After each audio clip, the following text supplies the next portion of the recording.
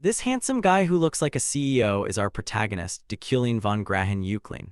If you had to describe him, you'd use words like super handsome, cold, incredibly cool, wealthy, domineering, contemptuous of both nobility and commoners. Praised as a magic prodigy in childhood and now holding the position of senior professor at the Magic Academy, ordinary people would surely think he has an exceptionally bright future. But no, what awaits him in the future is only the path to death. Because he is a villain in the school, an infamous evil figure and one of the mid-bosses in a game.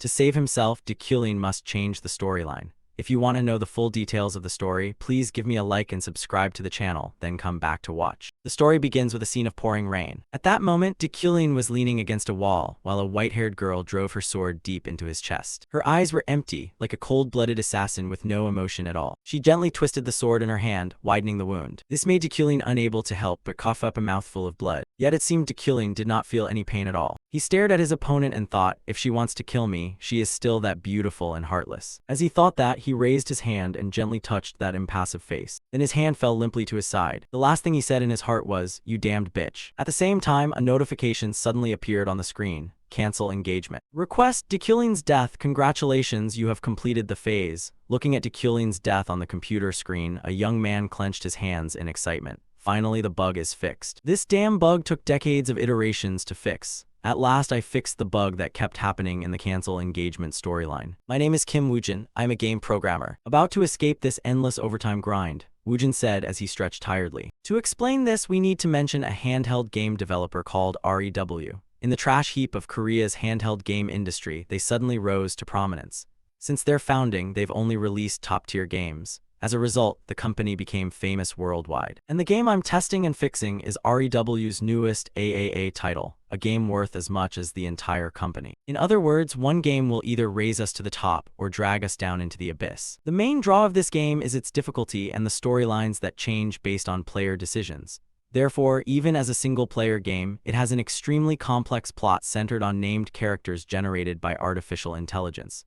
This fresh approach helped us attract global attention. Moreover, there are many professions to choose from. Some are rare, for example, knight, mage, adventurer, demon, monster hunter, noble, and even monarch. Players can become anyone they want in the game, meaning if the game gains the recognition it deserves, we'll be swimming in money. But big rewards come with risks. If the company fails, it will collapse. While we're here, let me explain why I've been working overtime for months on end. It's all because of this bastard, Dekulin von Grahen Euclin. Profession, senior professor. Energy level 3357. He's the focal character in Dekulin's death sequence, the sequence I finally got through without errors. Dekulin von Grahen Euclin, an infamous villain and one of the game's mid-bosses. Because he's a major antagonist linked to countless roles, there are a ton of bugs that need fixing. But today, I finally managed to kill him without any trouble. This time his death was being cut down by his fiancée. But now it's over. Even so, he caused a mountain of problems throughout the sequence.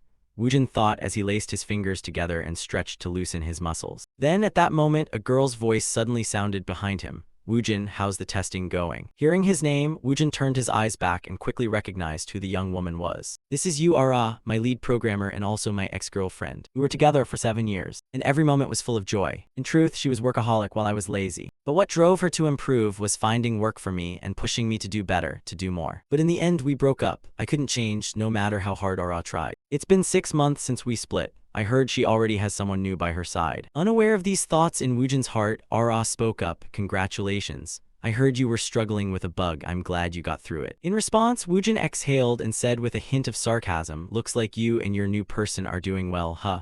Woojin's remark startled Ara a bit, but then she gently admitted rumors spread fast in this company. Yeah, I think it's going well. For Woojin, his eyes remained glued to the computer screen, though he felt slightly annoyed hearing Ara say that. Well, I wish you two a long and happy marriage, Woojin said once more, and as if used to the protagonist's personality, Ara forced a smile and replied, don't dwell on it, focus on work. After saying that, she remembered something and reminded Woojin, oh, by the way, the scriptwriter said they want to change the setting and have us alter some character archetypes. Hearing this, Woojin felt like slapping the scriptwriter. What, again? They change it every day. The lead complained before he changed the subject to Dekulin. Speaking of that character, is he really a mid-boss? Players can kill him early if they're lucky. In response, Ara had to nod in agreement. That's the game's hook. The deeper Dekilling goes into the story, the stronger he becomes. Each player makes different choices which increase the difficulty along the way. Did you know this character was modeled after you? When they were shaping him, didn't you realize you both have that cheesy, fake look? Ara said with amused laughter while Woojin retorted, but how many times have you actually met the scriptwriter? That's why every time I play I kill him first. Ara chuckled, revealing this, which made Woojin glance aside and ask coldly, what do you mean by that? Well, their personalities are similar. Ara shrugged, while Woojin widened his eyes in thought. Really? I'm like the guy whose final line is, you damned bitch. Putting the jokes aside, Ara's tone turned serious as she asked Woojin's opinion. Anyway, don't worry so much. What do you think about the demo? In response, Woojin candidly shared his thoughts. The game itself is fun, but I'm worried the company's survival depends on it. Hearing this, Ara shook her head a little. You don't need to worry about that. The gameplay trailer has excited people all over the world. It certainly won't fail. Back in Woojin's view, he looked down and noticed something. He warned, hey, is that your boyfriend standing down there? See him? The one leaning against the car. Hearing that, Ara also looked out the window, where a blonde guy was standing. Then she scolded him a little. You're so late. Before she could finish, our protagonist urged, what are you still doing standing there? Don't make him wait any longer, go to him. Hearing that, Ara fell silent for 2 seconds before answering, you're right. Alright, I'll go, good job today, Woojin, yes bye. Woojin replied, but he didn't even bother to turn around. After his ex left the office, Woojin went back to his work. Sai back to checking Dekilling. But is that scriptwriter serious? Is he supposed to be me? He has 6 attributes. A prodigy and a mediocre mage at the same time. When he was young, Dekilling was praised as a genius and hailed as a magical prodigy. But in reality, he's much more mediocre than that. So the mix of his pride and arrogance created the worst possible personality in a person. At this point, can we even call him a person anymore? They say the deeper he goes into the story, the stronger he becomes, but overall he's surrounded by people who despise him, without exception. What else can I add to his personality? Something unobtrusive. After all, I'm his inspiration. As he spoke, Woojin typed and clicked like a machine, and soon a trait called empathy appeared on the screen. Let's see, this trait is empathy. Will this give him sympathy or pity? Fine, do it. At least people should feel more for him than for me. Since I'm at it, go all the way. This one's good. I like this. That one too. Add this as well. Thus, Woojin began adding a total of 5 new traits to Dekilling, including empathy, wealthy magnate, golden touch, good perception, sturdy physique. At a glance, these are clearly excellent traits. After finishing, even Woojin felt a bit embarrassed for adding so many good attributes to a character modeled on himself. Oh no, I accidentally added too many good things. On reflection, I shouldn't have done that. I should restore him to his original state before anything happens. Return you to normal, Woojin muttered and quickly typed on the keyboard. But at that moment, a message suddenly arrived, making him jump. Holy crap, what a scare, who's texting at this hour? He glanced at the message and became even more shocked. Wait, is this the scriptwriter? Woojin hurriedly messaged back, ah yes, what do you want changed in the archetype? Tell me and I'll fix it right away. The scriptwriter replied, no, I'm just here to watch. This message puzzled Woojin, unsure what the other meant, so he wrote, wait, what do you mean? You mean to review the bugs together? To this question, the scriptwriter sent an even stranger message. Haha, no. Look out the window. Intrigued, Woojin looked toward the window and wondered, the window, what's there to see? That was what he thought. However, the instant he looked out, his face froze. Above, black clouds had gathered, lightning flashing within them. Most strikingly, there was a large hollow in the center of the cloud, like a deep hole. This made Woojin's eyes widen as he asked, what is that? Why is there a hole in the sky? Then, from inside that hole, a massive bolt of lightning shot down, as if it meant to split the ground in two. Woojin's vision shifted. Countless chaotic images flooded his mind, leaving him to wonder what's happening. Hey, where is this? Who is this? A voice spoke up. Remember this, always stay vigilant. Dekilling is not to be underestimated. He may be down now, but he can rise again at any moment. He's simply rebalancing the scale of his talent. After all, he's still a contemptible villain. Cut to a lavish room where a loud call rang out inside. Get up, wake up, snap out of it, Dekilling. The irritated voice made the young man lying in bed suddenly open his eyes. The speaker was a black-haired girl looking at the youth with a face that seemed ready to eat him alive. How long do you plan to lie there? Can you even call yourself human? Not answering her reproach, the young man rubbed his face and sighed heavily.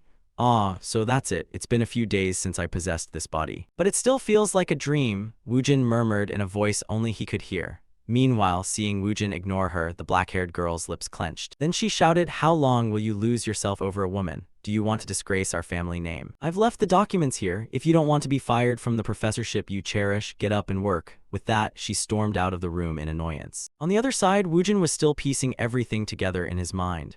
A week ago, the night sky suddenly flashed, and I woke up in an unfamiliar place. Inside a strange body. I could say I'm inside the world of the game I'm developing. The familiar scenery only reinforced my suspicions. Moreover, I'm in the body of someone who cannot escape death. Regardless of how this world's plot unfolds. The worst character of all, I've become the villain, Destined. Pausing the story for a moment, I want to standardize how I refer to the protagonist. His real name is Kim Woojin, and the in-game character he inhabits is Destined, so I'll use Destined. Back in the story, Destined carefully gathered the documents the black-haired girl had thrown to the floor and neatly stacked them. Meanwhile, he lay dazed on the bed, rubbing his face and thinking over everything. A week has passed since I arrived here. At first, I thought it was all a dream. But as days passed, the feeling of being a living entity forced me to accept that this is reality. After dying like that, am I experiencing some kind of afterlife? But one thing I'm sure of, I am the antagonist of the game in development, Destined von Grahen-Uklein. Destined is the mid-boss in the game whom players must face regardless of which route they choose.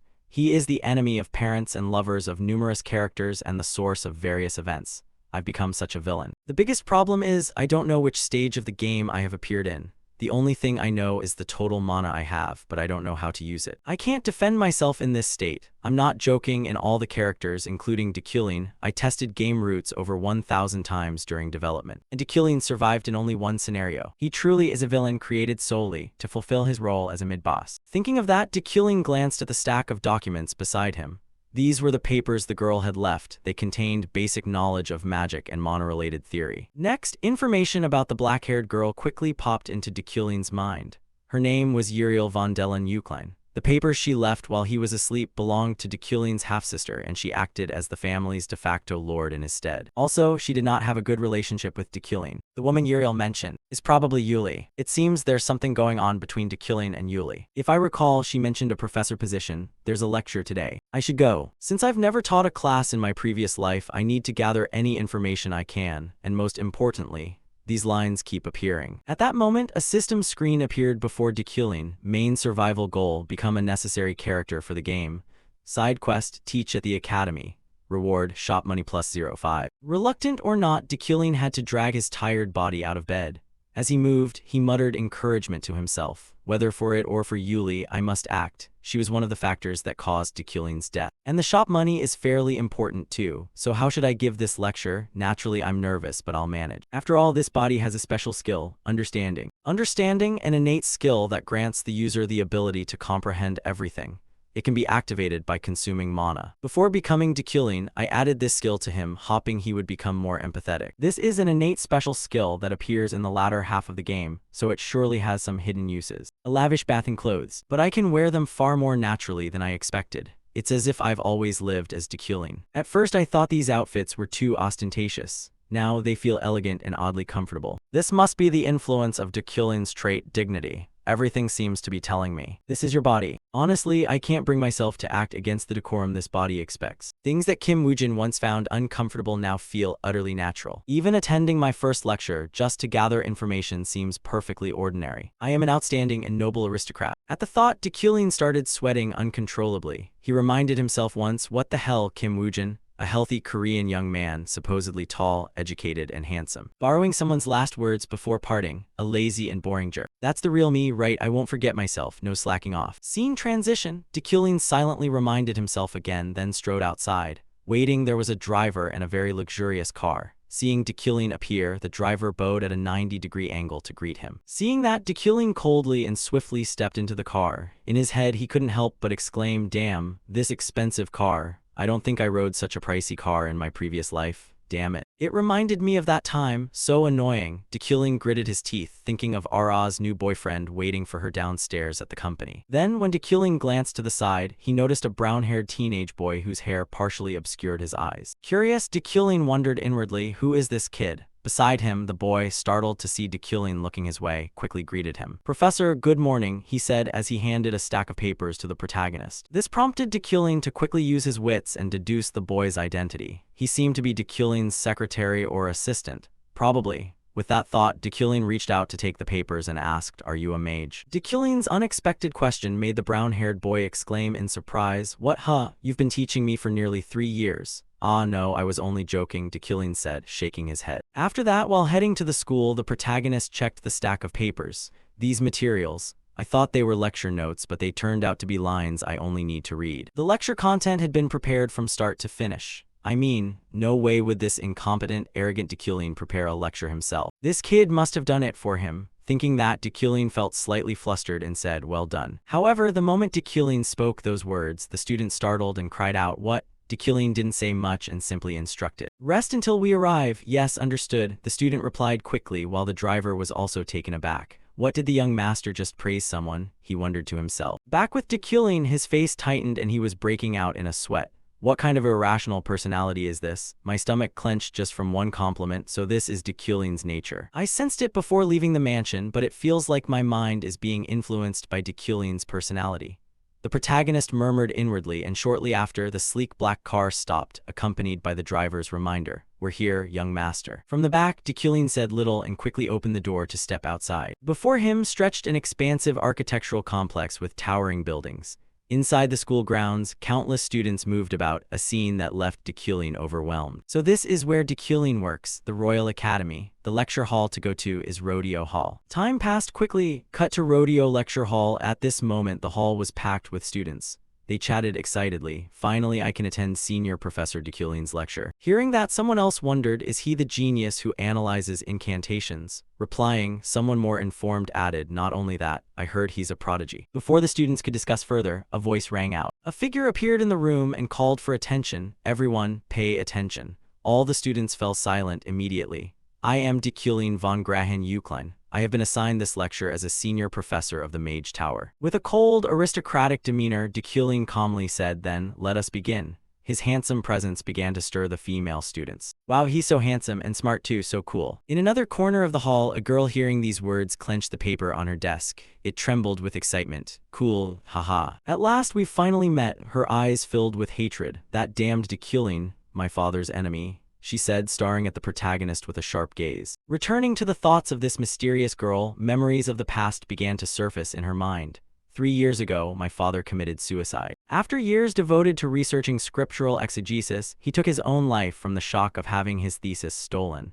The person who stole my father's thesis was lauded by the public as a genius of exegesis. Yes, I'm talking about that bastard Dekulin. But I couldn't do anything. After my father died, I lost everything. Once a noble, I not only lost my family, but also our lands and all the assets we own. In the end, I had nowhere to go. It was then that I swore to myself, I will avenge that scumbag. After that day, I worked tirelessly day and night until I was finally accepted into the Royal Academy, where Dekulin teaches. I know something the other students don't. His scriptural exegesis ability is just a facade. All the glory was stolen from my father. After ruining my family, how can he be so composed about it? The person who should be standing there is my father. I want to expose his lies and kill him immediately. But now, if I want to overthrow him, I need to prepare much more for a perfect revenge plan. The young woman thought this and trembled with rage. Still, she tried to calm herself, unaware that while she was consumed by those emotions, our protagonist was calmly introducing himself to the students in the class. "Attention, everyone, I will begin the lecture. Let me introduce myself. I am a senior professor at the Magic Tower. A mage of the monarch rank, one who can command the elements. I have been appointed as your special lecturer." Mages are divided into 11 ranks, with monarch being 4th from the top.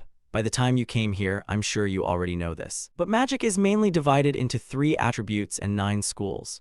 As for attributes, origin, the foundation of magic; element, the composition of matter; material, the intermediary substance that conducts mana. As for classification, summoning, spirit, destruction, support, control, endurance, enchantment, harmony, and finally specialization. That's why a mage must blah blah. Back to Dekulin's perspective. While lecturing the students, he thought to himself, "Things are going more smoothly than I expected. Not only is this my first lecture, but I'm also teaching magical theory, a subject I'm not familiar with. Even though I'm just reading from a prepared script, it seems I grasp the entire content thoroughly. The dignity and overbearing traits draw every gaze to me, while the elite trait helps me not feel awkward under such attention. Instead of feeling pressured, it becomes natural." Dekulin's traits truly make him a suitable lecturer. With that thought, Dekulin refocused on his lecture. He explained, "Mana has different uses depending on the body part that stores it. Typically, mages store mana in the brain, the place best suited for visualizing incantations. Sword fighters, on the other hand, store mana in the heart, the organ that pumps blood throughout the body. And finally, the Danshin is the most suitable place for storing mana for everyone because it has a strong link between internal force and external power. What I mean is simple. Effort is important, but if talent isn't enough, careful selection and focus are also essential. Saying this, even Dekulin reminded himself, truly apt advice for Dekulin. In reality, Dekulin is not an overly talented figure, although he currently has 3,375 mana points. There is someone else with a name who starts with over 30,000 mana. The one who should heed this advice most is him. It's ridiculous. Anyway, this is just a per-written lecture. Thinking that he moved to end the lesson, this concludes today's lecture. One last thing at that, the protagonist's voice suddenly faltered. He hesitated inwardly. I'm wavering over this line, do I have to read it? If I were the real Dekulin, I wouldn't read it. Thinking so, Dekulin wanted to be himself, not be influenced by the game's body personality. So he asked the students any questions. Hearing this, the students exchanged glances and shrugged. It seemed no one had any questions, which relieved Dekulin a little. Good, it seems no one has questions, he murmured and prepared to end the lecture. But just then, a gray-haired girl suddenly stood up and shouted, Professor Dekulin, a strange spell was discovered in the mage's dormitory last night. Some say it was the work of a demon. As a genius of scriptural exegesis, what do you think about this? In response, Dekulin glanced at her and asked, are you really affiliated with the Mage Tower? Across from him, the gray-haired girl was startled, not fully understanding Dekulin's question. Excuse me, but why do you ask that? Dekulin then explained, if you truly are from the Mage Tower, you should have identified yourself first. I will not answer questions from a rude child like you. Dekulin's reply made the strange girl widen her eyes. However, our protagonist seemed indifferent and immediately turned toward the door he had come through. He thought, sorry. But there's no other way. I just realized how much mana using the knowledge trait consumes. Just understanding this lecture script already cost 1,300 mana. Who knows how much mana an unfamiliar spell would take. Inside the lecture hall, those around who saw the girl being scolded by Dekulin whispered and laughed to each other. Hee, she tried to get attention but failed. The mocking remarks seemed to make her angrier. Then, as if not ready to give up, she continued. Wait. The mages refused to explain it, saying it was just a rumor, but I believe you, Professor, can identify this spell. I officially request an explanation of this spell. After speaking, she immediately used the mana within her body, creating a crooked green magic circle that hovered in the classroom. And the moment he glanced at it, Dekulin's mana dropped, leaving him with only 360 points. Above, the gray-haired girl continued. Some apprentice mages stayed in the dorm to analyze it, but there has been no progress. If you could give us a hint. Before she could finish, Dekulin interrupted. This is barrier magic. No need to give you a hint. This is a barrier spell belonging to the enchantment school. Someone tried to trap you inside it, that's all. Saying that, Dekulin coldly left the room, leaving the gray-haired girl still stunned.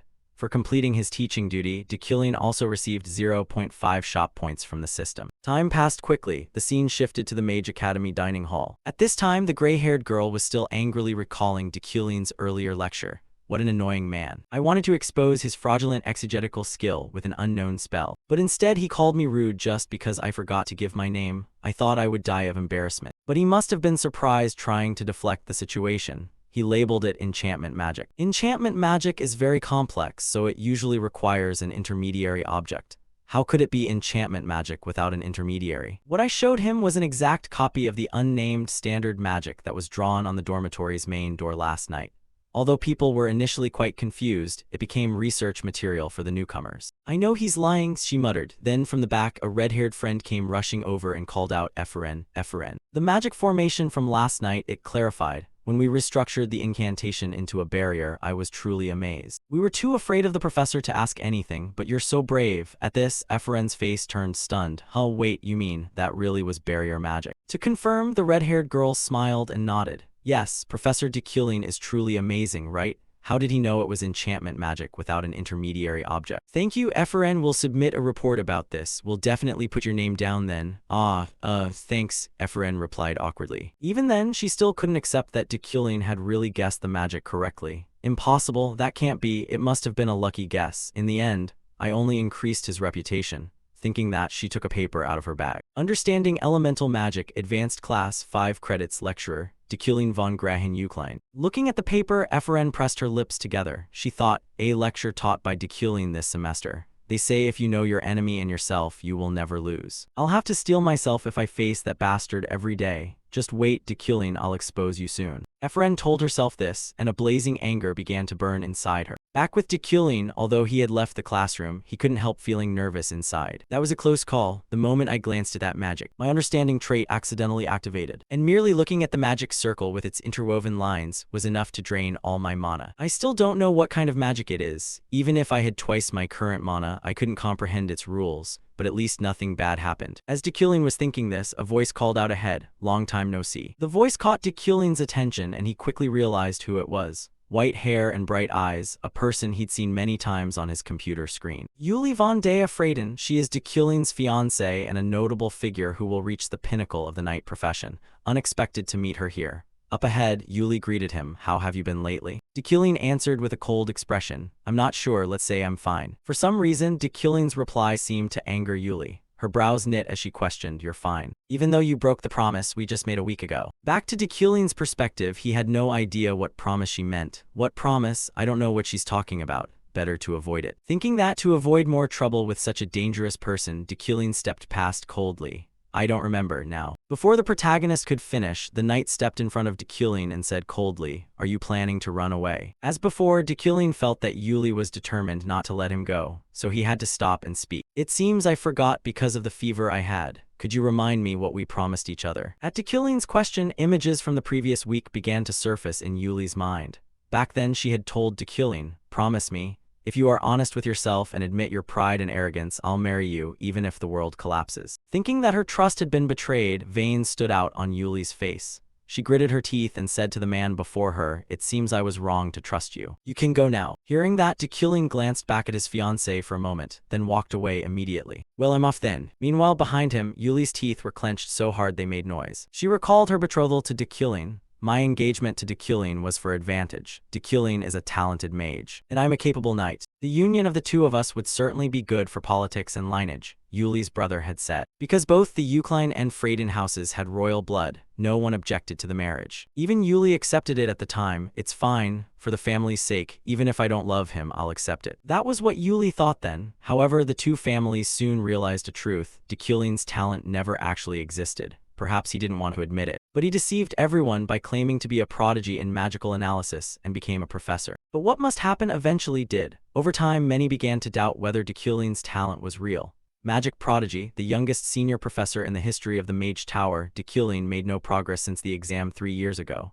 After several incidents, he no longer flaunted his achievements. Still, despite discovering this, the Uklein and Freyden families tried to hide the truth. Perhaps they don't want to become gossip fodder. They don't want their flaws exposed. "But I cannot let this pass. I can accept a loveless marriage, but I cannot forgive deceit. That is my honor as a knight." That's all. He agreed to it as well. But now, he doesn't even remember that promise. Yuli whispered. Her hand began to clench so tightly it trembled. "The Royal Academy, the Mage Tower Hall. The Royal Academy is the game's top academy, and the magic department is the leading faculty. You can think of it like the College of Medicine at Seoul National University, and the Mage Tower Hall is the affiliated hospital." As he looked around, even Dekulin had to nod in admiration. "It looks nice. A large campus and carefully tended gardens. It reminded me of one of the universities in America. How many nights did the game designers spend to create this atmosphere? I could have enjoyed it more if I were in a different body to experience this campus." At that moment, someone suddenly came rushing toward the protagonist. Dekulin immediately sensed it. His face darkened, and he reflexively swung his elbow back, hitting the person who had rushed up and scattering the documents he was carrying. The one who had run up was none other than Dekulin's assistant.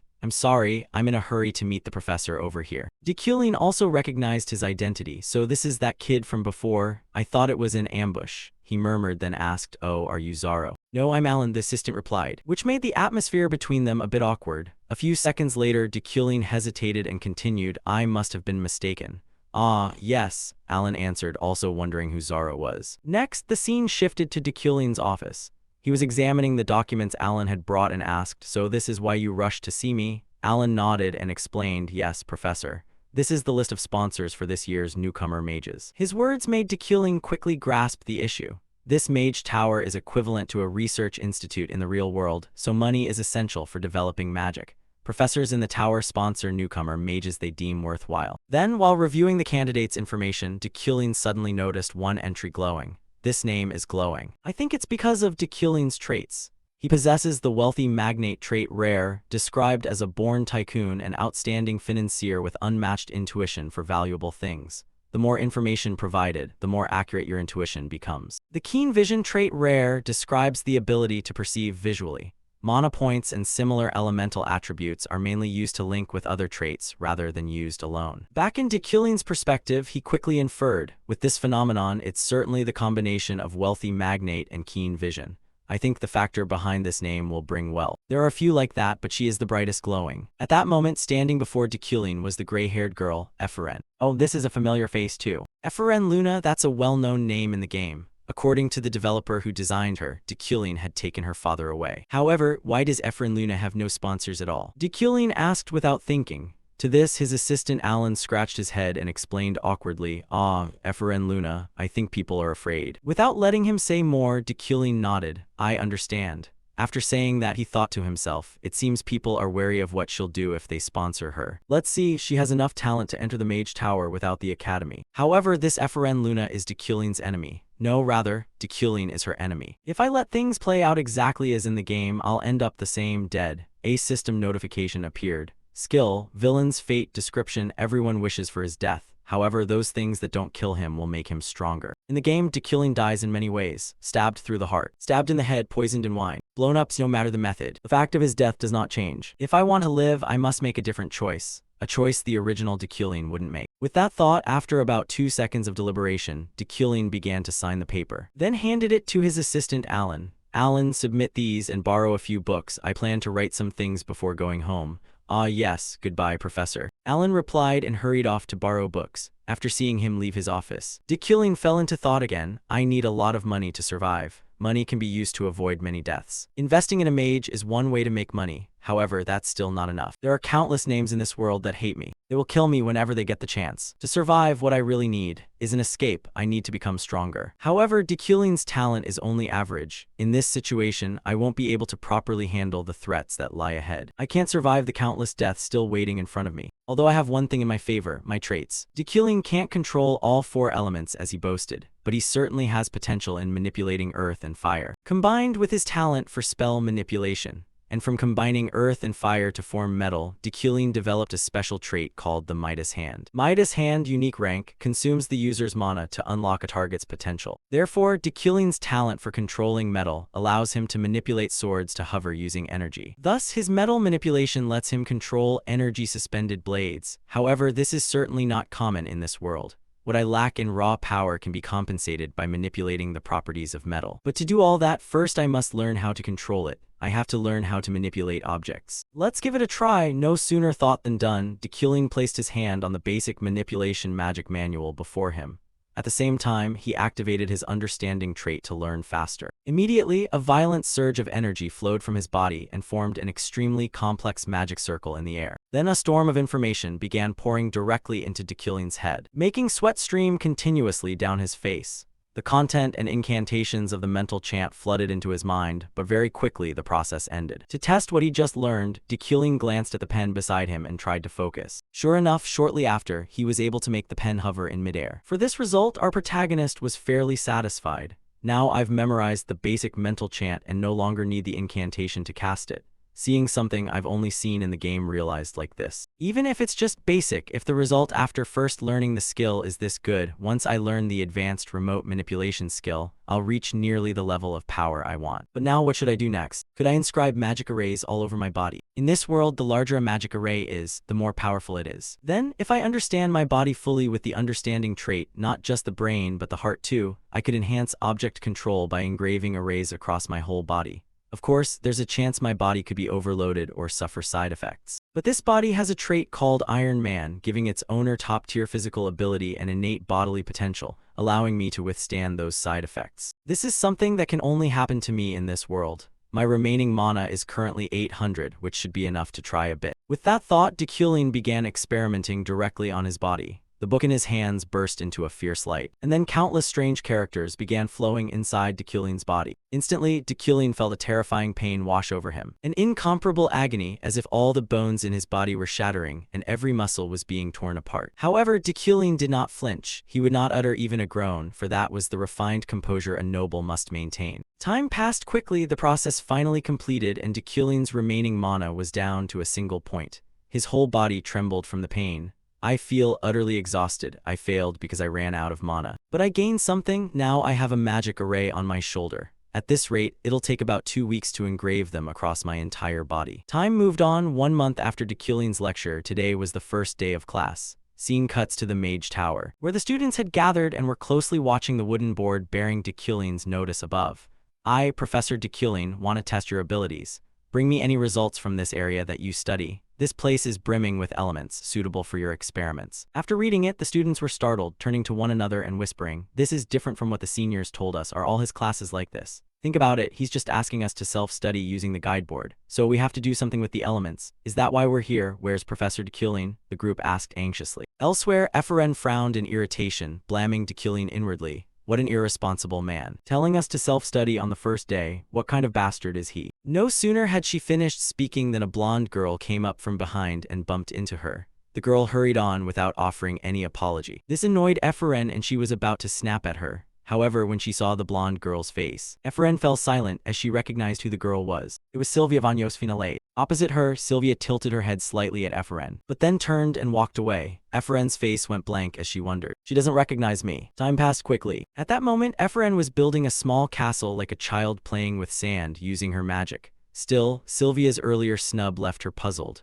What happened? If I'm not mistaken, that girl must be a member of the Alade family. 10 years ago, the Alade family, fearing my father's and my potential, surrounded our mansion with their soldiers and threatened my family. So why doesn't she remember me? As she considered this before she could find an answer, her little castle suddenly began to collapse from a strong gust. What's going on? It feels like mana is being sucked away somewhere. Eferen frowned and looked around. Sure enough, Sylvia was using her magic to construct a huge castle. Eferen's small castle was being drawn toward it by Sylvia's magic influence. This made Eferen furious and she demanded, "Hey, what are you doing? Do you realize you're taking all the things I gathered? Hey, are you listening to me?" Eferen shouted, but the other remained silent and said nothing. This made the gray-haired girl so angry she trembled. What the hell is wrong with this kid? Why won't she respond to anything I'm saying? However, Eferen was quick-witted. A normal person, even a stranger, would at least react, but Sylvia didn't respond to any words. Eferen quickly concluded that Sylvia was doing it on purpose. With that thought, she curled her lip and said, "Hey, why are you pretending not to know me, Miss Sylvia?" In front of her, Sylvia's shoulder twitched slightly at the remark. Of course, Eferen noticed it. Just from that, the gray-haired girl could confirm her suspicion that Sylvia definitely recognized her.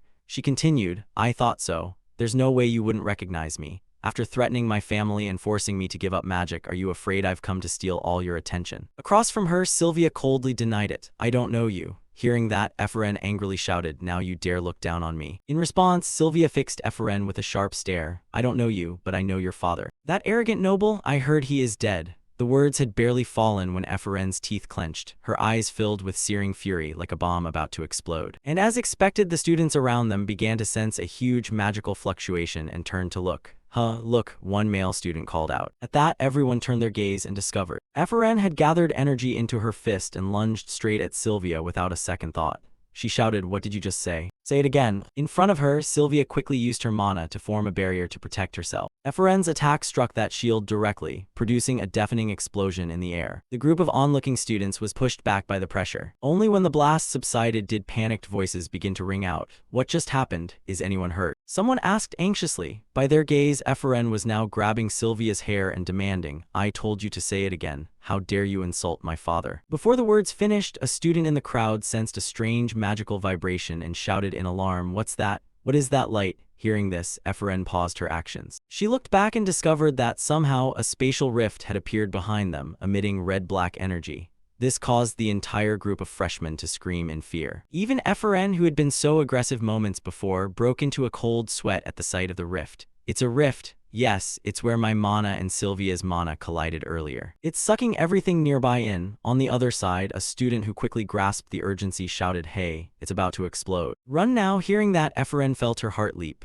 "No, if it detonates, the metal shards will fly like stray bullets and everyone here will die," she thought. However, she had no way to stop the rift. Seconds later, the black hole detonated, releasing an extremely powerful shockwave. The ground around it was torn into pieces. Seeing this, Eferen gritted her teeth and used mana to form a protective barrier for everyone, but then she suddenly felt an unusual silence. "What's happening? Why is it so quiet?" "But it stopped, didn't it?" Eferen thought as she looked forward. What she saw was the cold, cool figure of Deculing standing there. All the rock fragments thrown outward by the explosion were suspended in midair, unable to move. This made Eferen start in shock and wonder, when did that person get here? And why did the shattered debris stop hanging in midair like that? Unaware of these thoughts among the students, Deculing began to guide all the fragments to converge. They swirled like a flowing stream, radiating brilliant colors that left the students awestruck. The moment they saw Dekulin use psychokinesis, everyone around exclaimed in admiration. Because they were all trainees studying magic, they couldn't help but appreciate the elegance of that spell. It was an enchanting magic whose beauty no one could deny. Returning to Dekulin, after he tossed the entire pile of debris aside like trash, our protagonist grew markedly cold and said to the assembled students, "Attention,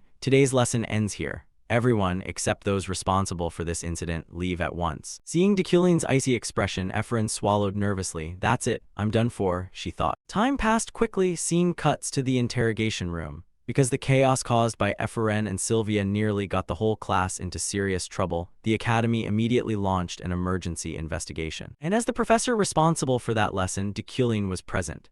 Outside the entrance, a portly man saw Dekulin and greeted him with a smile. "Professor Dekulin, you arrived early. As expected, your seriousness sets an example for all mages." This man was Retlan, professor of spirit studies. The man following him was Rilin, professor of support studies. In response, a girl wearing a mage's hat tilted her head and spoke. "Welcome, Professor Retlan, Professor Rilin. Sorry for summoning you without notice. Thank you for coming promptly." This girl was Adeline Segelian, president of the Royal Academy's Mage Tower. Hearing this, the two professors nodded and quickly took their seats. Then a woman entered the room and in a sharp tone demanded, "So who was it who dared lay hands on the allied family's daughter?" To this, the portly old Professor Ritland chuckled. "From what I hear, it was just a lowly brat, not even enrolled in the academy. Truly someone of dubious origin, but I also heard that Professor Dekulin handled what could have been a major disturbance satisfactorily." "I've heard the same. Quite impressive," Professor Rilin chimed in. From Dekulin's perspective and with his abilities, a single glance was enough to read Ritland's true intentions.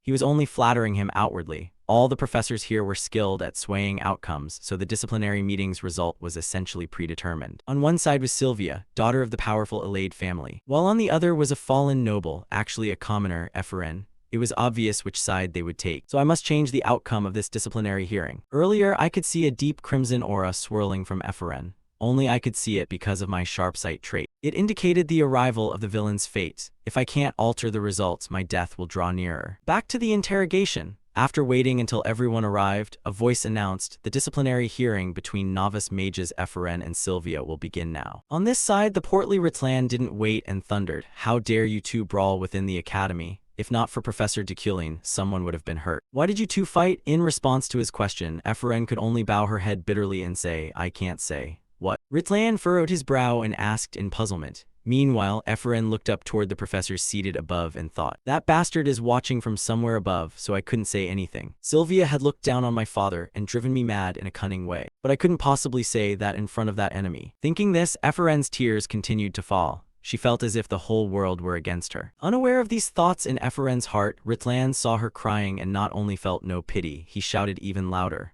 "What are you playing at? Insecurity or what? You should know your social standing compared to Sylvia. And yet you brazenly ignore that fact." Below, Efren only clenched her hands tighter and said nothing. Seeing this, Ritlan immediately turned to Sylvia and urged, "Well, Sylvia, speak up."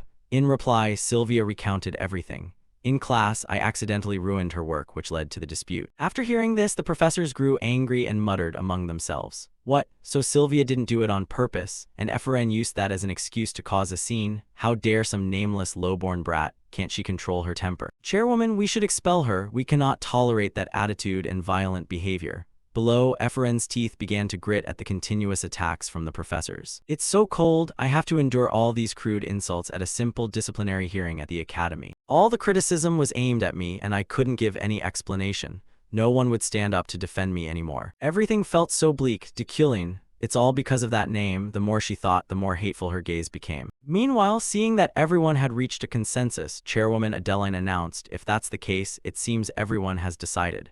Professor Dekulin was on the scene, so let's hear his opinion before reaching a conclusion. Hearing this, Dekulin spoke up. "I, Dekulin, ask you in my capacity as a senior tower professor and a member of the disciplinary committee. Do you think you bear no fault in this incident?" Sylvia von Josephine allayed. At these words, both Efren and Sylvia were startled. Then Sylvia naively asked back, "Pardon?" Dekulin's voice rang out again. "Let me ask again. Do you truly believe you are blameless in this matter?" At this, Efren really could not understand what was happening. Not only she, even portly Ritlan was at a loss and stammered, "What are you talking about, Professor Dekulin?" Ignoring him, the protagonist kept her icy stare fixed on Sylvia and addressed everyone in the room. "You certainly could have prevented that incident, but you chose not to. Or is the ability everyone admires in you actually insufficient to do so? Dekilling's blunt words left Sylvia stunned. But then she reacted quickly. She immediately bowed her head and took responsibility. I'm sorry. To be honest, I didn't stop her because I wanted her to get into bigger trouble. Beside her, Efren widened her eyes and thought, what? Why didn't he ask me and instead asked Sylvia? No matter how you look at it, it's my fault. She then cast a suspicious glance upward. Meanwhile, portly Ritland thought the same and protested. But even so, Professor Dekilling, the fault doesn't lie with the defender.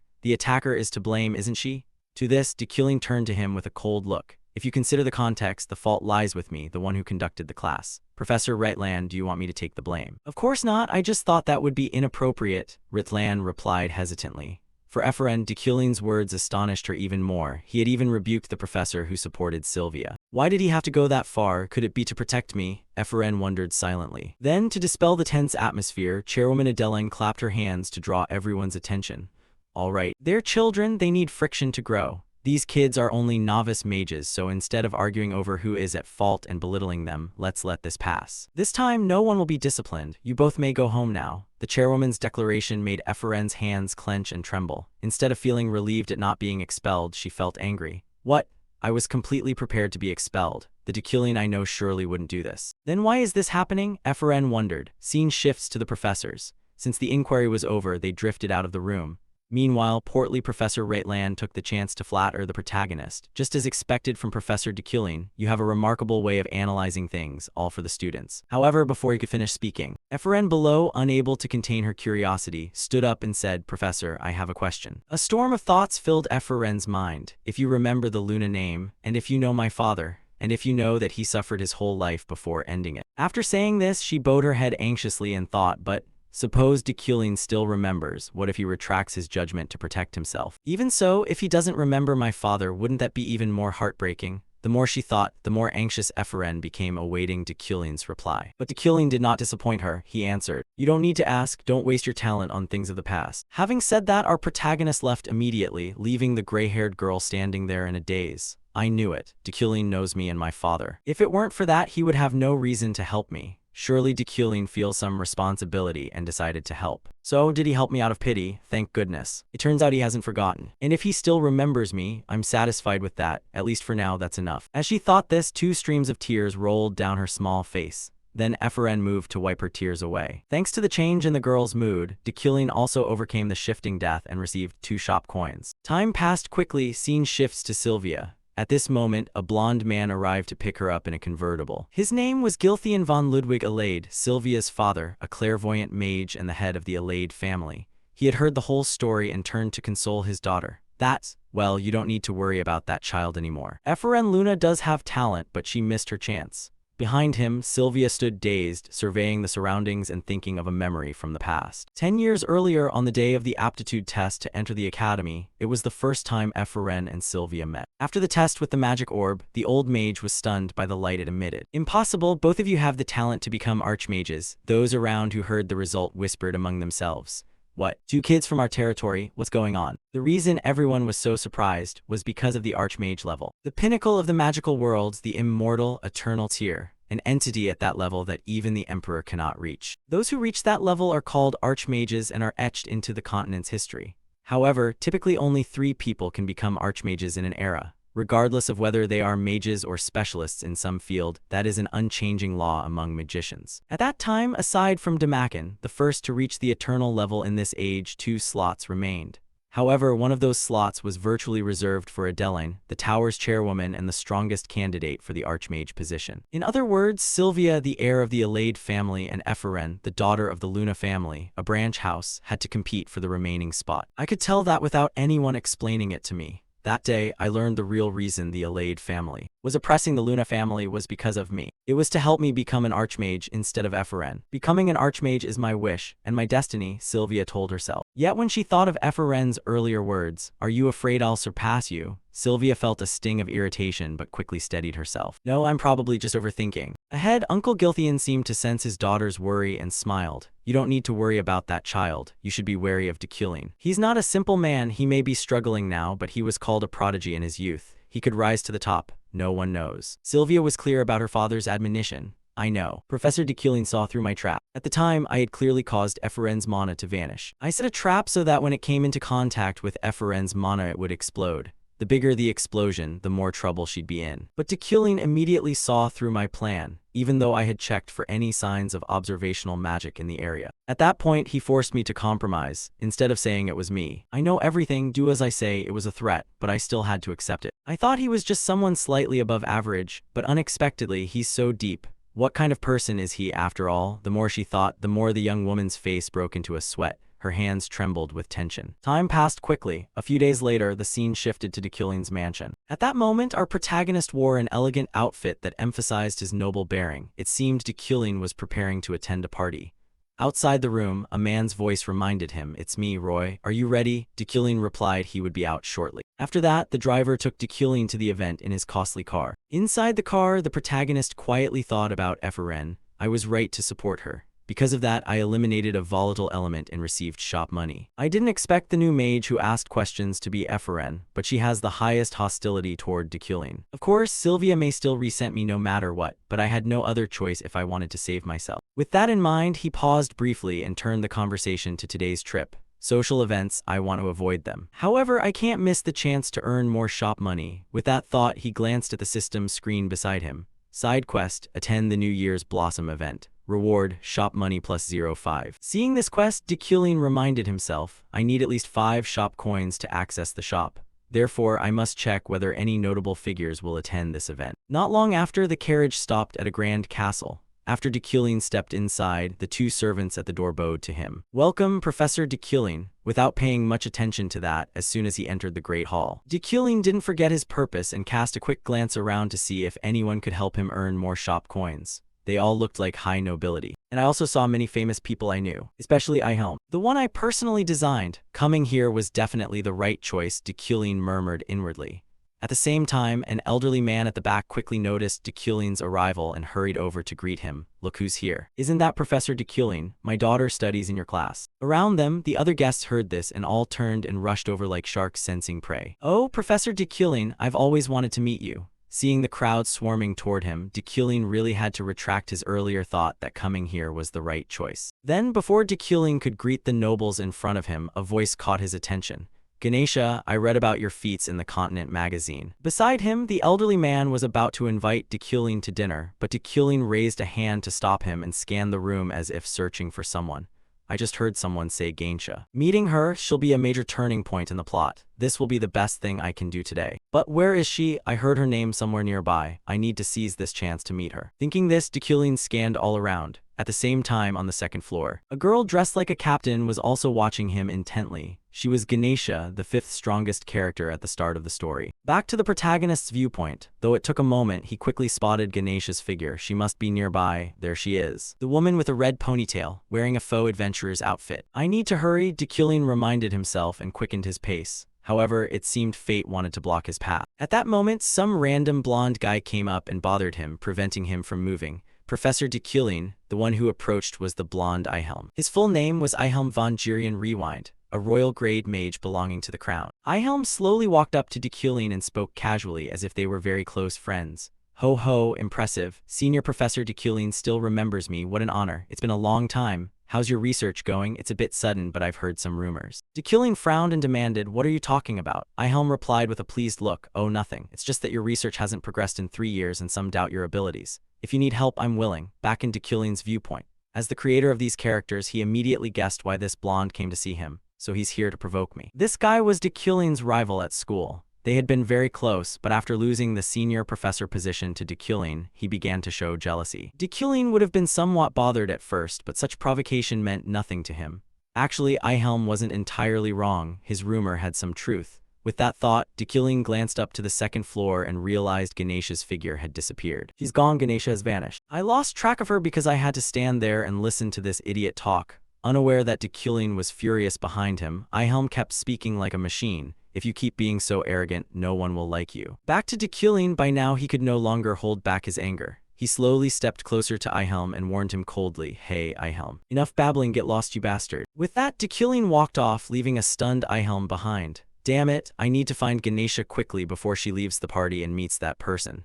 If not, my plan will be ruined, Dekylin muttered inwardly. Time flew by. At this point, the protagonist still hadn't found the powerful woman. Instead, he had to spend time shaking off the crowd that wanted to talk to him. Phew, even after ditching Ihelm, there were still many idiots blocking the way. That's why I hate these parties, Dekylin sighed in annoyance. Then suddenly a familiar voice called from beside him, Professor Dekylin. Hearing the slightly familiar sound, Dekylin looked toward the caller. And to his surprise, the one calling him was Ganesha. In front of him, Ganesha looked at Dekylin with a teasing glint and said, "Did we run into each other by chance, or were you looking for me?" Dekylin didn't answer immediately, still surprised by Ganesha's attitude. He hadn't expected to run into her while fleeing those crazies. More importantly, were Ganesha and Dekylin acquaintances? Thinking that, he forced a smile and replied, "I just got lost." That answer made the red-haired woman laugh outright. "That's funny. I knew you were looking for me. You have something to tell me." "I'm sorry about that mission, but I already returned the mission fee. Can you let it go this time?" Upon hearing this, Dekylin immediately guessed. It seemed Dekylin and Ganesha knew each other through some mission. Unaware of these thoughts in the protagonist's mind, the adventurer continued. "I'm sorry I didn't bring the magically gifted child you mentioned." "No, it's not that I failed to bring them. I grew attached to them, so I couldn't give them to you." She said this with a complicated expression. Meanwhile, our protagonist still didn't understand the full context. "I don't know what she's talking about, but it seems Dekylin has done this many times, trying to make up for his shortcomings with talented children." Turning back to Ganesha, her tone shifted slightly as she asked, "Let me ask you something. How long do you intend to live like this?" Her voice was dripping with sarcasm, and the question made Dekylin thoughtful, bringing back many memories. "How long, huh?" Before I entered Dekylin's body, he listened to the temptations of useless people, destroyed the trust around him, and hurt many people for his own benefit. However, I'm different. With that thought, Dekylin rested his hands on the balcony, gazed into the distance, and said slowly, "From now on, I'll live differently." To Ganesha, her earlier words were meant to mock Dekylin, but she received a completely unexpected reply which made her look at the protagonist in astonishment. "I didn't expect that. I thought you would kill me because I opposed that secret mission and ran away. You worry too much." The male lead waved his hand while inwardly admiring Dekylin's stupidity a bit. He actually seriously tried to kill Ganesha, the current top combatant. He must have wanted to die. I knew nothing about Dekylin originally, but Ganesha is someone who could kill anyone with a single hair. Her attributes are an immortal body and masterful martial arts. She is a warrior who has reached the pinnacle of combat. Because I'm in his body now, Dekylin couldn't send an assassin to kill Ganesha. If he had, he'd probably be lying in a coffin right now. It's a bit different from what I expected, but I still achieved my goal at this networking party. There's no reason to stay any longer. With that thought, Dekylin no longer wanted to linger at social events like this, so he told Ganesha, "I'll be back, so don't worry about anything." On her side, seeing Dekylin leave like that, Ganesha asked curiously, "You're just leaving like that? Is that okay? No assassins or killings planned?" "I don't have time," Dekylin replied coldly. Those words left the red-haired woman momentarily stunned. Back with Dekylin, as he walked, he was thinking about a few things. With the Yuklan family's influence, as Ganesha mentioned, he could use the Adventurers Guild to pressure her. However, doing so would increase the variables around his death. Just as Dekylin considered this, almost as if to reward that decision, the system issued a reminder: villain fate, avoid cause of death, shop coin +1. The notification left Dekylin's face blank. What? Before it was overcome and now it's avoid. I didn't realize it, but was that conversation also one of the causes of death? I can't be careless here. The more he thought about it, the more Dekylin felt fearful and wanted to leave the party immediately. Avoid a slip of the tongue that leads to a painful end. Cut to another corner of the party where a brown-haired girl complained to her friend, "Hey, how much longer are you going to sit here?" Her name was Rayleigh. She was related to Yuli, an adventurer. In front of her, Yuli sighed. "I didn't want to come here from the start." "Oh, come on, enough. Let's go," Rayleigh urged, yet Yuli remained stubbornly seated. Seeing that, her friend seemed to read something and suddenly asked, "How are things with that person, with Professor Dekylin? I'm a bit worried there are too many rumors." From Yuli's perspective, of course, there were no good memories with the protagonist. So she replied bluntly, "Of course, what's good about him?" Her frank words made Rayleigh a little uneasy. She looked around and warned, "Hey, if you say that out loud." At that moment, footsteps sounded not far away, catching Yuli's attention. She glanced upward and spotted Dekylin, calmly descending the stairs. Dekylin met her gaze. But then, not wanting to be involved with one of the causes of his death, Dekylin turned and left immediately. His reaction surprised the nearby guests, who started whispering, "What? Professor Dekylin is leaving? The guy who loves parties? Wow, he's leaving without even looking at his fiancée once. Maybe he doesn't like her very much. If so, does that mean the earlier rumors were true?" Because Dekylin left the party earlier than usual, rumors started that he had a falling out with Yuli. but there's no way Kim Woojin would have written that. In short, after Dekilin left the party, he completed his New Year flower task and received an additional 0.5 shop coin. Time passed quickly. It had been a week since I attended the New Year's flower party. During that time, besides daily memory training and introductory kinetic mantra practice, I felt my physical strength was lacking. So I began physical training. The main reason was that I nearly died after doing something reckless. Rewinding to a few days earlier, as usual, Dekilin engraved a standard spell onto his body. However, the strain it placed on his body was greater than he expected, almost sending our protagonist to an early grave. If he were an ordinary mage, he probably would have died.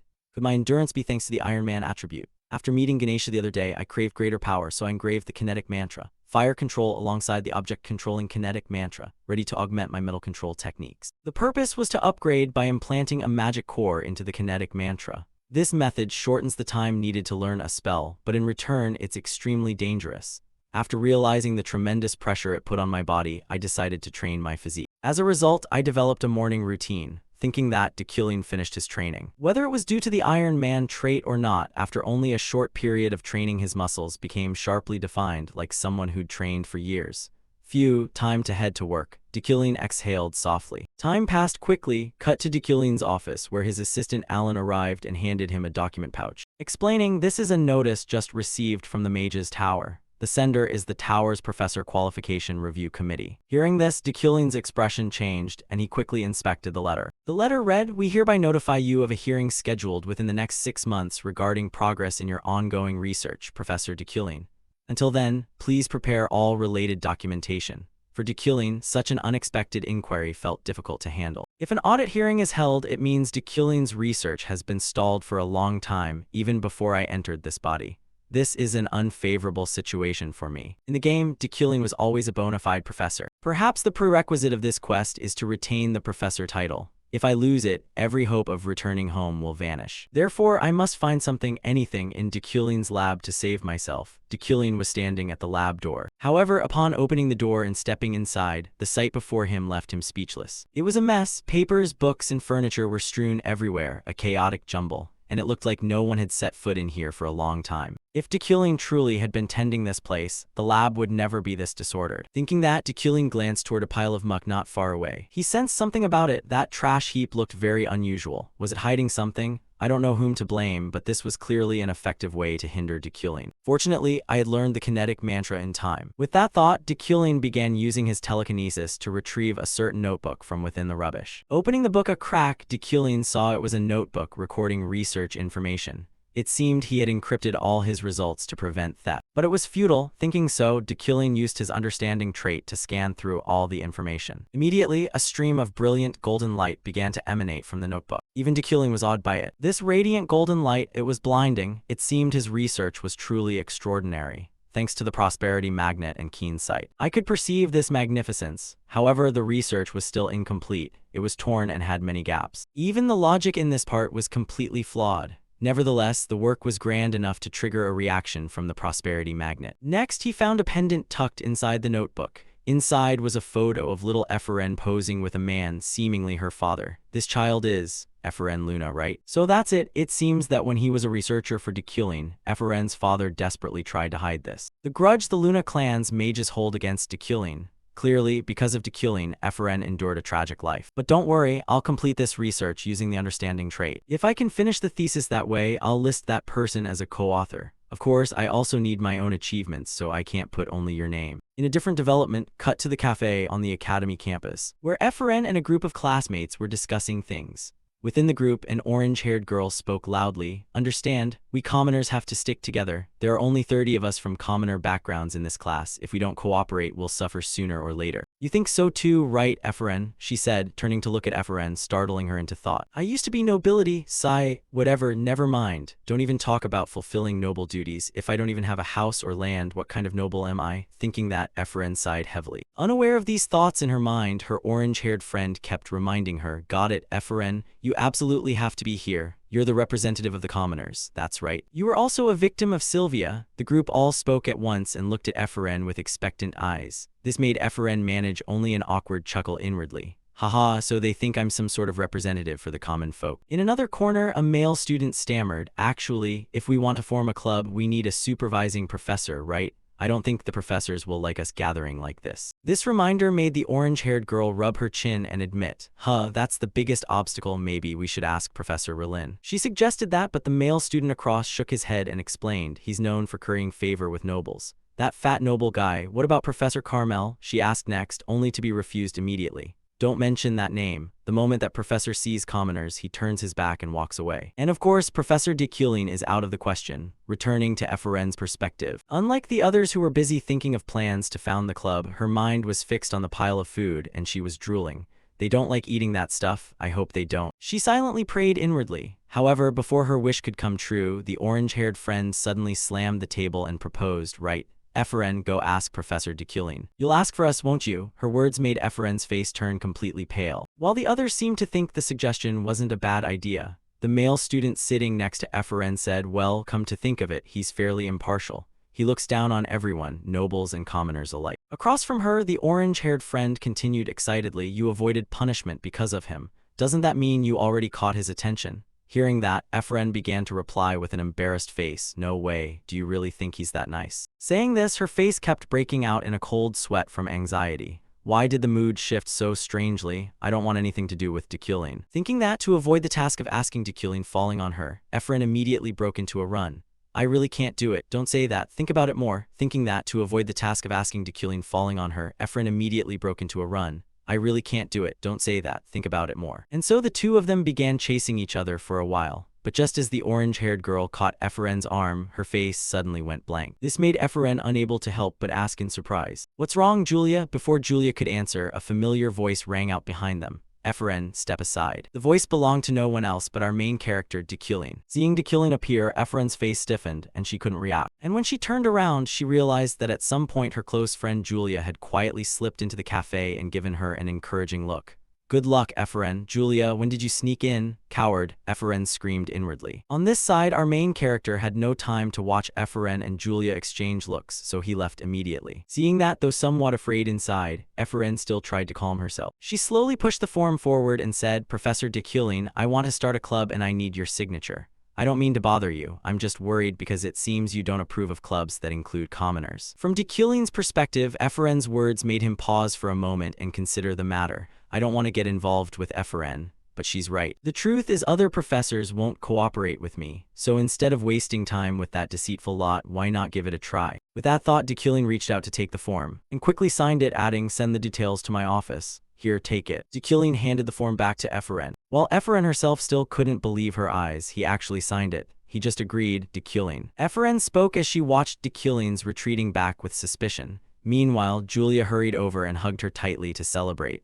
Wow, you actually got his signature? I didn't expect that. Ignoring those comments, Ephraim's gaze remained fixed on de Kulin. She truly couldn't understand why he acted that way. Why, like at the disciplinary council, why is he being kind to me? Time passed quickly, cutting to de Kulin's lecture hall. At this point, his lecture had begun. Today's lesson is understanding pure elements. As you know, elements are the foundation of all magic. However, many mages still fail to grasp the difference between classificatory magic and pure elements. Blah blah. Below, Ephraim was still lost in the chaotic thoughts about why de Kulin had suddenly been nice to her. She began to speculate inwardly. Is it guilt or sympathy? He led my father to his death. Even if he's nice to me, it would just feel insincere. If he truly knew he was wrong, he should reveal his true nature and repent. The more she thought, the more Ephraim's hands clenched and trembled. Julia beside her noticed this, and worriedly asked, are you okay, Ephraim? Don't worry about those people, they do nothing but gossip. Julia said, looking irritated to one side, which made Ephraim a bit puzzled. What on earth is she talking about? Following both their gazes, not far away a few noble students were staring at them with looks full of displeasure. This made Ephraim force a smile. Haha, I've become an enemy of the nobles after that incident. Although, I'm a noble too. Thinking that as if used to others' contempt, Ephraim exhaled lightly and turned to say, it's fine, Julia. They always are like that. Focus on the lesson. Having said that, she listened attentively. She had heard rumors that de Kulin's classes were unusual. Unaware of these thoughts in her mind, our de Kulin continued his lecture.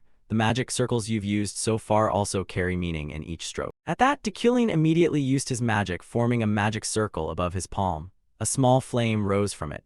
Then de Kulin continued, this magic can change color by adding 2 strokes to the circle because those 2 strokes determine the flame's color. That's what we'll learn today, the flame line. As he spoke, he used his telekinesis to make the book hover in his hand. Next, two spheres of energy began to converge in Dekyling's left and right hands. One green and one blue. Ephraim's assumptions were wrong. In fact, Dekyling's class wasn't merely for show.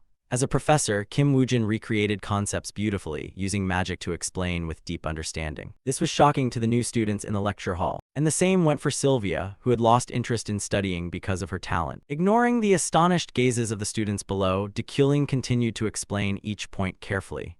As you know, this magic circle is for summoning water. However, if you combine this with pictorial magic, it becomes like this, saying that he demonstrated it for his students. At that moment, the magic circle had turned a deep purple, and the flame produced by this circle wound and flowed like a river through the air. This left the group of students in the class dumbfounded. It actually turned into a flow. The fire is flowing like water. Across from them, the most astonished person was none other than Sylvia. No way, I didn't expect his class to be this theoretical. Most so-called genius mages use intuition to wield magic, so their theory becomes a mold. If every mage prioritized theory, then all magic would fit the same mold. If you focus too much on theory, you won't have time to practice magic. Trying to understand every spell purely through theory is inefficient and makes training difficult. This is the paradox of magic. To become a high-level mage, you must have good intuition. But high-level mages cannot explain their intuition through theory. For someone whose genius is being doubted, dedicating a lesson to theory like this is impossible. The more Sylvia thought, the more curious she became. Time quickly passed, cutting to the dormitory of the Magic Tower. At this time, Ephraim had just finished Dekyling's class and returned to her room. As she walked, she sighed. Sigh, it's different from the rumors. I've never focused so much in a class like that before. After saying that, her gaze grew slightly annoyed as she looked at the door covered in countless insulting graffiti. However, Ephraim wasn't angry about it, she just found it bothersome. How long are these people going to keep playing this joke? It's been getting worse since I had that run-in with Sylvia. At that, Ephraim paused when she noticed a paper bag shoved into the door crack. Reading what was written on it, confusion appeared on Ephraim's face. A sponsorship certificate. Wow, I almost believed it was real. There's no way this is true. Who would sponsor me when the Alade family and Dekyling both hate me? Actually, it's good news. I can report this and claim the reward. Ephraim gave a wry smile and quickly went to the Magic Administration office to inquire. However, after receiving confirmation from the staff, Ephraim's face went blank. It's real. Ephraim recalled the moment the clerk announced, this isn't a prank, the seal is genuine. At that, she couldn't help shouting, what? Are you kidding me? Just thinking about suddenly having a sum of money come to her made her face blossom with joy. She even doubted whether it was a dream and pinched her cheek to check. This will wake me up, wake up. Then suddenly Ephraim's expression shifted to worry. Wait, has anyone seen me? What if people find out I have 100,000 elni? I should pack up in case something happens. I shouldn't go to the Magic Administration. That clerk had a strange look. Maybe she's coveting my money. Oh no. I should have been more careful, Ephraim shouted. And the moment she stood up, her small head smashed straight into the front of the desk, causing her to clutch her head, trembling in pain. Pausing for a moment, a wave of emotion began to spread through Ephraim's body. Tears welled at the corners of her eyes. I'm not awake yet. Someone noticed my talent. There are still kind people in this world. Keep going, just a little more, Ephraim told herself. In another development, Uriel had just been given some bad news by the butler, prompting her to ask, are you serious? The butler in front of her nodded in confirmation. Yes, he went to the Shatson Jewel auction. He should be there by now. This made Uriel wring her hands in frustration. He lost 10 million elni last year, and now what disaster is he planning this year? If he causes trouble again, I won't forgive him. She shouted, and the scene cut to Luton City, Shatson Jewel. At that moment, Dekyling's carriage had just arrived at the auction house. Of course, Dekyling wasn't the type to waste time on trivialities. He had a purpose for coming here. Finally, I can buy what I want. Using telekinetic force as my primary magic for the first time, I realized I need more metal to compensate for my limited talent. The items I always carry are made of steelwood, but that's only a temporary solution. What I truly need would be available at today's auction. With that thought, Dekyling opened the door and stepped into the waiting room. However, as soon as he entered, he immediately saw an unexpected figure, his fiancée. Yuli was also seated inside. Ah, damn, why is she here? I didn't expect to run into Yuli in a place like this, Dekyling muttered inwardly. At the same time, Yuli noticed his presence. She frowned and took a few steps toward Dekyling with an unhappy expression. Hope you're well. I heard you handed 2 young mages over to the disciplinary council this time. Hearing that, Dekyling calmly replied with a cold expression, that's old news. Is there a problem? Are you going to blame me? Yuli was silent for a few seconds, then continued, they are all newcomers. Do you want to crush their dreams? One day you'll feel remorse. Don't repeat the mistakes of the past. This is my final piece of advice to you. Across from her, Dekyling quietly felt pleased. Final piece of advice, those are Yuli's last words to me. Maybe she's trying to cut ties with me. Fine, I think that's for the best. No matter how beautiful she is, I don't want to marry. There's no need to be tied down in this world by something I've never experienced in real life. Besides, there are too many deadly variables around her, including herself. If I'm careless, I could die at my own wedding. But isn't Yuli the type to attend auctions, so what is she doing here? Dekilin wondered inwardly and asked bluntly, "You came all the way to the auction just to talk to me?" The suspicion in his voice made Yuli start. Then she puffed up like an angry cat and shouted, "Stop deluding yourself. I'm not here looking for you. I'm here for something I need. I told you I'm really here to bid." Seeing her flustered posture, Dekilin raised a hand to reassure her. "Okay, calm down. I understand you the first time you said it." Yuli pouted, still looking annoyed, then turned and left decisively. Meanwhile, Dekilin watched her retreating figure and gave a slight smile. She's really adorable. This is the first time I've seen her like that. Then Dekilin startled. Wait, what was that feeling just now? I was thinking about how dangerous it would be to be near her. Could it be that I'm being influenced by Dekilin's emotions? I've been very careful not to merge my personalities. Something's off. This heart suddenly beats faster when I see her, right? I'm probably overthinking it. He stroked his chin thoughtfully. At the same time, an announcement sounded. Attention all guests of Schatzenjewel, the auction is about to begin. Time passed quickly. Cut to the auction hall. On the stage was a large table with an item covered by a cloth. Then the host signaled the attendant to pull the cloth away, revealing a porcelain vase. Seeing this, the host enthusiastically announced, presenting the first item, the oriental vase. "Behold these graceful curves. This is the work of an Eastern artisan." From Dekilin's perspective, he began to see fierce golden auras radiating from the vase. The light was so brilliant it nearly blinded him. "This is the light I saw when I inspected Yuli's papers. That light is growing stronger." If that's the case above, the host started calling out bidders. Number 993, 700,000. Number 1038, 750,000. Number 1413, 1,500,000. Oh. Bidder 777, 2,500,000. Congratulations to bidder 777 for winning the item. Back into Dekilin's view, thanks to his wealthy magnate status, he could easily recognize the value of the auctioned items and spared no expense to buy them. This vase had never lost its radiance despite the high price, meaning its value could go even higher. I have enough in my account to invest the rest. Dekilin's current balance is 205,238,039 elni. Thus, Dekilin began to acquire a series of items into his inventory. Rulrin's ring was sold to bidder 777 for 3 million. Luxu's puller was sold for 2.1 million to bidder 777. The Ingu necklace was also sold for 4.3 million to bidder 777. This time, bidder 777 won an item for 5.5 million. Around them, other guests watched curiously at how lavishly bidder 777 was spending. Wow, bidder 777 is buying everything. Isn't that Professor Dekilin? Elsewhere, the night Yuli sighed at Dekilin's extravagant spending and scoffed inwardly. That pathetic name. He wants to attract attention even in a place like this. He's so unlike me. Unbelievable. How can someone spend a fortune on a fleeting whim? I don't understand why he doesn't know modesty, but whatever. I just need to win the winter flame. Yuli reminded herself and turned her full attention to the auction. Quickly, the auction neared its end. Now the final item of today's auction was announced. Many wanted it, but it was an almost impossible to find item. It was a stone used to forge countless great swords throughout history. A naturally magical material, the winter flame, snowstone. The host's voice rang out as the covering cloth was pulled aside. Before everyone's eyes lay a bluish mineral outcrop, glittering with light. The moment they saw this item, both of them, Dekilin and Yuli, widened their eyes. Because this was the main reason they had come today. It is one of the 10 rarest metals in the world, commonly used to forge swords and other weapons. True to its name, it is a rare, strange material containing both cold and fire energies. Only items of legendary grade like dragon bone surpass it for sword making.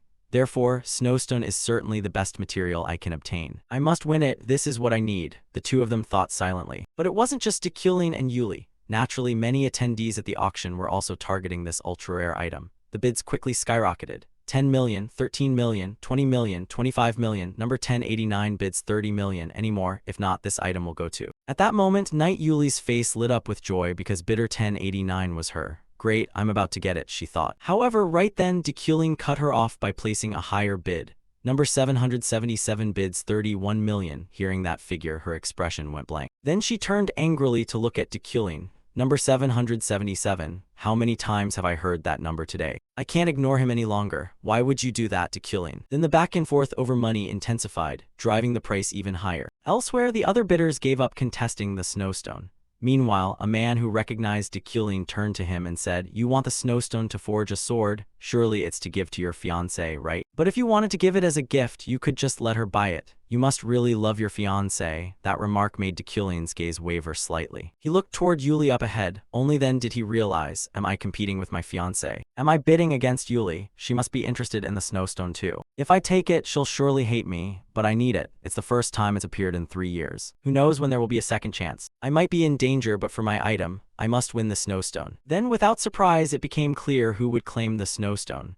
Final bid, 42 million elni. The snowstone's owner is bidder 777. Hearing this, the surrounding guests applauded and admired Dekulin's extravagance. How interesting. Professor Dekulin bought it, didn't he? At this price, this is probably the most dramatic auction I've ever seen. Oh, Yuli is going to be so pleased. Professor Dekulin worked hard to get a gift for his beloved, and he has obtained what he wanted. Back in Yuli's perspective, an intense, inexpressible rage welled up inside her. Again, this is exactly like last year. I don't want this. In Yuli's mind appeared the image of Dekulin laying out countless gems and jewels on a table and proudly saying, "I can give you all this, and if you want, I can buy more. I'll do anything for you." For Yuli, that engagement day was the worst day of her life. "This will win your heart, look how grand I am." That was what Yuli saw Dekulin say, flaunting his wealth. She felt only humiliation. "Do you know what I truly wanted from you? So I left there and personally destroyed my engagement ceremony." However, that was not all. After that day, countless rumors appeared. She pretended to be strong but ended up in Dekulin's arms anyway. "I heard she only did it because she got the knight captain position. They say she begged him." At such slanderous talk, Yuli's hand clenched. Needless to say, she knew who had spread the rumor that ruined her reputation. "Does he think I will not take revenge? That man is someone I can never love, no matter how hard I try," Yuli thought as she clenched her hands until they trembled. Then, just as she stood up, preparing to leave the auction in her anger, "Is someone I can never love, no matter how hard I try," Yuli thought as she clenched her hands until they trembled. The protagonist's words made Yuli furious. Her expression darkened. She silently asked, "How long does Dekulin intend to insult me like this? Right now, please forgive me." After saying this, the protagonist turned and left immediately, leaving behind his fiancée standing there stunned. Yuli wasn't sure if she had misheard. What? Why is he apologizing? Because he bought the snowstone? Carrying that question in her heart, Yuli slowly exited the auction room. And just as she stepped outside, someone called out, "Hey, Yuli, get in the carriage." The voice belonged to a beautiful girl. She was the eldest daughter of the Freydin family and Yuli's older sister. Time quickly passed until evening. By then, Dekulin's fancy carriage had escorted him back to his mansion. Inside the carriage, Dekulin was still troubled, thinking about Yuli. It seems Yuli planned to craft a weapon with a snowstone, but I outbid her, so she seems angry. I'm a bit surprised the death variance hasn't arrived yet. After all, how terrible must I be for her to kill me herself? Dekulin quietly asked himself and hurried into the mansion.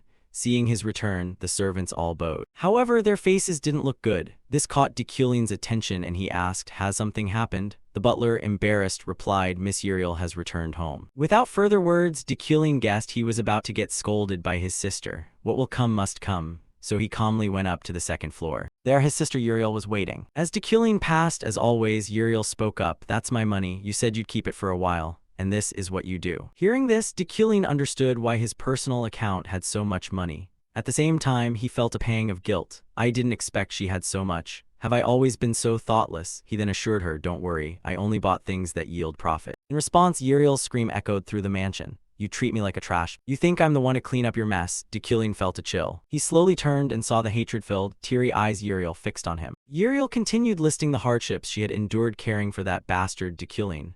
"Our family's finances are unstable. The workers and I have worked non-stop to hold this house together, yet you squandered that money. How despicable must you be to gamble away the family's funds like that?" Back in Dekulin's view, he began to see a black-red aura emanating from Uriel, sending shivers down his spine. This heralded the approach of his fate death. This made Dekulin's face uneasy. Damn it, has my antagonist fate been triggered? There's a golden gleam within her red aura. The prosperity magnet has also been activated. Its meaning is simple. If I don't survive this, I'll be ruined. But if I do survive, I'll have a pile of money. I know how to handle this now. So to spare his worthless life, Dekulin lowered his voice and tried to reason. "Don't worry, Uriel." Before he could finish, his sister screamed, "Shut up. Do I look worried? Have I worked hard for you just so you'd throw it out the window? You think I wanted that? You know I dropped out of university and can't find a husband because of you, don't you? You didn't have to do that," Dekulin said calmly. But that only made Uriel angrier. Her hands clenched as if she were about to teach her brother a lesson. "What the hell are you saying? You do nothing but burn money. After our parents died, you spent 150 million elni in one day, you. Not letting her finish, our protagonist cut her off with an enticing offer. I'll hand the headship of the family back to you. Those words made Uriel dumbstruck. Forgetting her anger as she blankly asked, what did you just say? In response, Dekulin reiterated, I'll give you the position of family head. Hearing that, Uriel's face flushed. She let out an adorably loud shout and cried, nonsense. Dekulin across from her glanced at her with an appraising look. That's not how a noble, especially a family head, should speak. Don't try to fool me, Uriel said, turning her face aside. Dekulin said he wasn't lying and could swear if Uriel didn't believe him. That immediately startled his sister, and she asked, what swear? You mean a mage's oath? You'd die if you broke that oath. Are you serious? Yes, Dekulin replied calmly. From Uriel's perspective, she wondered if Dekulin had eaten some spoiled food to say such a thing. But it made no sense. Why would you suddenly say that? Did you hit your head? Dekulin nonchalantly, you don't have to believe me. Hearing this, though amazed, Uriel temporarily believed him. But she still warned Dekulin, if you go back on your word, I'll kill you on the spot. In reply, Dekulin asked, will you leave the house? Of course I will. Someone spent the entire family's money, so I have to do something about it. After saying that, Uriel cheerfully left. As for Dekulin, using his quick thinking, he survived that fate event and gained 2 shop cents.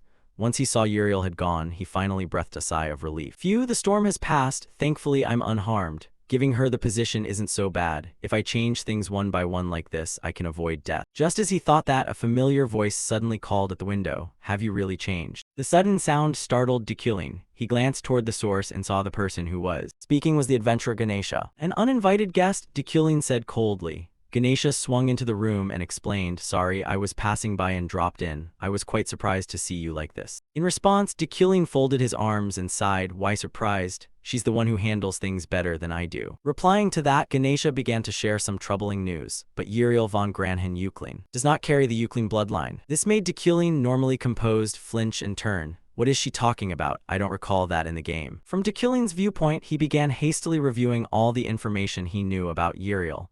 Uriel was said to be a half-sister. I knew she wasn't Dekulin's biological sister. However, she has no blood ties at all to the Euclin family. I didn't know anything about that. Not sure what Dekulin was thinking, Ganesha asked on, is this really okay? You're the one who asked us to do this, Professor, to determine whether you and your sister are blood-related. We agreed to this, didn't we? Hearing that, Dekulin quickly understood, so that's the context. Thinking that, he shook his head slightly and replied, even so, Uriel is still Uriel. This answer made Ganesha so surprised she broke into a sweat. Wow, you astonish me today. I didn't expect you to say something like that. Not only her, Dekulin himself was surprised at his own words. I'm surprised too. I didn't expect such a scenario to exist. Back in Ganesha's view, she had only intended to drop by and say a few words, so she was preparing to leave. All right, I'll keep your sister's secret. Oh, and one more thing before I go. I heard the 6-headed serpent has started moving. In Dekulin's mind, information about the organization quickly flashed through. The 6-headed serpent. They are the leaders of a notorious criminal organization on this continent. They're so infamous that the bounty on them reaches millions. At the window, the adventurer continued. They're targeting items at the auction house. Even if the auction tries to transport them securely, you should be extra vigilant when an item is delivered to your home. It seems you've been neglecting defensive magic lately, Professor. That's why I could get in so easily. I'm off now. After saying that, Ganesha flashed and immediately vanished from Dekulin's sight. As for Dekulin, our protagonist was left with a headache. He put his hand to his forehead and thought, that's something I don't need to know, knowing it won't change anything. From the start, I wasn't Dekulin anyway. Whether Uriel is my biological sister or not, I'll treat her the same. Uriel will always be Dekulin's sister, so it's better to hide the truth. Scene change. Elsewhere, Ganesha was now recounting the changes in Dekulin's behavior to her teammates. I told you so. Professor Dekulin has changed a lot, like a different person in the same body. He's completely different now. That trash speaking such sweet words is really strange, Ganesha said with some amusement. However, a man opposite shook his head in mockery. Captain, you're just into handsome guys. Whatever he says, you like it. Hearing that, Ganesha immediately bristled and shouted, should I deal with you for being ugly? The teammate scoffed back, my grandma says I'm very handsome. It's just that another handsome guy was standing behind you then, you idiot. Ganesha yelled loudly. The two of them then lunged at each other, brawling, causing Rayleigh beside them to sigh and ask, you really think Dekulin has a good heart? Hearing that, Ganesha temporarily stopped bullying her teammate, straightened her crooked hat, and said, anyway, we don't need to monitor Dekulin anymore. I wanted to ask if he's still seeking magic slaves, but probably not. Shall we head back now? Saying that, Ganesha's expression turned serious and she reminded them, hey, what everyone heard today is confidential. Keep this matter secret. After saying that, the 5 of them clasped hands simultaneously. Then, a sphere of light enveloped the group and shot up into the sky. Time passed. The next day, scene shifts to the Magic Academy. Inside his office, Dekulin finally had just enough money to access the shop system. However, he hesitated as he looked at the system screen. Level 1 System Shop. Improve Magic Quality Tier 1. Your character's magic quality will be enhanced. Magic output and effectiveness slightly increase. Price, 10 cents. Staring at the number, our protagonist could only sigh miserably. Finally, I can access the system shop, but I still don't have enough money to buy what I need. This system lets you spend shop cents to enhance your character. You can boost not only your player character but also other notable characters. However, opportunities to use the system shop are very limited. You only have 6 chances before the second half ends. The reason is you can use the shop only once per level, and each time you level up, the cost doubles. I can't recklessly waste this precious opportunity. I constantly train my memory, condition my body, and practice controlling a sword with my mind by integrating them into daily life. But I'm still lacking combat power compared to those notorious criminals. To progress, what I need is to raise my magic quality. I must quickly gather the 4 shop cents I need. Dekulin reminded himself before a knock at the door outside pulled him from his reverie. Dekulin nodded and said, "Come in." Outside, his assistant Alan poked his head in and greeted, "Hello, Professor. Look, I just received this." Alan then grew serious. "I think you should be careful. This was just published in today's Wizard Gazette." Across from him, Dekulin reached out and took the paper. On the front page, a long-haired criminal's photo appeared with a huge headline, "WANTED, LOCKHARK. Witnesses report the murderer of the wizard Lockhart is in the outskirts. Exercise caution when going out." For someone like Dekulin who'd played this storyline thousands of times, he was all too familiar with this character.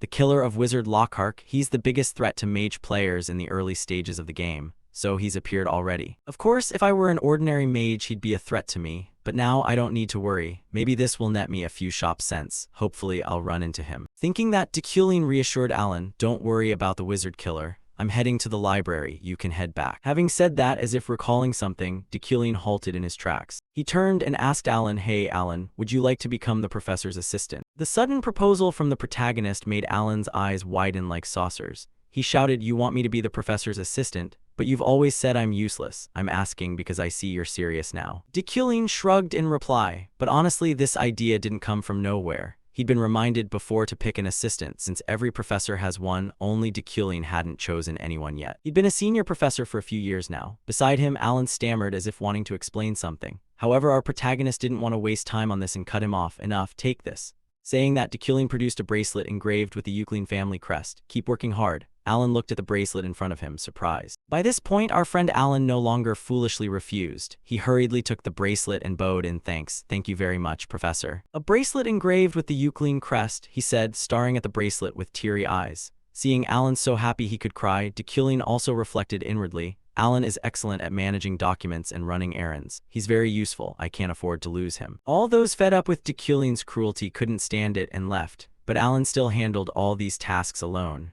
Who knows when he'll leave? Thinking that, Dekulin took out some money and gave it to Alan as a staff benefit, adding, "Take the rest of today off. Use this money to buy dinner." From Alan's perspective, suddenly being given money made him a little uneasy as he said, "Professor, this is too much," paying no attention to Alan's words. Dekulin quickened his pace toward the library, leaving behind his friend Alan, who still stood there dazedly watching his retreating back. Scene shift to the staff library. As he walked, Dekulin thought, "The reason I'm coming to the library is because of Luna's papers. The papers I found in the lab are a treatise on pure elements. However, it has many errors and gaps, so I need to revise it. If I can find any useful magic tomes on manipulation, all the better." With that thought in mind, Dekulin's steps quickened a bit. However, as he passed a bookshelf, his gaze was drawn to a small figure. "Why are you in the staff library?" "New student Sylvia." Opposite him, Sylvia froze when she caught Dekulin's gaze. "To explain this, we must go back about 10 minutes. Sylvia had approached the librarian to request use of this library. The librarian then contacted a certain professor.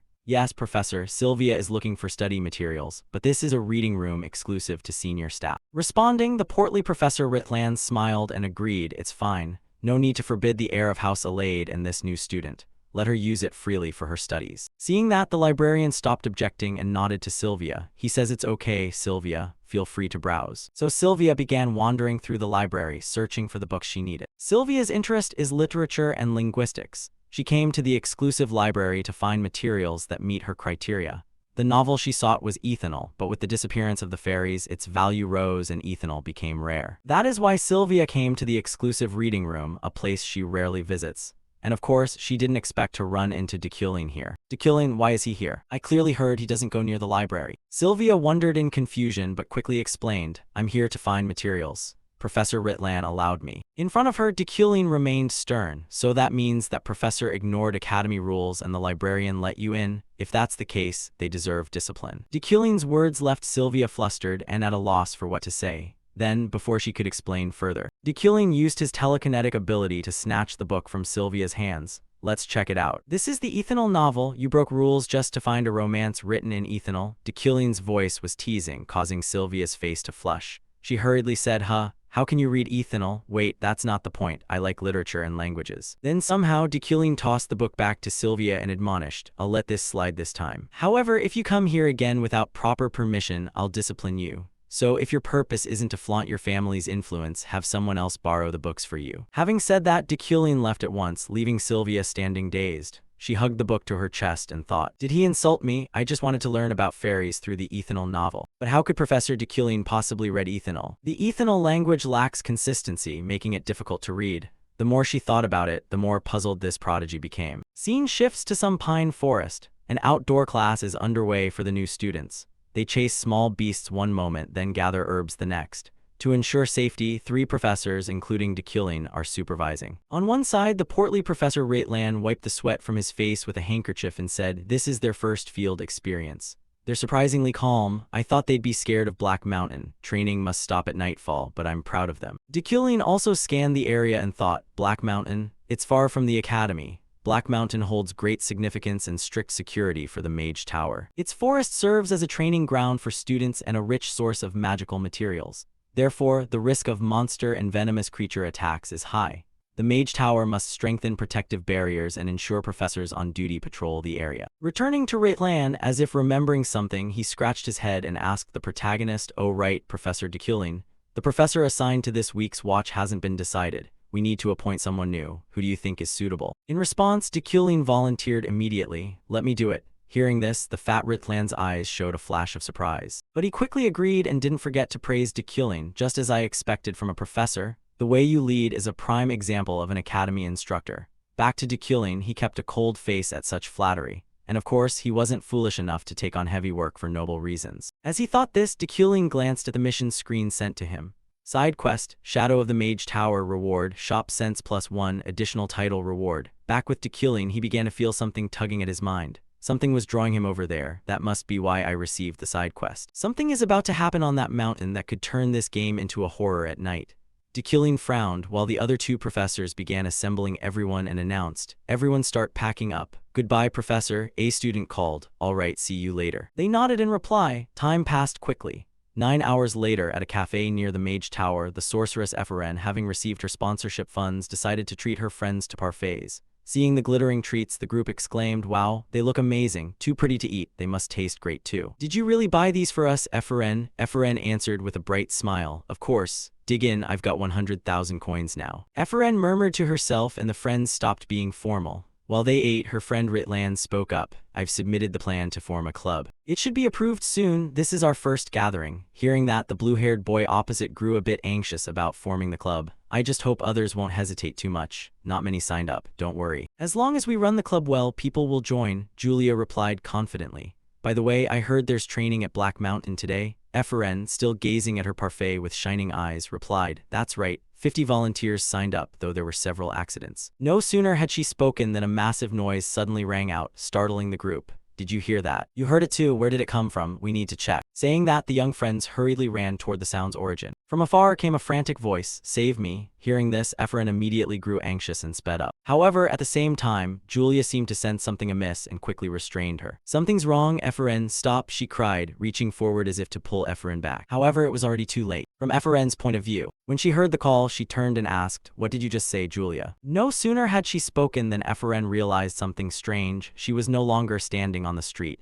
She was in a very unfamiliar forest. Where is this? I was just on the street. Before she could wonder why she was there, the cry for help rang out again. Help me. The sound startled Epheren. Right, someone's calling for help. Where are you? I'm coming. I'm here, the voice replied. Seeing that, Epheren dashed toward the sound. In front of her stood a young woman with long hair obscuring her face. Are you okay? Efren asked anxiously. But at that moment, suddenly the stranger began to spew blood uncontrollably, her agonized cries echoing all around. Seeing this, Efren instantly became on guard. She quickly gathered mana into her fist, thinking, what the hell, is someone attacking? But before the girl could dwell on it, a cold figure appeared in her sight, Dekilin.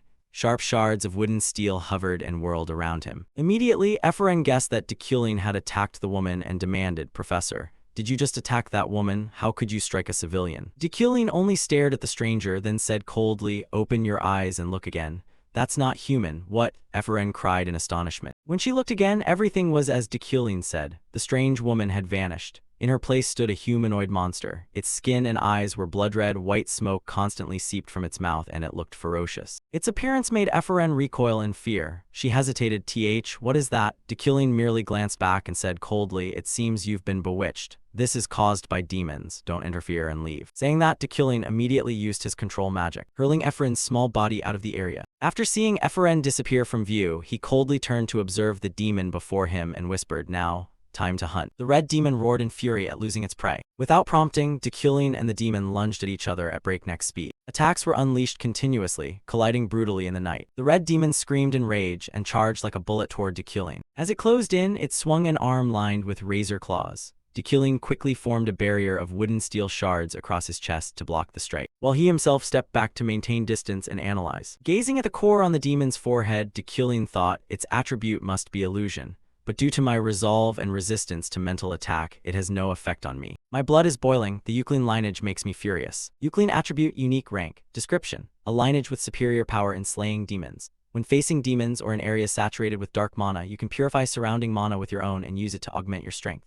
When this attribute is pushed to its limit, combat ability rises to a new level, but in return you grow more ferocious and gradually lose control of yourself. The heir of the Euclin lineage is famed for demon hunting since ancient times. Now that blood boils within Dekilin, he will never let the demon before him survive. Rage erupted. Dekilin clenched his fists, his gaze colder than ever. However, the red demon had no idea of the terror awaiting it. Like a frenzied beast, it charged to attack. Die! Dekilin snarled. The sharp wooden steel shards shot forward, slicing through the air. Time passed quickly. Now the demon's huge body lay collapsed in a pool of blood. There was no sign of life left in it. At the same time, Dekilin received a system notification. Side quest, Shadow of the Mage Tower, completed.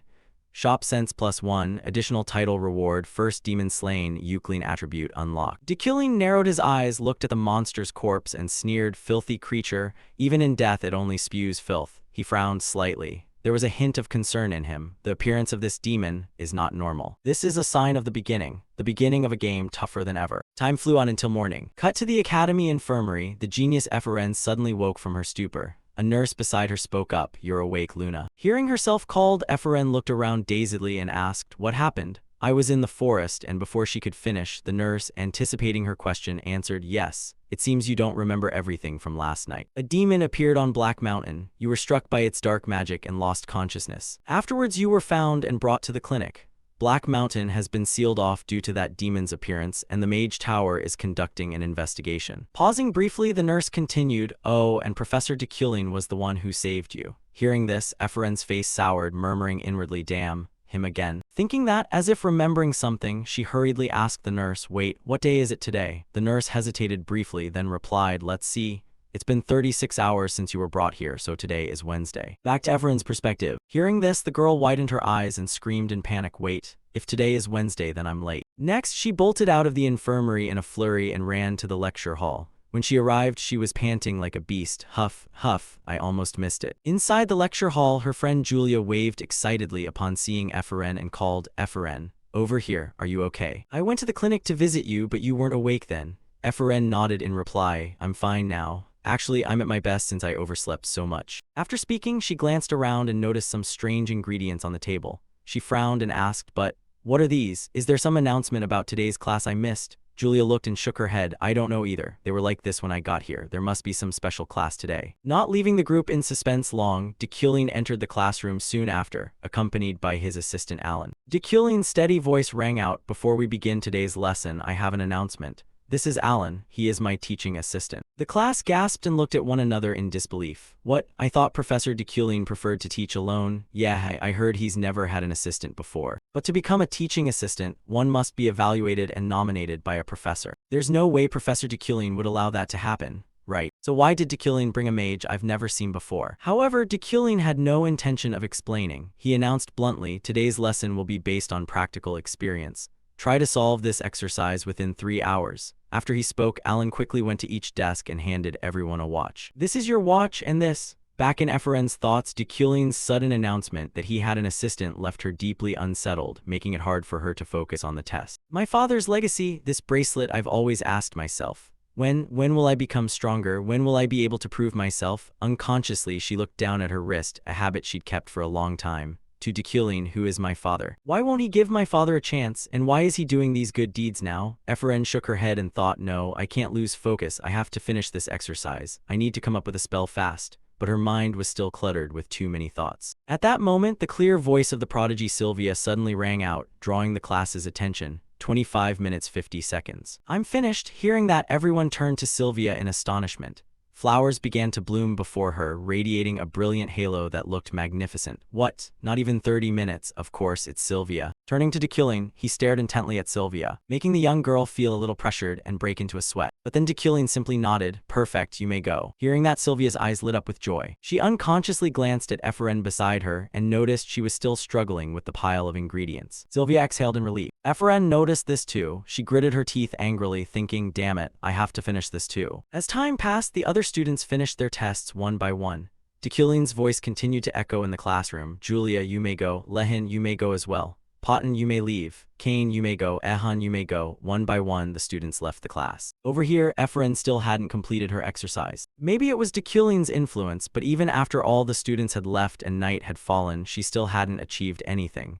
Efren's face went blank as she blamed herself. I'm done for. Please come up with something. She muttered, forcing herself to think. Can't I do better than that damn Sylvia? I'm even the only one who couldn't get anything done all class. Why? Am I really so foolish that I can't finish such a simple exercise? She clenched her fists in anger. Yes, I'm just ignorant. Revenge my ass. I don't even study properly. How can I compete with them? Thinking this, she ground her teeth in frustration, but sitting in the classroom wouldn't solve anything. Finally, Efren slowly stood up, intending to leave. However, at that moment, Destined's cold voice rang out. 5 hours and 47 minutes. How long do you intend to make me wait? Efren's eyes widened in surprise. Destined, he's still here. She was filled with astonishment. Destined looked at her, his tone icy. You failed on a simple exercise and couldn't finish it on time. Even when others finished before you. Even when someone you despise succeeds right in front of you. You must keep a cool, clear head at all times. With such a weak mentality, you'll never reach my level. I'm very disappointed, Efren. I thought you would do better than this. With that, Destined quickly left the room, leaving Efren standing there stunned. No one knew what she was thinking. Time passed. Efren slowly sat back at the desk, recalling Destined's words of disappointment before he left. Her hands curled into fists, trembling uncontrollably with agitation. She clenched her teeth, bit her lip, and ground out, so what? I can do it. Even if someone like him is disappointed in me, I can still do it, no matter the consequences. Efren shouted, then began to focus her magic, determined to finish the exercise at all costs. Back at Destined's position,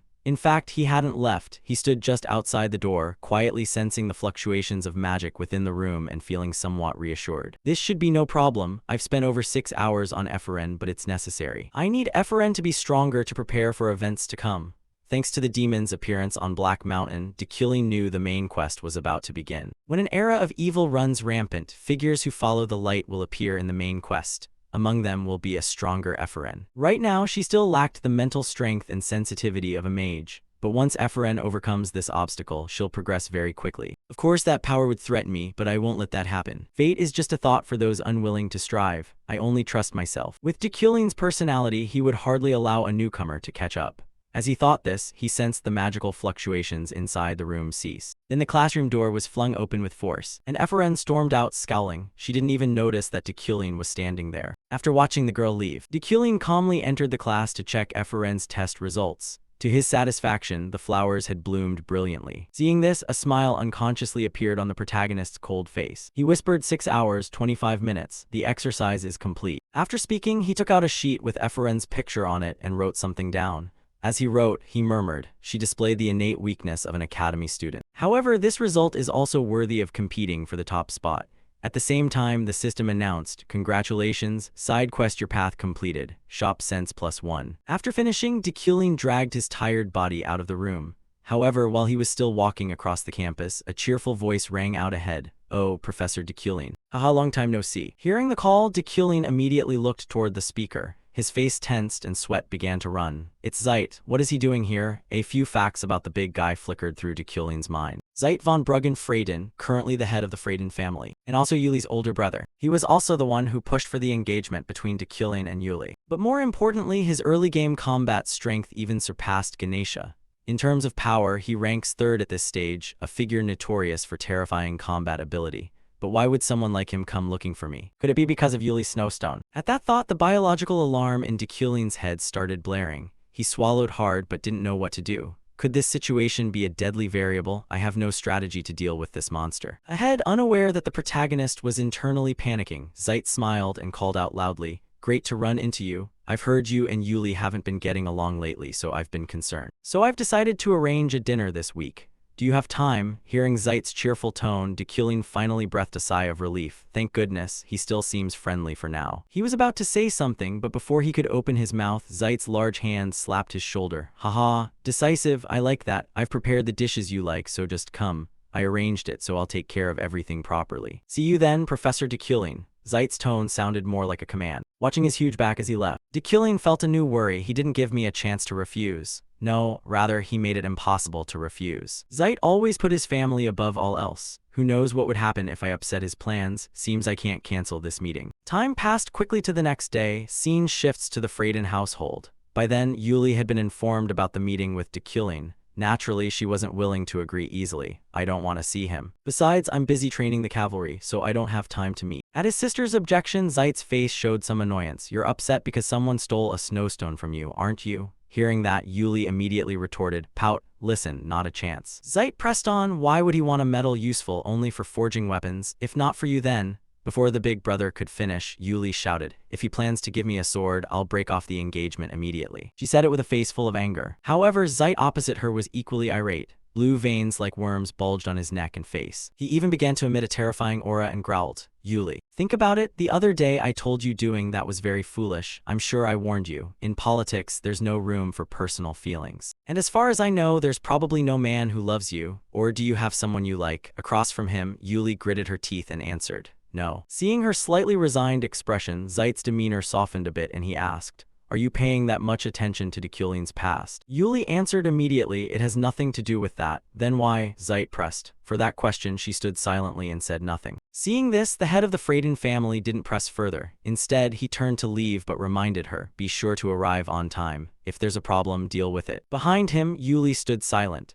A mix of anger and helplessness began to swell within her, making her hand clench. Then, as if to vent that rage, she threw herself into frenzied sword training. The sound of blades tearing the air rang out continuously, and the ground around her bore the brunt of her strikes. At that moment, a man in black approached from behind and warned, "Your sword path is chaotic, my lady." The black-haired man was Veron, Yuli's subordinate. Seeing him appear, Yuli calmed a little and replied, "Veron, I'm sorry. I've shown you my dark side." Veron answered with a composed face, "It's nothing, my lady. I still can't believe that wretch suits you to the point the head forced this engagement on you." Turning to Yuli's perspective, not allowing his subordinate to speak further, she immediately cut him off. "Enough. A knight shouldn't slander others behind their backs. Don't dirty your hands for me, I'm fine," Yuli said with emotion, then quickly turned and left. "I'm going home, prepare yourself." "Yes, my lady," Veron replied from behind. Watching the small figure walk away step by step, the subordinate seemed to reach his decision. He thought, "My lady, at last I've found an answer to this suffering. I found a way to prove my loyalty. As her subordinate, this is something only I can do. I will make you happy, my lady." With that thought, he unconsciously tightened his hand on the sword at his hip. His voice carried a hint of murderous intent. In another development, because a demon had appeared on Black Mountain, Elder Birch's council was now holding a meeting. Inside the room, an elderly man spoke. "They say a demon has appeared on Black Mountain. At first, the mages had to use secret arts to contain its malice, but now that the demon has reappeared, we must act immediately. Send letters to the 12 great houses telling them to gather, at Birch's behest." Time quickly passed to the next day. At that time, Dekulin was reviewing the items he had won at auction. Finally, he finished sorting the auctioned goods. "I can use Ruparurin's ring. It will help me regenerate mana faster. This amulet can also store mana. I'll stash the rest in the cellar as Ganesha suggested. No need to worry about theft." However, there remained one problem. The most important item couldn't be used right now. Deculine's gaze fell on the precious snowstone he had painstakingly won at auction. It was currently locked away in a cabinet. I know I can't use this snowstone immediately, but it still won't budge. No matter how much mental energy I channel into it. Is it resisting my mana? In the game it's very valuable. I can only admire it and don't know how to use it. If I melt it down, could I then shape it with mental energy? Thinking this, Deculine suddenly conceived an idea. I can look up its properties in the library. A sword can be tamed through communication. So I must communicate with and understand this stone. With that resolved, he wasted no time and reached out to touch the stone before him. Immediately, the snowstone erupted with a fierce burst of light. Not long after, Deculine reluctantly withdrew his hand. A notification appeared on the screen. Insight plus 0.1%, mana 1357, 3357 plus 300. Looking at the amount of mana he'd spent to tame this stone, Deculine could only shake his head in dismay. Spent 2,000 mana just to increase 0.1%. It'll take me a year to tame it. Can I do any better? Well, I should go outside for a bit. Thinking that, Deculine glanced at the calendar beside him and whispered, "Tonight I have a dinner with Zeit. And there's some event too. Before I possessed this body, the plan was set 3 days before the day I died." Time quickly passed until late afternoon. Cut to the Von Meschel restaurant. This was where the bulky Zeit had arranged the meeting. Deculine was already there. As soon as he appeared, the Freyden head cheerfully said, "Thanks for coming. Yuli left earlier. She's waiting inside." With that, the two quickly stepped into the room, followed by murmurs of admiration from Zeit's guests. "You look stunning dressed like that, Yuli." By everyone's eyes, inside the room, Yuli wore an extremely alluring outfit, very different from the armor she usually wore. Her radiant appearance even caused the cold young Deculine to change expression slightly. He thought to himself, she usually wears armor, but dressed up like this she's unexpectedly beautiful. No wonder Deculine likes her. Beside him, Yuli complained in reply, "Of course, do you know how much effort I put in?" Ignoring that remark, after Zeit sat down, he turned to speak with another person at the party. "You came too?" The woman replied she had come to accompany and care for Yuli. Back to Deculine's perspective, the appearance of the unfamiliar woman at the party made him somewhat uneasy. "I didn't know she would come. I was too focused on Yuli. But I don't want to meet her here, Josephine. Even if she comes as my fiancé's sister, it can't be that simple. She is the person I must be most wary of. She is someone who would do anything to achieve her goals. She's like a lunatic." Josephine is the head of Black Shadow, a covert intelligence organization. She is also very powerful, comparable to Zeit. The only person she truly values is Yuli. So if anyone harms Yuli, she will be furious. I don't know why Josephine hasn't dealt with Deculine yet, but she certainly will. When I first stepped into this room, she emitted a great amount of killing intent toward me. Perhaps it's the fate of the villain. I can clearly sense her murderous intent. This variable will be very dangerous. In the end, I must show respect to Yuli to survive this death. Deculine silently reminded himself. Beside him, the bulky Zeit, unaware his future brother-in-law was sweating nervously, cheerfully said, "Let's get straight to it, Professor Deculine. When do you want to hold the celebration? It's been 3 years since you two got engaged, hasn't it?" Not giving Deculine a chance to answer, Yuli, sitting to one side, fumbled to speak. However, Zeit didn't let her voice her thoughts and raised a hand to stop her. This is grown-up business. Hearing that, Yuli's gaze sank in sadness. Her lips pressed together tightly, speechless. Returning to Deculine before voicing his thoughts, he glanced over at the dangerous figure, Josephine, for a moment. In the protagonist's view, Josephine tilted her head slightly as if indifferent. Yet her gaze, casual as it seemed, appeared to stare directly at Deculine, making the hairs on his body stand on end. To keep his own skin safe, Deculine began preparing the script he'd rehearsed.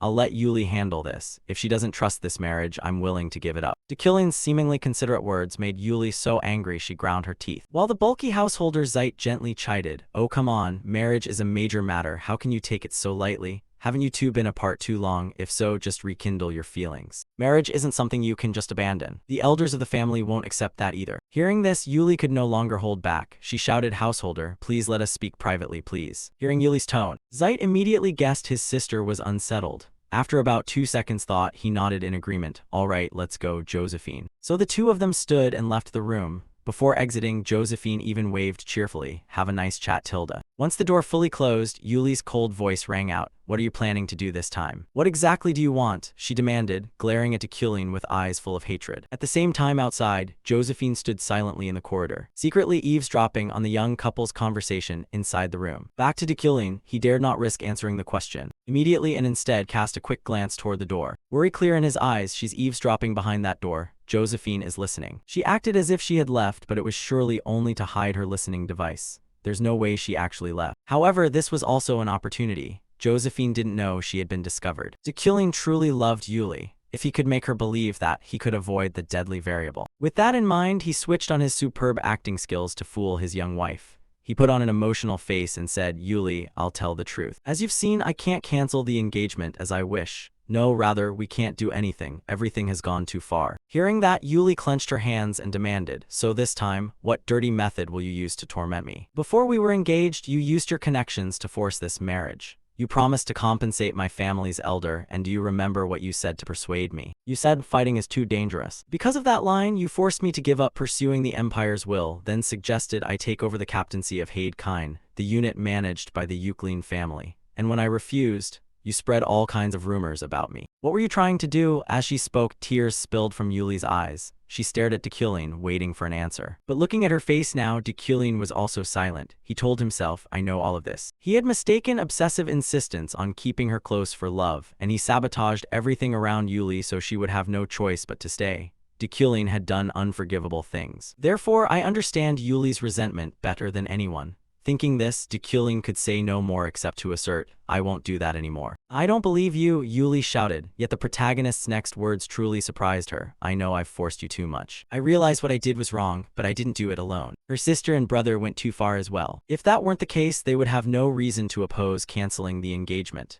Simply out of family honor. Besides, shouldn't you leave your family behind to pursue your dream of becoming a guardian? A guardian is a knight unaffiliated with any clan, who protects only the emperor. Yuli, I'm neither honest nor loyal. I'm completely the opposite of your ideal. I'm not right for you. The only thing I can do for you is to maintain our engagement, but not marry you. I truly want you to be free, but given this tangled web of interests, I can't make it happen. You can use my name to protect yourself for as long as you need until you can pursue your dream. I'll wait, and I'll keep our engagement." Across from him, Yuli's anger had vanished. Instead, she looked skeptical and asked, "What are you planning? Why are you suddenly saying all this?" In reply, Dekylin kept his tone steady. "I'm not expecting anything by saying all this. However, if I could wish for one thing, I wish to see your smile once a month." "That's what I want," the protagonist said with a sorrowful expression. Upon hearing this, Yuli's face flushed like a ripe fruit. Her voice stammered, "What? Why would you suddenly want something like that?" Not only her, but even Josephine, eavesdropping outside, was startled and blushed, leaving Zeit beside her somewhat perplexed. Back to Dekylin, he had been lost in thought earlier.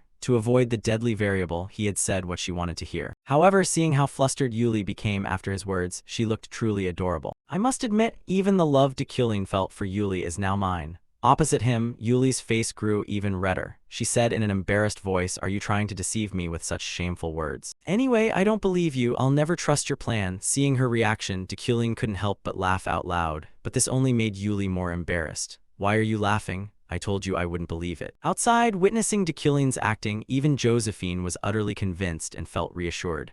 Although a bit embarrassed, were his feelings genuine? If so, should I watch a little longer? In short, Dekylin avoided another deadly variable and gained 2 more shop coins. Time passed quickly. 3 days later, he was in his fancy car, traveling somewhere. Inside the car, Dekylin scanned the surroundings and thought, 3 days went by so fast. Memorial Day has arrived. This time, the protagonist's destination was a cemetery. After telling the driver to wait outside, Dekylin went into the graveyard alone. Walking, Dekylin's mood was full of emotion. Only footsteps in a graveyard can stir a person's feelings simply because of the atmosphere. Sunlight filtered through the grass and the cracks on the tombstones. My heart melted into this place before my body had the chance to do so. This is the place that holds my memories, not Dekylin's but Kim Woojin's. As he thought that, Dekylin looked toward a particular tombstone. The image of his ex-girlfriend, Yu Ah-ra, began to surface in his mind. Her beautiful smile remained deeply imprinted in Dekylin's memory. To clarify this matter, let's go back to some time in the past. This happened late one night. While Dekylin was taking a short break, his girlfriend suddenly suggested, "I'm going to hide an Easter egg inside." I'm thinking it would be great if we added a little something to Dekylin's backstory. He's the game's big boss, so I think that's enough. I already got permission from the author, she shared excitedly. However, faced with this, Dekylin was slightly bored. He tossed his empty coffee cup into the trash and shook his head in complaint. "That just increases our workload. We've been working through the night. It doesn't directly affect revenue, so don't try to add more work for us, team leader." Hearing that, Ah-ra crossed her arms and advised, "Why not? This is important too. We have to put our hearts into the game." In response came the protagonist's sigh, "You're babbling again. Fine, do whatever you want. You're bringing this up not to ask my opinion anyway." From Ah-ra's perspective, she glanced at her boyfriend and said with delight, "I think that's a pretty good idea. It won't be pointless. Dekylin also has a deceased fiancé." At that time, Ah-ra always chatted cheerfully about the interesting ideas she came up with. I couldn't understand what she found funny about those stories. I didn't know what her joke meant. After she put an Easter egg in, what made her laugh so merrily? To recall Kim Woojin's memories, I must find those clues. Did I call that idea great, or did I cruelly reject her suggestion? As he thought, Dekulin stared intently at the tombstone ahead. Inscribed on it was, "You are Ra von Vergesmahenisht, always grateful to you." Looking at that inscription, Dekulin seemed numb. He stood there, dazed, thinking, why did she carve my name on this tombstone? Dekulin was created based on Kim Woojin. Why did Ah-Ra use her own name to name Dekulin's deceased fiancé? And why is she thanking me? Thinking that, Dekulin gently touched the cold tombstone. A wave of emotion began to flood Dekulin's body, making him unable to hold back his tears. A single word could fill his whole being with feeling. It was as if he could hear Ah-Ra's whisper. Memories of earlier days kept returning. The way she gushed praise for his drawings. The way she wrapped a coat around him whenever he shivered from the cold. The way she took his hand and told him she loved him. The way she always lifted him up when he was tired. 7 years together, always by my side. The memories of her. The more he thought, the more Dekulin's tears flowed. However, there was one thing he did not know, not far away. A strange man was watching him, gnashing his teeth. He whispered, "I've found you, filthy mage." Time quickly passed. By then, Dekulin's tear-streaked face had disappeared, replaced by his usual cold expression. After finishing, Dekulin wanted to leave the cemetery. As he walked, he thought, now I'm calm like this, as if I hadn't just been crying. Dekulin's personality is really strange at times. With that thought, the strange man ahead also stepped forward to block Dekulin. Looking at his figure, the protagonist murmured, "A familiar face, Lockhart, is it?" At that moment, through Dekulin's eyes, the strange long-haired man held a sharp dagger. His entire being radiated a terrifying killing intent that would make an ordinary person shudder in fear. He was the mage killer Lockhart, the man who had been wanted and publicized earlier. Seeing Dekulin recognize him, Lockhart flew into a rage, looking like a rabid dog ready to bite. "You know of me? Unbelievable. How dare an insolent, petty mage like you say that?" Without replying to the provocation, Dekulin quickly ran through what he knew about Lockhart. The mage killer Lockhart, he was a villainous lieutenant who targeted only mages. The reason he became a natural enemy of mages was his ability to nullify magic. Like in other games, nullification is often seen as cheating. More than that, Lockhart's ability had no limits and wasn't affected by physical force. Thinking this, as Lockhart lunged toward Dekulin intending to take some blood, he quickly used his telekinesis to hurl fragments of stone forward like bullets. However, when the stones were only a few centimeters from Lockhart, they suddenly halted, as if blocked by an invisible barrier. This made Dekulin frown slightly. Although he had known it before, it still unnerved him. Magic couldn't be used within his range. He muttered as Lockhart laughed aloud. "Haha, stupid mage, magic doesn't work on me." Having said that, he swung the dagger in his hand, slashing directly at Dekulin. Dekulin nimbly jumped back to evade. Next, Lockhart kept charging. His arms swung like a machine, attacking frenziedly. But with his observational skill, Dekulin easily read the direction of the strikes and smoothly dodged without difficulty. Most mages would tremble before Lockhart because of his special ability. However, Dekulin was different. At that moment, Lockhart leapt into the air, aimed the dagger straight at Dekulin, and shouted, "Die." In response to his shout, Dekulin threw a powerful punch straight into his face. The force of the blow immediately sent Lockhart's nose gushing blood. After all, Dekulin's daily physical training wasn't for nothing. Lockhart's body was flung away like a torn sap. Seeing his pathetic state, Dekulin said coldly, "It means nothing to me." Lockhart roared in fury. "That bastard," but before he could say more, he took a full-on kick to the face from Dekulin. "A few days earlier, I managed to get 10 shop coins and bought mana quality enhancement.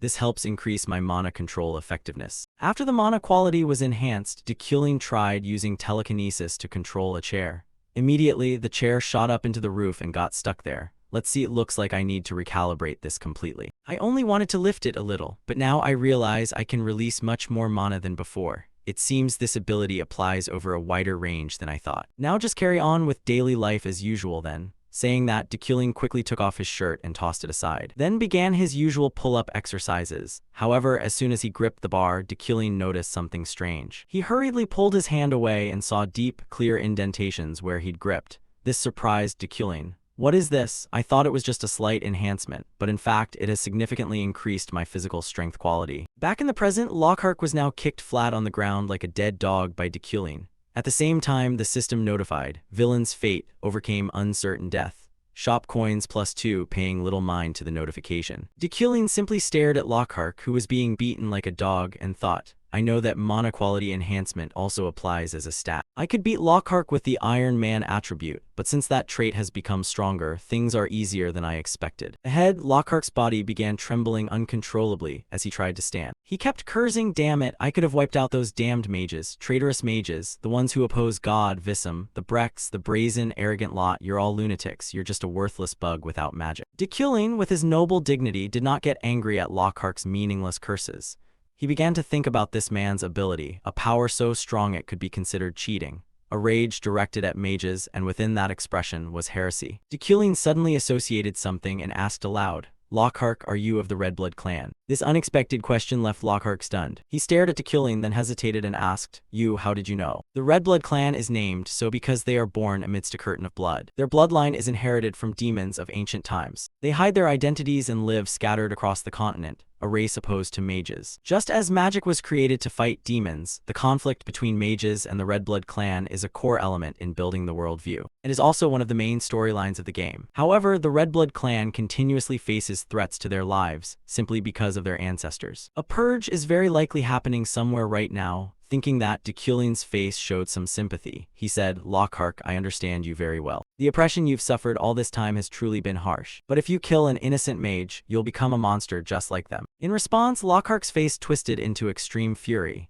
He roared as if unable to accept that such words could come from a mage. Shut you p, what do you know? Stop babbling and just kill me. But Deculing calmly explained, I know that because the Red Blood clan is innocent too. Those words momentarily stunned Lockhart, but quickly he retorted, what, you little mage, what did you just say? In front, Deculing remained composed and replied, I am Deculing of the Eucline house. That is a lineage of noble aristocrats who have never lost their dignity. Hearing Deculing introduce himself, Lockhart truly could not understand. He shouted, are you going to preach before you kill me? But Deculing continued, the only time I lost my dignity was when facing a demon. The Eucline line hunted demons since ancient times. We would go mad as if waiting for the sight of a demon. It's an instinct I cannot overcome. But did I lose dignity and composure when standing before you? Did I waver when you provoked me? Did I go mad as if I'd been waiting for it for a long time? You are human, you can trust me. In front, Lockhart's face indeed went blank. An unusual thought suddenly appeared in his mind. Perhaps this is the dignity of a true noble. At the same time, a shout came from afar, over here, hurry up. Hearing the call, Deculing quickly delivered a kick to Lockhart's jaw, making him spit blood and collapse unconscious on the spot. So, just stay there and surrender, he said softly, though Lockhart could no longer hear him. Immediately after, one of the two runners came up, saluted Deculing and introduced himself. I'm Inspector Robar. That was quite a kick of yours, indeed, Professor Deculing. As for this killer, should I give him a few more kicks? He said this while glowering at Lockhart with anger. Fortunately, Deculing stepped in to stop him. It's fine, leave him be. Saying that, he began to use his telekinesis. A pile of sand not far away slowly began to shift, gradually forming into a sturdy rope. Seeing this, Inspector Robar was stunned. I never expected magic to be this wondrous. Deculing handed him the rope he'd made and instructed, this one can nullify magic so spells won't work on him. Instead, tie him up with this rope.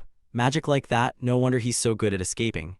That's why the magic radar didn't work, Robar said in amazement. Then Deculing asked, why did you arrive early? Weren't you on patrol? Inspector Robar shook his head slightly and explained, we came after receiving a report. Didn't you report it, Professor? Not me. Someone must have heard the commotion and called it in. Well, I'll be going ahead so you handle the work. Understood, Robar replied hurriedly. Back to Deculing, the encounter with Lockhart was a minor matter for him. Luckily, he could resolve it without bloodshed. There's still traces of that person here. I don't want to hurt anyone, Deculing thought to himself. Time passed quickly, scene change. The next day at the Eucline Manor, Deculing's training room. At that time, his sister Uriel was also there to deliver a summons from the Berkt Council.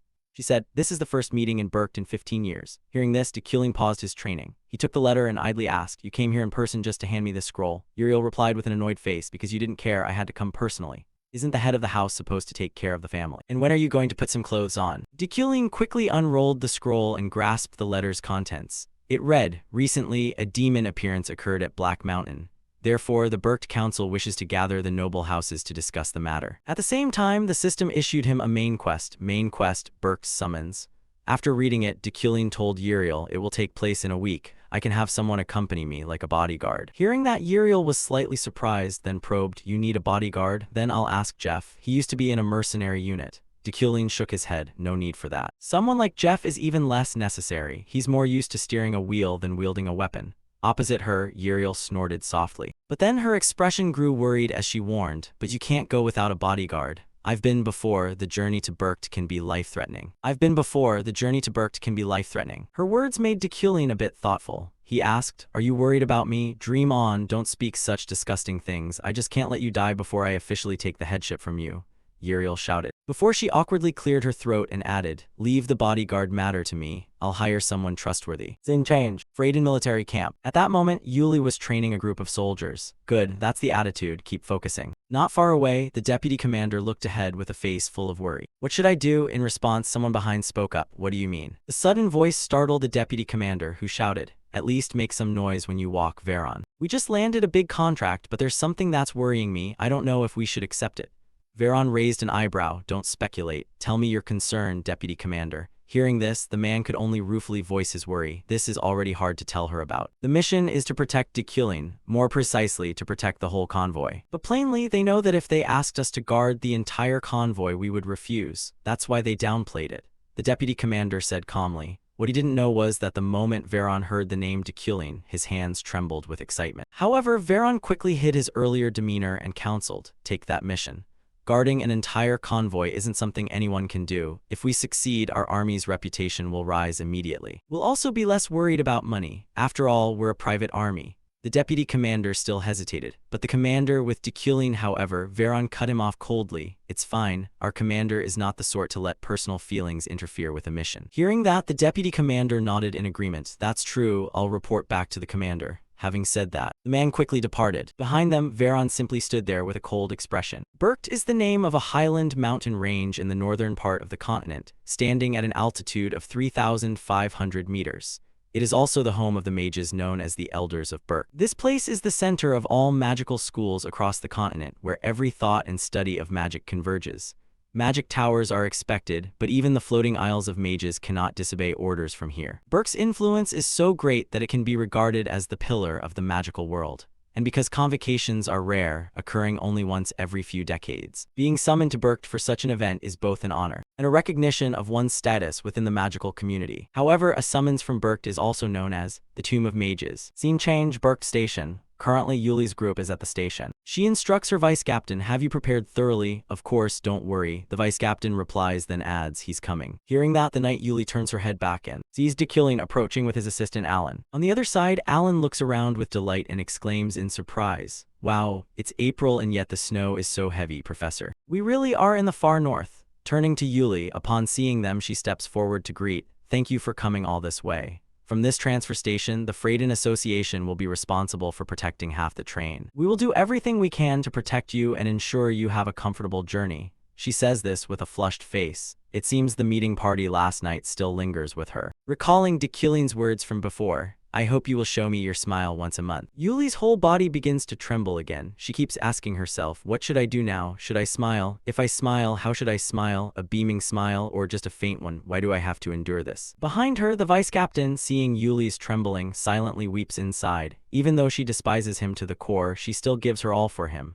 She truly deserves respect, Captain. Thinking that, he speaks up, "Captain, I'll handle it," but before he can finish, the subordinate Veron steps forward and introduces himself. "My name is Veron. This time I was assigned as the guard. They only came here to show their respects after entrusting me with this duty." In response, the vice captain smiles, pats Veron on the back a few times and introduces, "This kid is indeed a talented one recognized by our association. So you don't need to worry, Professor." Protagonist's perspective, Dekylin seeing the vice captain praise Veron in front of him. Dekylin quietly frowns and observes, "A talented person, huh? To be sure, I should check with keen sight.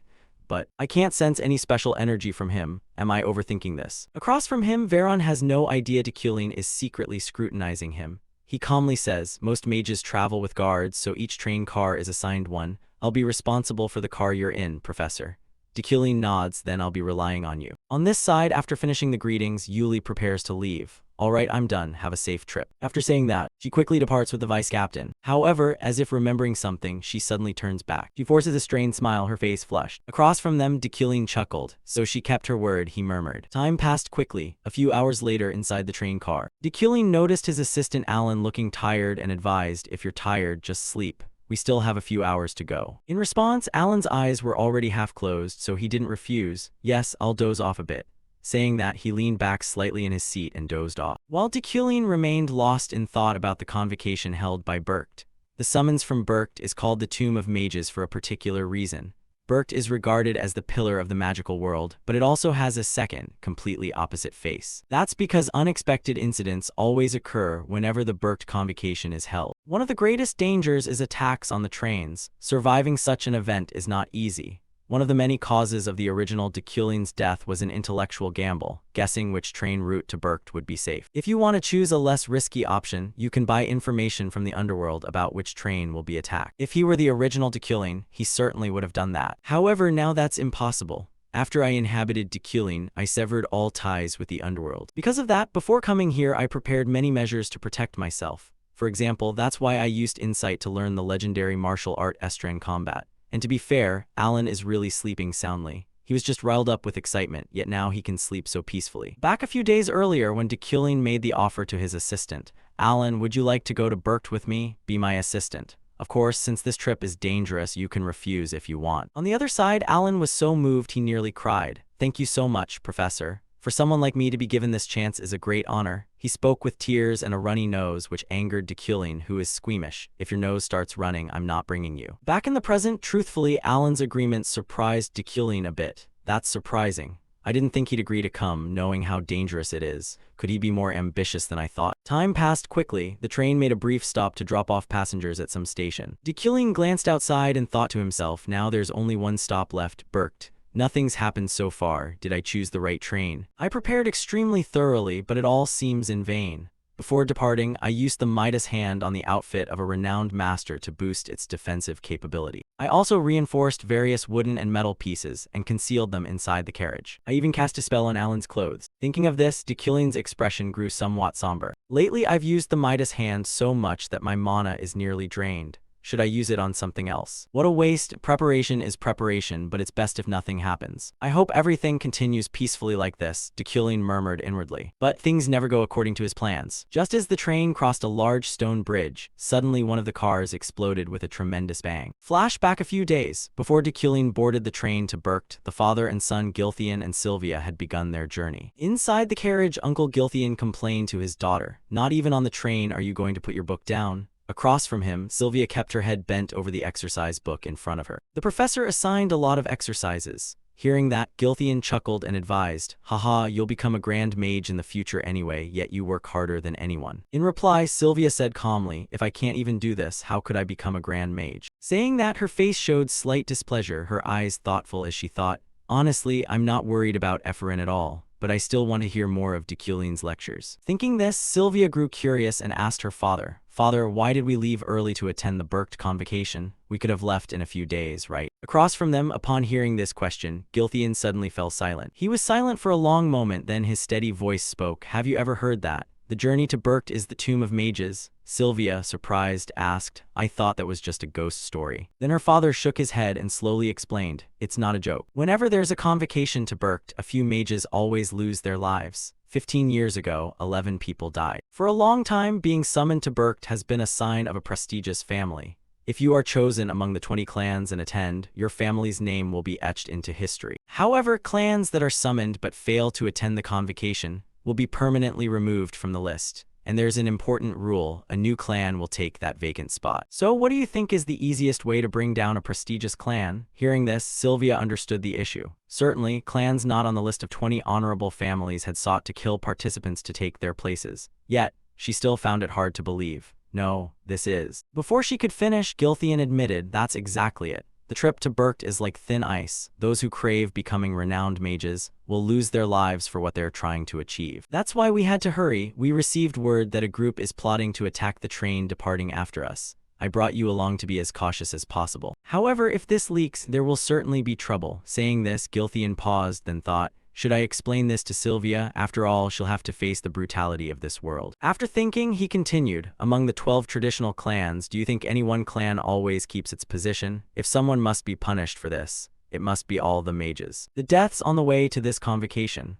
are essentially like magically induced natural deaths." Back to the present, the explosion from the carriage immediately put Dekulin and Veron on alert. Dekulin narrowed his eyes and began to use his mental energy. The nearby window instantly shattered outward. Because of the blast, Alan slowly woke up. Seeing the scene before him, he was astonished. What is happening?" Alan panicked. "Professor, look." The entire train is floating in midair. Back to Dekulin. At this moment he breathed a sigh of relief inwardly. What a relief. Estrand's martial art is part of it, but remembering the primary kinetic mantra before leaving helped us survive. At the same time, on the roof of the carriage, the attacking assassin group was also astonished. This is impossible. The whole train is floating in midair. Are the senior professors really that different? In response to the assassin who spoke up, another in the group growled, "This is a bit unexpected.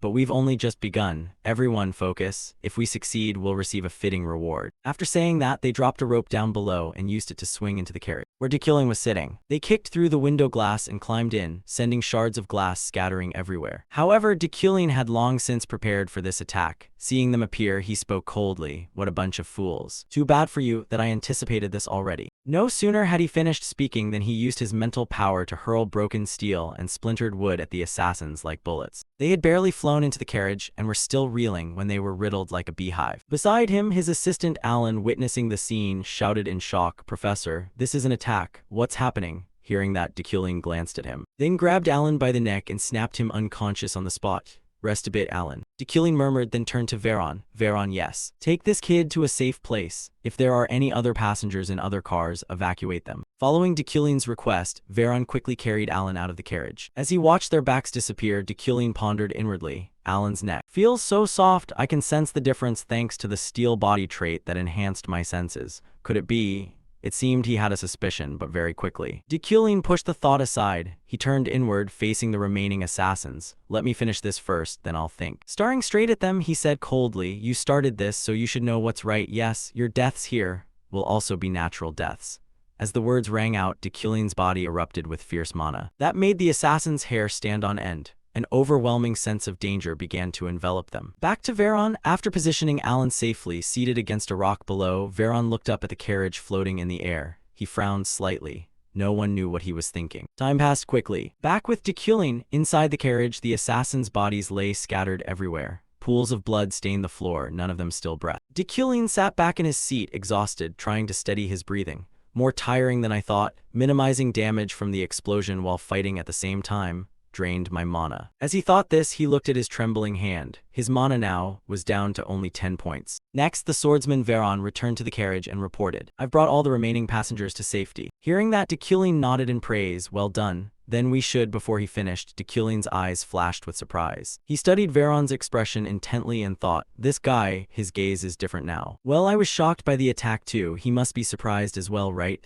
That was what Dekulin thought. But immediately after, he saw red auras continually rising from Veron. This was the sign of death, the omen of the fate of a villain. Dekulin's face immediately broke out in a cold sweat. He has been moving with me all this time while hiding his true nature. I let my guard down. Ahead, the swordsman Veron no longer hid his intent. He drew his sword, pointed it at Dekulin's face, and declared coldly, "It's fortunate you survived. I must kill you with my own hands." On this side, Dekulin was already exhausted. To buy time, he spoke, "Let me ask you one last question. Are you doing this under someone's orders? Is it Yuli?" As soon as the words left his mouth, Veron across from him immediately howled like a mad dog. "Stop. If you mention my master's name one more time, I will not forgive you. She is a brave warrior. She would never think such things. Erase that imagination at once. You will die by my hand for my master." Returning to Dekulin's point of view, seeing Veron's resolute expression, he quickly guessed the situation. It seems this has nothing to do with Yuli, judging by his expression. But the problem now is, I only have 10 mana left. Can I defeat someone regarded as an outstanding warrior of the Freyden team in my current state? Dekulin wondered to himself. However, Veron had no intention of giving him more time to think. He suddenly launched his attack. "Then my duty to watch ends here," he shouted, rushing at Dekulin and swinging his sword down with lightning speed. Seeing that, Dekulin forced himself to manipulate a piece of ironwood, quickly blocking the attack. At the same time, he canceled the force that had been keeping the ship suspended in the air. So the ship began to fall straight down. Scene change, Sylvia's private room. Outside, a knight carrying 2 ice creams cheerfully offered her. "Would you like to try some, milady? This is Burke's specialty, the eternal snow cream." In response, the genius Sylvia only sighed and declined. "I'm fine. You can have more, Sirio. I'm tired of them." "I've eaten plenty. Is everyone here?" Hearing that, Sirio the knight asked, "Who do you mean, milady?" Except for Euclid and Rewind, everyone else was present. "Milady, are you waiting for someone?" "Ah, no." Sylvia shook her head. Her expression was thoughtful. This seemed to make Sirio realize something. He quickly left the room and said then, "I'll take my leave. If anything happens, just call me, milady." Back to Sylvia's point of view, sitting alone in her room, she began to recall an old memory. one day, at the cemetery. It was just an ordinary day like any other, a day she visited her mother and spoke to her. She gently placed a bouquet on the cold tombstone and said, "How have you been lately, mother? Professor Deculin is terrible. He gives so much homework as if I only attend his class today." But at that moment, she suddenly heard a muffled sob coming from somewhere. Unable to contain her curiosity, Sylvia quietly followed the sound. And then she witnessed an unexpected scene. In front of her, a figure knelt before a grave. It was Deculin. Even from behind, she could immediately recognize her professor. Even from the curve of his hunched back, with just one glance, she was sure it was Deculin. Why was he in a place like this? I don't think he's the type to be overcome by others' grief. Sylvia wondered inwardly. At the same time, ahead, Deculin stood up. At the corner of his eyes, 2 lines of tears still remained. This left Sylvia's face stunned. Is he crying? Deculin, the man who was always cold and stern, shed tears. That's wonderful. I always thought he was an annoying, pompous professor. But he himself once lost someone he loved. Those tears, like shooting stars, they slipped throughout my mind. Thinking that, her heart seemed to beat a little faster. She remembered her father's words before. I've received news that a group is plotting to attack the train. Gilthian's words made Sylvia somewhat worried. How troublesome. After listening to Deculin's lecture that day, she felt there was something she wanted to try. What if I try using this mana stone? Could it work? Among the 3 properties of primal magic, everything is created by using the original incantation and its transformations. Sylvia's magic is a combination of the 3 basic properties. She uses the mana stone as a medium and shapes it as she wishes. Now, Sylvia began to draw on the magic within her body, causing the stone in her hand to emit a shimmering glow. Then streams of energy poured from the stone, beginning to converge. Finally, a small dove gradually appeared. I did it. Sylvia exclaimed excitedly and began to name the bird. From now on, your name will be Swift. As she spoke, she gently pressed her forehead to the little bird's head as if conveying something to it. After finishing, Sylvia gently flicked her hand and sent the dove flying into the sky. Then whispered, "Fly, go, and show me what you see." Back at Deculin's location, the train hadn't completely fallen into the chasm. Instead, part of its body remained caught on the mountain. Inside the carriage, Deculin's face contorted in pain. The train had fortunately held fast and not plunged down. But I think I've broken a few bones. I'll recover soon thanks to the Iron Man trait. As he thought this, before Deculin could do much, a sword lunged straight at him. Luckily, with his previously enhanced senses, Deculin noticed in time and tilted his head to dodge. Next, he swung his hand to control a shard of steel and wood, striking straight at Veron's head. But the strike was repelled by a faint red aura, a protective force field. Deculin wondered to himself. Across from him, Veron couldn't help but praise Deculin's durability. "You're stubbornly persistent, Deculin." Saying that, he wrapped his sword in an aura and then lunged forward with a horizontal slash. Deculin struggled to control the floating steel and wood fragments to block the attack. Veron's strikes were extremely fast and powerful. Sweat began to drip from Deculin's face. "He's strong. Veron is far stronger than me. Even at my best, I couldn't beat him." But Deculin would never collapse in situations like this. Veron's strikes were extremely fast and powerful. Sweat began to drip from Deculin's face. "He's strong. Veron is far stronger than me. Even at my best, I couldn't beat him." But Deculin would never collapse in situations like this. Opposite him, Veron kept charging, attacking relentlessly, but Deculin's steel and wood fragments had their limits. After taking countless blows, they began to splinter. Seeing this, Deculin gave a faint smile. "Damn it. If this sword hits me, is the game over, or will nothing have happened? Will I open my eyes again in my office? If not, then what will happen?" A spray of fresh blood spurted into the air. Looking at the sword that had almost reached him, Deculin told himself, "It's over." However, suddenly at that moment, an unexpected change occurred. The space inside the carriage began to warp, as if being distorted. Deculin's gaze went blank. What is this? Is the space oscillating? Next, a streak of blood suddenly appeared on Veron's wrist. Before anyone knew what had happened, his hand was severed and fell backward. The pain was so intense that even a knight like Veron couldn't help but clutch his arm and scream. Seeing that, Deculin immediately seized his chance. "I don't know what's happening, but this is my opportunity." Saying that, he used the last of his mana to force a rusted shard of steel into Veron's right ankle, startling him. But that wasn't all. Right after that strike, Deculin pulled his leg back and stomped down hard on Veron's left foot. The powerful kick made Veron's body stagger, lose momentum, and fall backward. He collided with several seats and was hurled out through the large hole in the carriage. However, Veron reacted quickly. At that moment, he managed to draw a dagger and drive it forcefully into the floor, holding himself from falling below. Seeing this, Deculin calmly stepped up in front of him and looked at him with cold eyes. This angered Veron. His face twisted as he asked, "What did you just do?" In response, Deculin shrugged slightly. "I don't know either. More importantly, why are you trying to kill me? I don't remember anything between us." "What? I remember clearly the crimes you committed against my mistress," Veron replied. By now, Deculin could see Veron's nature clearly. He was blindly loyal. Are you really saying this is for Yuli's sake, even if Yuli didn't order you to do this? What is Yuli to you that you'd act like this? To this, Veron coldly answered, you'll never understand, Dekylin. Then memories began to stir in Veron's mind. The scene that appeared was Sir Yuli speaking with a group of people. The woman opposite said, thank you so much. If it weren't for you, it would have been terrible. In reply, Yuli bowed, of course, I was only doing my duty as a knight. Elsewhere, the boy Veron struggled and protested. Let me go, I didn't do anything wrong, that one started it. Hearing that, the woman immediately turned to him and sneered maliciously. Do you know how good my Jason is? Surely you did something wrong. Behind her, a kid with a black eye smirked triumphantly. Hee, that's right. His expression made Veron even angrier. Do you want to die? Veron shouted. To that, the woman merely curled her lip and threatened, haven't you learned your lesson? I'm about to hand you over to the guards. Let's see what happens to you. You should kneel and beg for mercy. You beat my child, you'll be charged with assault and trespassing. Back in Yuli's view, she stood aside, seeming to realize something. She hurriedly interjected, wait a moment, you say that boy trespassed? Yes, that's right. His behavior matches his social standing. The woman coldly admitted. This surprised Yuli. She examined Veron closely once more. That boy climbed over those high walls, such a scrawny child. Thinking that, as if having made up her mind, the knight said, I'll take the child myself to the station. Please rest here. So Yuli took Veron and led him away. Along the way, the boy Veron kept shouting, let me go. I told you to let me go. I didn't do anything wrong. Why take me to the guards? Hearing that, Yuli's steps ahead halted. She murmured, the Phrygia family is notorious for their behavior. I'm certain you're telling the truth, at least in part. This gave the boy Veron a glimmer of hope, and he continued to explain, not just in part, I really didn't do anything wrong. However, before Veron could finish, Yuli loudly cut him off. But you still shouldn't hit people. If you come with me, I'll teach you how to control yourself. What choice will you make? Yuli's words left Veron visibly surprised. Then he also asked, will you feed me? To Veron, that was how I and my mistress first met. After that, I joined the night unit. However, because of my childhood and personality, I couldn't fit in with the others. The only one who cared for me was Yuli. Yes, everything really was fine, as long as I could stay by the captain's side. My mistress was always ahead of me. She always helped others, and she never compromised with injustice. My respect and admiration for her grew ever stronger, and my love for her did too. I knew my feelings only held her back. I knew my emotions were a burden to her. However, I must kill you. One day you will bring destruction to my mistress,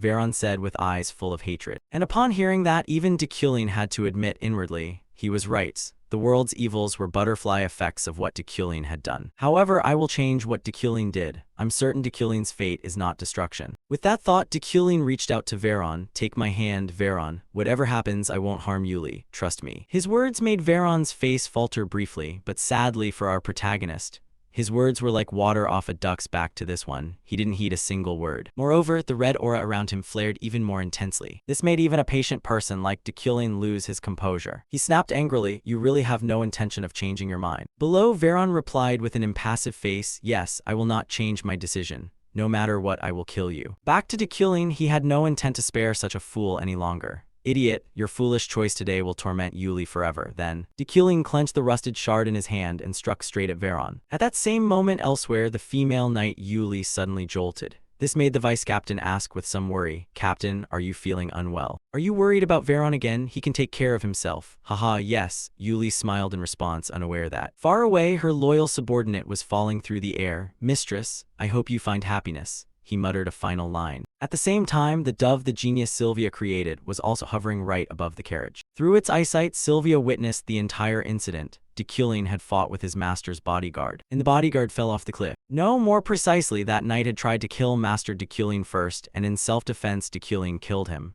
Sylvia quickly concluded. However, at that moment the voice of the knight Sirio rang out behind her. Miss Sylvia, there you are. Let's head back. The break is about to start. Yes, okay. Sylvia replied and hurried to follow her knight. Still, she felt a twinge of worry, wondering whether Dekylin would arrive on time. Time passed quickly. At this point, a team of officers had received reports of the bombing on the train and rushed to the scene.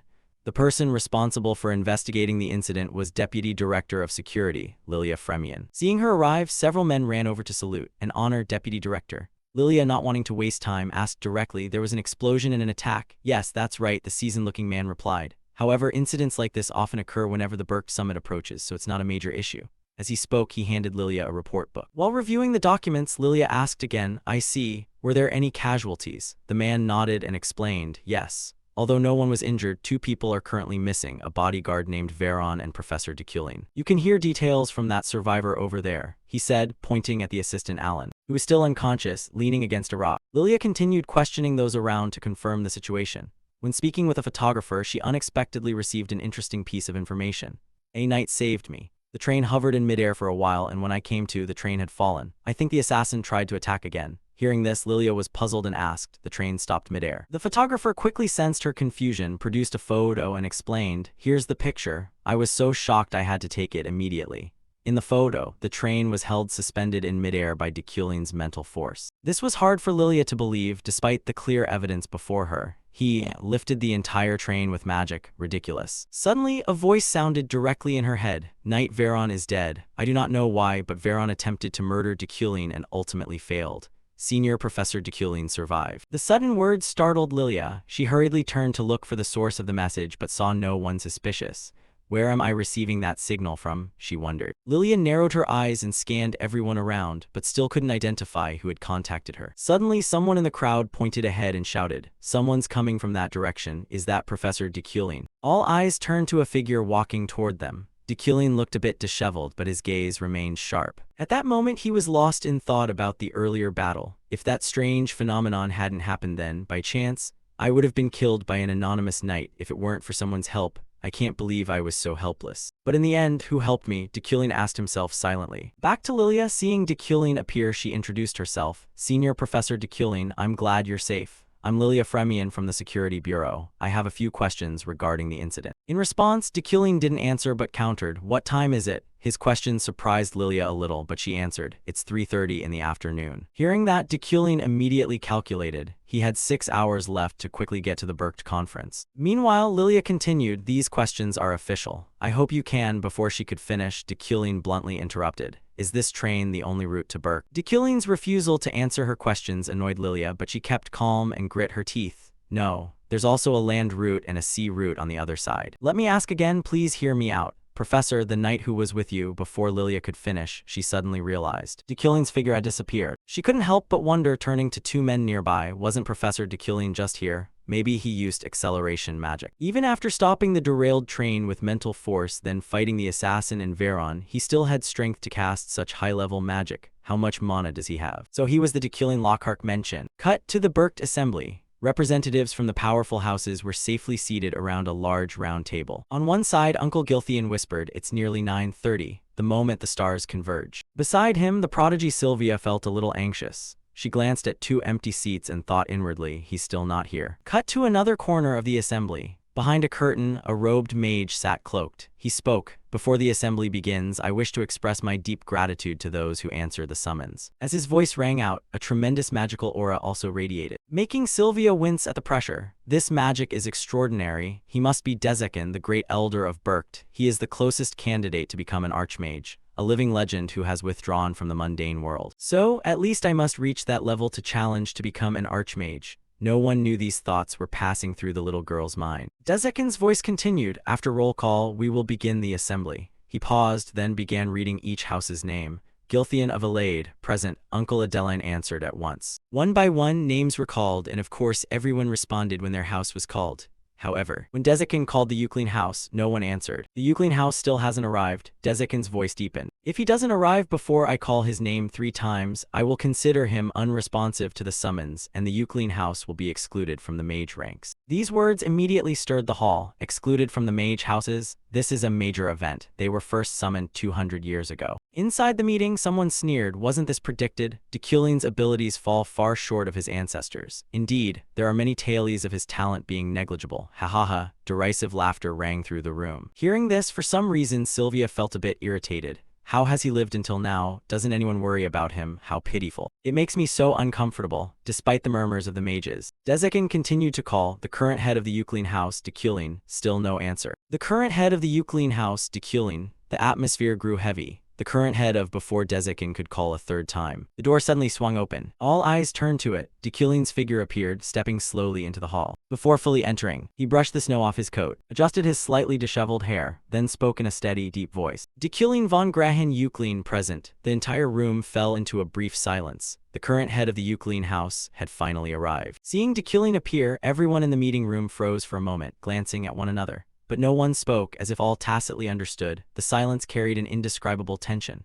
Thus, the meeting began in quiet and proceeded swiftly, without wasted words. The first issue brought up was the monster that had appeared on Black Mountain. Essential of the brand house spoke calmly, her tone composed but sharp. A dark beast appearing on the map is extremely serious. Therefore, we must issue directives to each magical faction or cooperate with the Holy Church. At the same time, send mages to suspected areas to inspect and monitor. The discussion continued smoothly, without a ripple. The first agenda item was approved seamlessly, like water flowing through a crevice. The head of the brand house spoke with authority. Since no house objects, the proposal is approved without impediment. Not long after, a female guard entered and announced in a measured voice, "We will take a short recess." At that, Dekulin finally exhaled, thinking with fatigue mixed with irritation, "I'm exhausted. I've run like a madman, not resting for a single minute, just to make it to this damned meeting. Now both my physical strength and my mana are nearly depleted," yet his face remained composed and cold as if nothing could unsettle him. Dekulin's traits and character were astonishingly steadfast, like a rock standing firm in a storm. Shortly after, people began to stand, the scrape of chairs sounding here and there as figures moved toward the doors to depart. At the same time, a hurried voice called out, "Professor Dekulin." Turning, he saw Alan running over, panic on his face, sweat streaming down his brow. He stammered, "Professor, are you all right? I'm sorry I'm late, so I'm not allowed to participate in this important meeting." In contrast, Dekulin replied in a calm, placid tone, "I'm fine, don't worry." But inwardly he thought, with a flicker of doubt in his gaze, "Now I can no longer look at this child with the same innocence as before, because now I know he's hiding his identity." But why is he doing that? For what purpose? Dekulin pondered, his eyes cold as a blade. He recalled a line from a famous movie in his previous world, and then said aloud, "Alan, from now on stand by my side, understand?" Hearing that, Alan was surprised. His eyes wide, only able to reply yes in astonishment. The line Dekulin had in mind was, "Keep your friends close, but keep your enemies closer." Keeping him close and observing is the safest choice for now. Someday, he will learn who Alan truly is. Seen shortly after the recess, everyone returned to the table, footsteps echoing through the vast space. The chair's voice rose again, deep and steady. "The next issue we need to discuss is how to deal with the Bloodwy mages that have appeared recently." At the declaration, the room's atmosphere changed immediately, tenser, heavier, like a storm approaching. Dekulin quickly realized this, thinking, such a sensitive matter will certainly not be resolved easily. Then a hand slammed the table with a thud, making the whole room tremble as if the ground had split.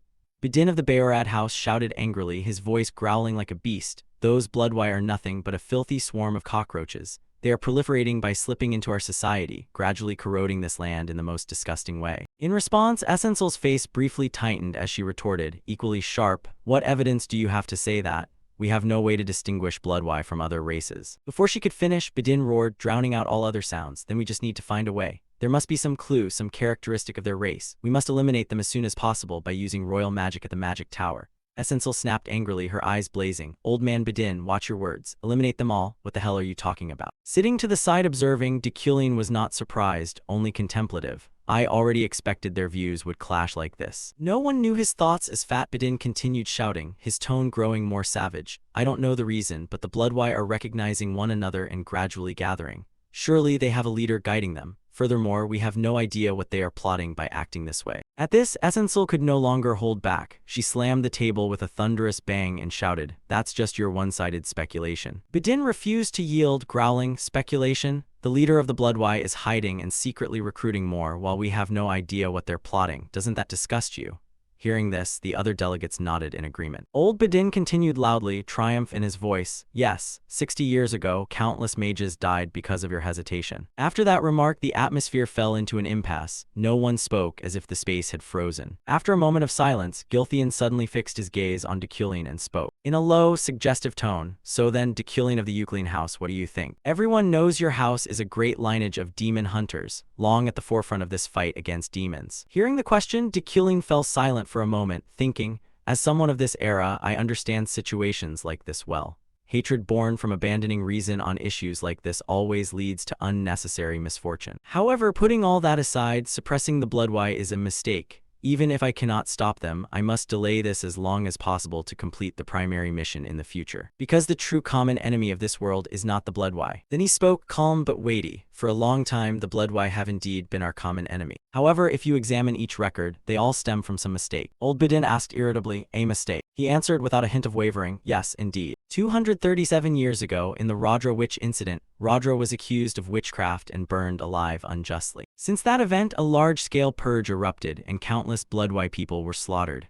As a result, they resisted and the cycle of slaughter continued. However, things have quieted down now, and the incident you mentioned from 60 years ago was essentially political, because a Mana stone mine was discovered on Bloodwy land. Old Badin, still angry, growled, political? I think a Euclid who took that mine 60 years ago and slaughtered many Bloodwy people has no right to speak like that. I'm certain they are a bloodline born with mana. Their nature is brutal and belligerent. The Euclid house, who specialize in exterminating demons like you, should know that better than anyone, right? Hearing that, Dekulin remained calm, his gaze cold as ice. My family's tradition is hunting fiends, not slaughtering the Bloodwy. The old man shouted, the Bloodwy are demons. The atmosphere grew tenser than ever, like a cord about to snap. Dekulin continued, his voice low but forceful. Do you dare be held accountable for your words? Beside him, Alan remained silent, listening anxiously to the exchange, his hands clenched. Immediately, Dekulin's face grew extremely serious as he emphasized, don't casually call people demons, their blood flows red just like ours, and those who utter such words may, in fact, be demons far more cruel. Old Badin was furious, his face flushed, but he could not offer any rebuttal. Thus the first meeting ended without any conclusion.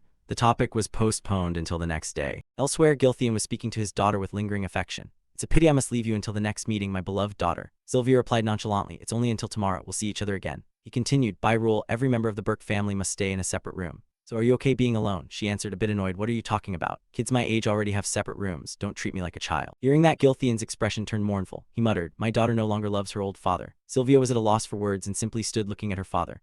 After a few seconds of silence, he laughed cheerfully and said, then I'll see you tomorrow, daughter. The Burke area has a very high mana density, so at night all kinds of magical phenomena can occur. Read the hotel's rules carefully. She sighed and replied, yes, I'll behave, so you don't need to worry. Cut to Sylvia's lodging. She was holding a piece of paper in her hand. Muttering, it seems these rules are only meant to sow fear in the children, so I just need to sleep normally. That night while she was resting, a small yellow bird appeared. Perched nearby, its eyes glittering like two gems in the dark. Not long after, Sylvia woke and stood up, driven by a sudden thirst. Her throat as dry as a desert. She shuffled to the table, took a glass of water and drank. Each cool sip felt like salvation. Suddenly her gaze shifted. A sense of danger spread through the room, cold and biting like a wind from an abyss. From behind, a stream of deathly chi slowly approached, like a pitch-black curtain gradually covering everything it passed, carrying the breath of death. Sylvia was startled and immediately went into a ready stance, her whole body taut as a drawn bow.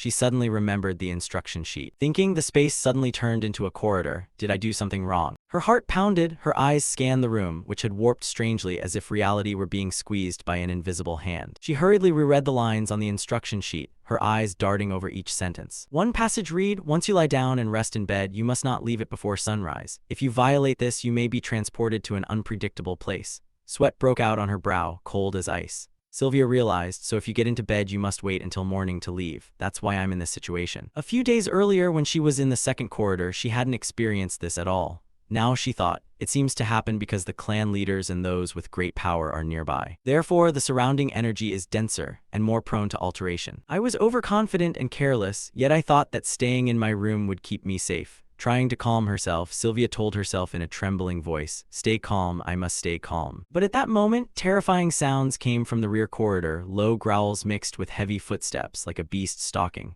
Along with them, a veil of deathly chi moved closer, thick and frigid as the breath of death. Sylvia perceived this, her pupils constricted instantly, fear kindling in her chest like a small flame about to burst into blaze. She spun around and thought, something is coming. Immediately, she ran down the corridor in the opposite direction, her small legs driving with all their strength. Very quickly, she saw a staircase ahead glowing with a deathly hue, its strange light glittering like a seductive invitation.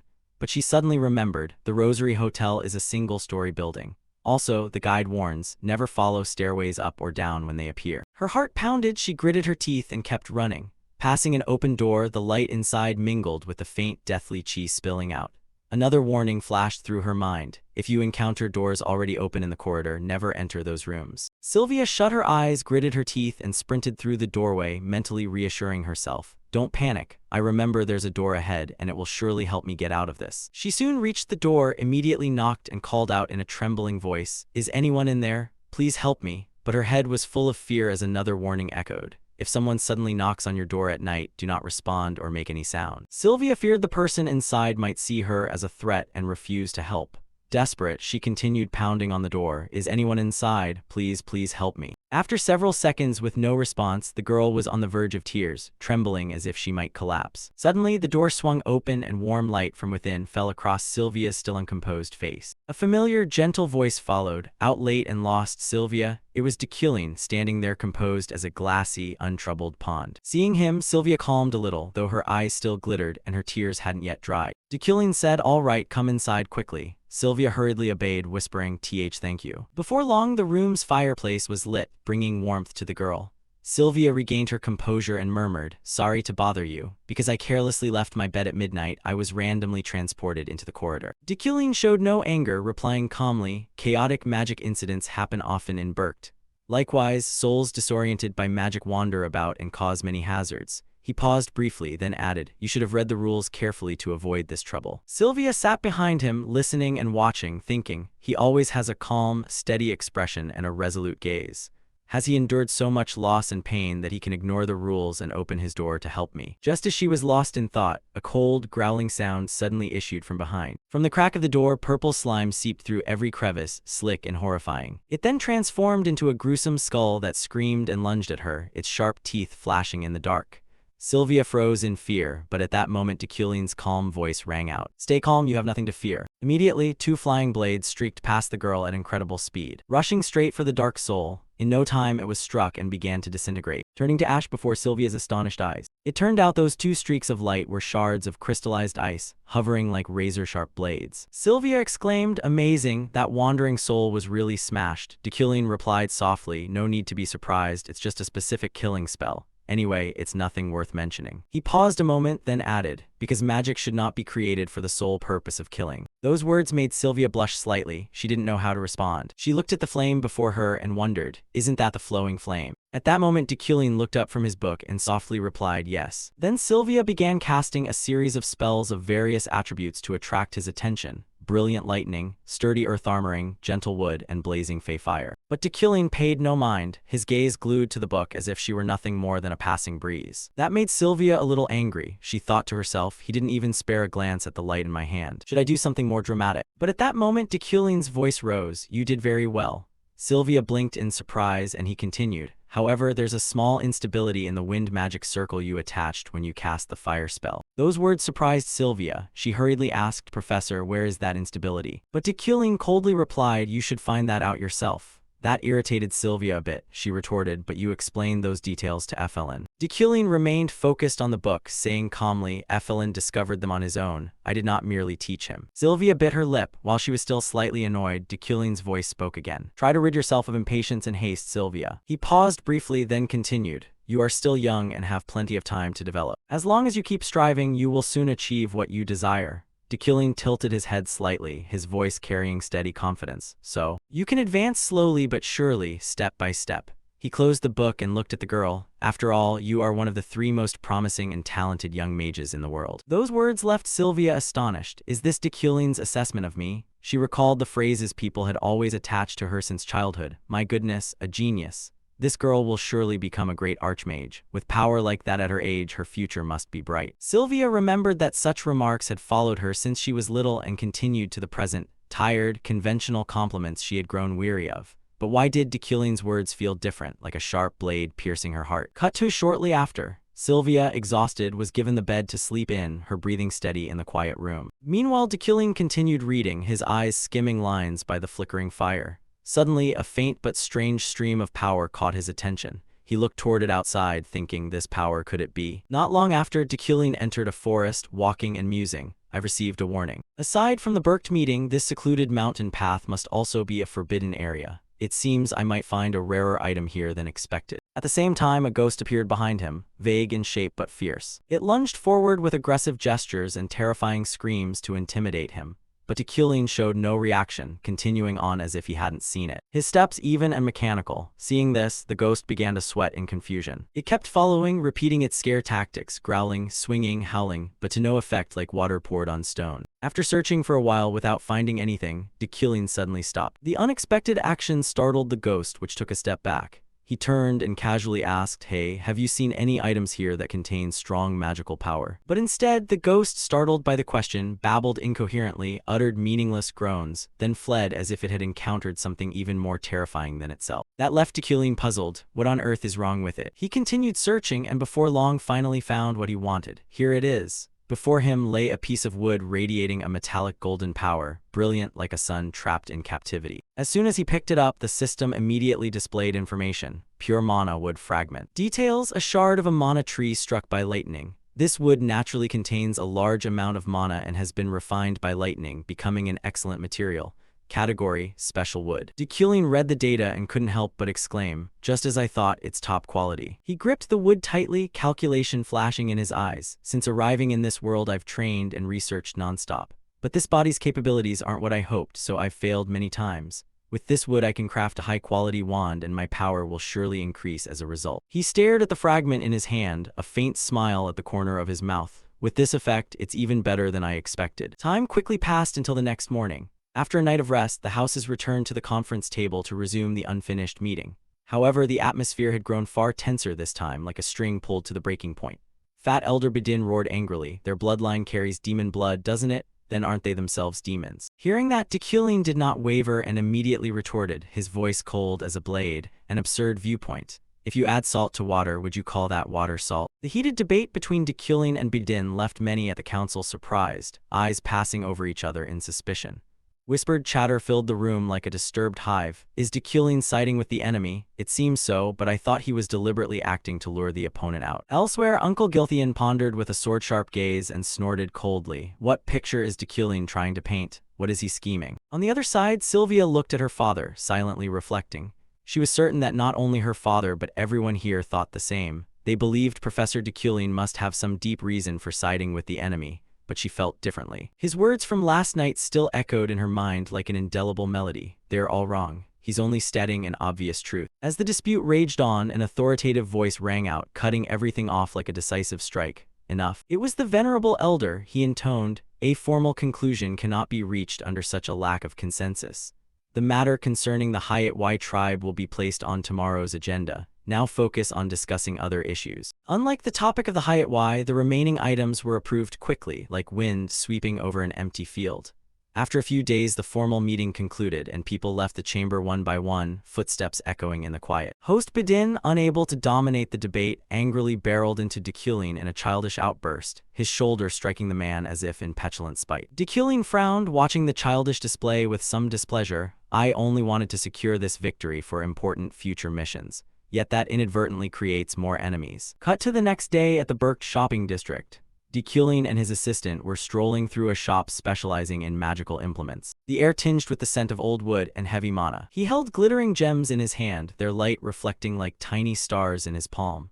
Thoughts crowded his mind. "I need to craft a wand before returning to the academy. But which material will be best? Never tried this before, it's hard to choose." Suddenly, Alan's gaze turned to the entrance as if someone had just walked in. He immediately called out, "Professor." Dekulin turned his head and raised an eyebrow, asking, "What is it?" Alan excitedly pointed at the newcomer. "That's my hero. Thanks to them, I was able to get here safely." Dekulin was momentarily surprised, but quickly regained his composure. The person who had arrived was Lilia Premen, Deputy Director of the Security Bureau. She smiled and said gently, "What a coincidence, you're here too, Professor Dekulin." Soon after, the two decided to go to a local eatery to talk. Dekulin thought this was also a way to express his gratitude to her for getting Alan here safely. Sitting in the restaurant, Lilia smiled warmly. "Thank you for inviting me to this meal, Professor Dekulin. I know bringing this up during dinner might be inappropriate, but the investigation is nearing its end." "So what happened to my escort Veron?" Dekulin replied calmly. "He was killed in an ambush by the enemy. They either died or fled, so there was nothing more we could do." Lilia nodded. "I understand." While the servers kept bringing out dishes, only Alan showed delight, his eyes bright as he looked at the fragrant plates. Seeing Dekulin's composed expression, Lilia couldn't help but be suspicious, thinking, "What I'm witnessing is completely different from what I was told, isn't it?" She suddenly recalled her recent conversation with Lockhart. By direct royal order, the Imperial Security Bureau had decided to escort Lockhart to Lor Kodak, the most notorious prison. It was the inevitable sentence for him after murdering innocent mages. In the interrogation room, Lilia folded her arms, sounding somewhat weary. "Do you have anything more to say?" Lockhart remained silent, his gaze deep in thought as if trying to sort through his chaotic thoughts. Lilia continued, "So you intend to remain silent throughout the interrogation?" Suddenly, she spoke a line that surprised Lockhart. "Activate your power." Her eyes turned icy and her voice dropped with pressure. Immediately, a smile spread across his face. Energy radiated throughout the room, disabling all recording devices. Now the space belonged only to the two of them. Lilia slammed her hand onto the table, her eyes blazing with anger. You fool, how many times have I told you not to go out causing trouble? Why do you keep making things worse? It's because of people like you that our race is labeled as demons. Lockhart only smiled without speaking. Lilia gritted her teeth in fury. If you didn't carry that bloodline, I'd have killed you long ago. If this truth is exposed, not only you but I will suffer pressure from the other houses. Lockhart laughed. You think you can escape this empire? Lilia answered, completely possible as long as we don't reveal our race's secret. Lockhart's tone grew solemn. No, we were born with the power of demons. The only thing they fear is that power. Lilia snapped, shut up. The Hyatt clan isn't the only ones with special abilities. Lockhart continued, also why did you provoke Dekylin? We've been watching the Euclid family for a long time, haven't we? Lilia replied softly. Do you mean you want him killed? Lockhart was taken aback for a moment. Lilia simply said, we were only observing. But if he keeps causing trouble, we will have no choice but to eliminate him. Hearing that, Lockhart's expression suddenly changed. Don't do that. He's a true noble. We don't need to kill Dekylin. His answer stunned Lilia. A true noble? What nonsense are you spouting? Are you insane? I have stacks of documents proving the crimes he's committed. Lockhart replied, remember the conversation in the cemetery. Dekylin once asserted that the blessing he received proves the Hyatt clan are not monsters but humans. His eyes then held no trace of deceit. In that look there was only one thing, righteousness. If there were more people like Dekylin in this world, everything would change. The Hyatt could live among others without being stigmatized. Lockhart declared firmly, he didn't kill me, even though Dekylin knew I belonged to the Hyatt. Lilia was briefly surprised but quickly composed herself and laughed. Ha, you don't realize that the ancestors of Euclid were the ones who led the oppression and slaughter of the Hyatt. Lockhart answered, of course I know, but if we treat their descendants the way they treated us, aren't we admitting that we are the demons? Lilia frowned. What are you saying? That family has never stopped intending to exterminate the Hyatt. You yourself said that, Lockhart countered. How long do you think you can sit in that seat of power before being arrested? Lilia shrugged, speaking calmly. This is my life. There's no way for them to distinguish a Hyatt from a commoner by appearance or lineage alone. Lockhart smirked, but isn't there one thing we cannot consume? Lilia replied, are you stupid? I have no reason to touch that. She casually changed the subject. Anyway, the current emperor's health is failing. Sooner or later someone will replace him. We just need to observe how the successor treats the Hyatt, then decide our next move. Until then, it's best to stay silent and wait. She looked at Lockhart and smiled coldly. As for you, stay put and behave in prison. Back in the present, Lilia kept watching Dekylin intently, eyes fixed on him. How could someone like him be a true noble? He looks no different from the others. Suddenly, the sound of approaching footsteps caught her attention.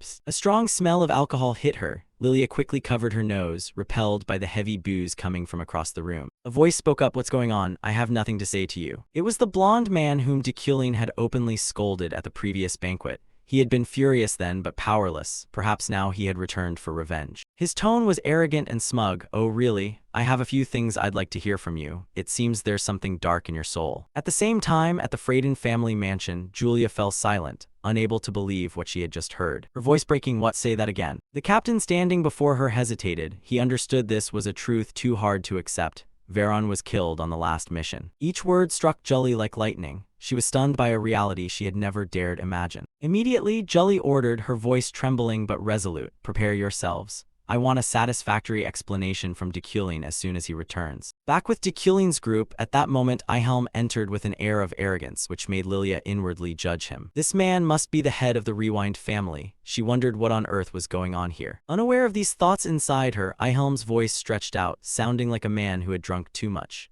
You really surprised me with what happened at the meeting. I keep wondering, why did you act that way? Do you truly want to provoke another family? That question clings to me and won't go away. What's the real reason? Don't tell me you're siding with the Hyatt, why you come from a demon-hunting family. Faced with those provocative accusations, Dekylin's face remained calm, betraying no emotion. By contrast, Julia across from him widened her eyes in shock. What the? She cried out inwardly. Meanwhile, Ihelm continued speaking in his drunken swagger. Didn't you once want to wipe them out? What made you change your mind? Back then you declared those low, filthy creatures unworthy of existence. Even your essays criticizing the Hyatt are still kept at that university. Ihelm stepped closer to Dekylin, voice full of sarcasm. Or did you find a Hyatt to enslave for your research and now you defend them, right? Hearing the insult, Alan couldn't contain his anger and slammed his hand on the table. How dare you? Stop insulting the lecturer. However, not wanting his subordinate to say more, Dekylin slowly wiped his mouth, his tone still calm. Calm down, Alan, it's fine. His brain has rotted into a lump of stinking cheese, which is why he's standing here spouting nonsense.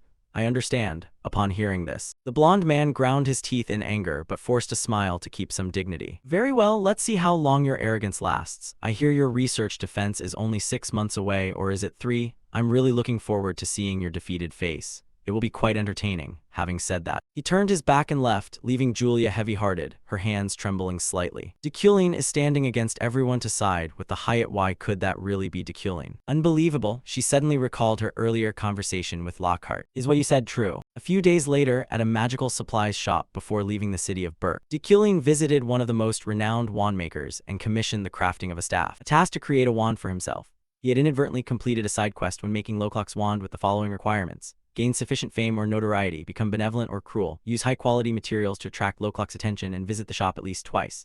Because the smith was so famous, it seems Deculin had visited this place before, so an unknown side quest of his was completed as well. After finishing everything at the high conference, Deculin and his assistant boarded the train back to the academy. On the train to the Empire, Deculin and Alan were forced to share a compartment with Vethan. He made no effort to hide his murderous intent and hostility. Fortunately, no serious conflict occurred during the journey. Deculin brooded over everything that had happened. At last, this long trip drew to a close. At the station, the crowds flowed ceaselessly.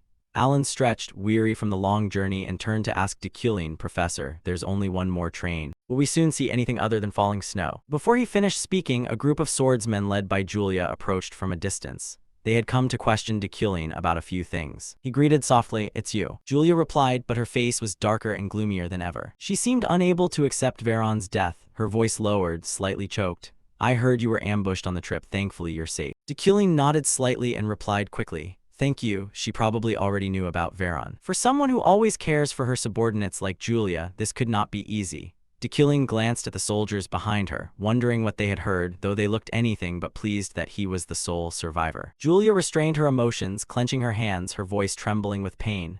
"I've read the news. I heard you cooperated with him to save other passengers. Is that right? I just want to ask one thing." She gritted her teeth, her voice shaking. "How did he sacrifice himself?" Silence fell. Everyone expected reproach, but what came was lamentation for the deceased, whom Julia had once loved and cherished. Her gaze fixed on Deculin, filled with an irreparable pain and sense of loss. Deculin met that look, unsettled and unsure what to do. Some truths, if spoken, only deepen the listener's suffering. They stood in silence, the heavy atmosphere hanging over them. Deculin wrestled with whether to tell Julia the truth, that Veron had deliberately tried to kill him and that it had all been a premeditated plan. The confrontation ended in an unexpected way. At first he intended to speak, but now standing before her he could not utter the words. "Should I tell Julia the truth about what happened that day? But if I do, it will be too cruel to her." Julia's resolve was not easily shaken, but her heart was not strong enough to endure such a harsh truth. If she knew, she would surely blame herself, carrying guilt and torment forever.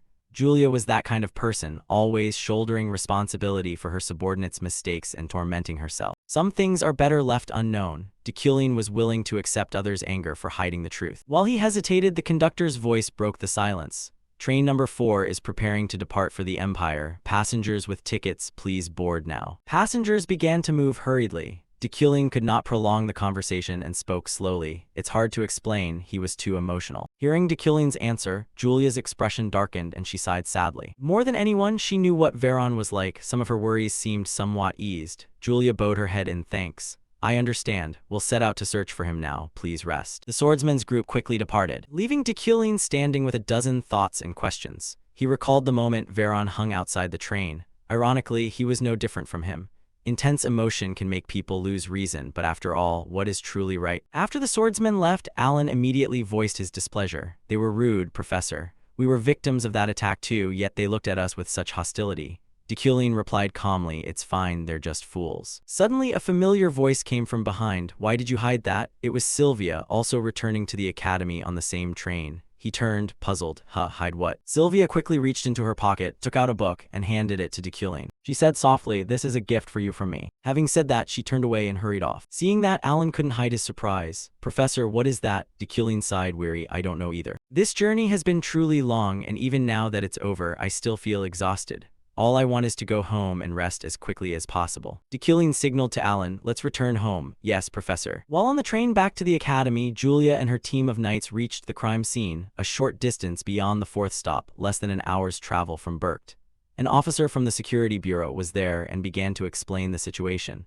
when the first attack occurred. Professor Dekulin made efforts to secure the train and helped rescue the survivors alongside Knight Veron. He said, then presented the photos taken by the photographer for them to examine. Look here, the train was attacked a second time, causing the entire convoy to plunge off the cliff. During that, it appears Knight Veron fell with the train. But strangely, the VIP carriage where Professor Dekulin had stayed throughout the trip was mysteriously suspended in midair. Unfortunately, this area is so remote that only eyewitness accounts from those on the train are available. You've all read the article, I assume? We have, Julia replied. I read it before coming and saw the picture of Professor Dekulin calmly sitting in the carriage suspended in midair. The officer smiled smugly and added, perhaps the senior professor single-handedly repelled the attackers. No exaggeration, he was like an army of one, ha ha ha. However, the knights could not laugh. The man they respected was gone, while the one they disliked had survived. Sensing the tension, the officer quickly concluded, in short, based on what we've gathered, both survived the first attack, but Knight Veron did not survive the second and fell off the cliff. After hearing this, Julia bowed politely in thanks. Another knight asked, did you find anything belonging to Knight Veron? No, the officer answered. What about whoever was behind the ambush? Sorry, we can't investigate that. There's an unspoken rule forbidding inquiries into crimes that occur on the route to Burke. While the knights continued pressing for more details about the attack, Julia quietly walked to the cliff edge and looked down where Veron and the train had fallen. Below lay the fog-shrouded bottom of a gorge, a white expanse stretching endlessly to the horizon. Seeing that scene brought back a distant memory. I've lost my right arm, she thought. I never imagined you'd go like this for nothing. Julia thought she had grown used to losing comrades, but memories of Veron's hard life surged back. He was a nobody who rose from the lowest social class, persisting in his dreams from childhood. Through hardship and relentless effort, he finally achieved what he sought, yet now he lay here. What exactly happened back then? Scene shift to the Euclid family mansion. Dekulin had just returned from the long journey. He was greeted by the piercing scream of his sister, Uriel Vondelun Euclid. Having learned he'd spent money on frivolous items, she erupted in anger, shouting, I've put up with you long enough. I thought you changed, but you bought those things with the family check, didn't you? Seeing her fury, the butler Roy hurried over to calm her. Miss, please be calm. Uriel brushed Roy aside and continued berating him. You already forgot what I told you, didn't you? Our family isn't rolling in wealth. At this rate, the Euclid family won't survive 2 months, you idiot. Hearing that the finances were near collapse, Dekulin worried, recalling that the cost of the wand making exceeded his estimate by a great deal. So this is the consequence of overspending, he thought. The family's finances only have 2 months left. It looks like I need to do something. Dekulin spoke to reassure them. Calm down. I have a way to earn more money. Uriel asked in surprise. What way? Dekulin did not explain immediately. He led Uriel and butler Roy to the storage room, holding the items he had purchased at the auction. Uriel eyed them suspiciously. Why did you bring me here? All of these are things you bought just to show off your wealth. Knowing he looked like a spendthrift in his sister's eyes. Dekulin said helplessly, you'll understand in time. Besides, you should learn to speak like a proper lady. You'll be the next head of the demon-slaying family. What the? You like nitpicking my wording? I'm angry because you're the one about to bankrupt the Euclid family. Butler Roy quickly intervened. Miss, please calm down. At first, Dekulin didn't understand why the auction items radiated an air of luxury. He had thought of them as an investment, like art in the mundane world. But recently, while preparing for the trip to Burkt, he realized how to use them to generate profit. Thinking this, Dekulin activated the Midas hand skill. A beam of light emitted from the porcelain vase, seeing him stand motionless. Uriel snapped in disappointment. You bring me here and then just hold your hand out. Are you crazy? Miss, please, Roy began, but did not finish. Dekulin interrupted. I'll put these items up for auction again, so go fetch someone who can appraise them. Uriel was shocked and shouted, what? We haven't even had them long and now you're going to sell them? Antiques should be kept. You won't even get half of what you paid for these. Quiet, Dekulin replied. Not wanting to argue further with Uriel, he ordered Roy, go call an appraiser at once and have these items moved. Although puzzled, butler Roy had no choice but to comply. Dekulin turned back to the porcelain vase he'd used the skill on. Information appeared before his eyes, a master's Eastern craftsman's floral vase. The master's heart and soul, along with his talent, had created this vase. Touched by the hand of King Midas, it awakened. Special effect. The flowers in the vase will never wilt, and each petal possesses a healing effect ranging from intermediate to advanced. Dekulin smiled proudly. A vase once worth 2.5 million LNE had become a treasure he did not want to sell. Seeing 2 people trembling as they carried the vase, Dekulin warned, be careful, it's very valuable. Uriel gaped, speechless.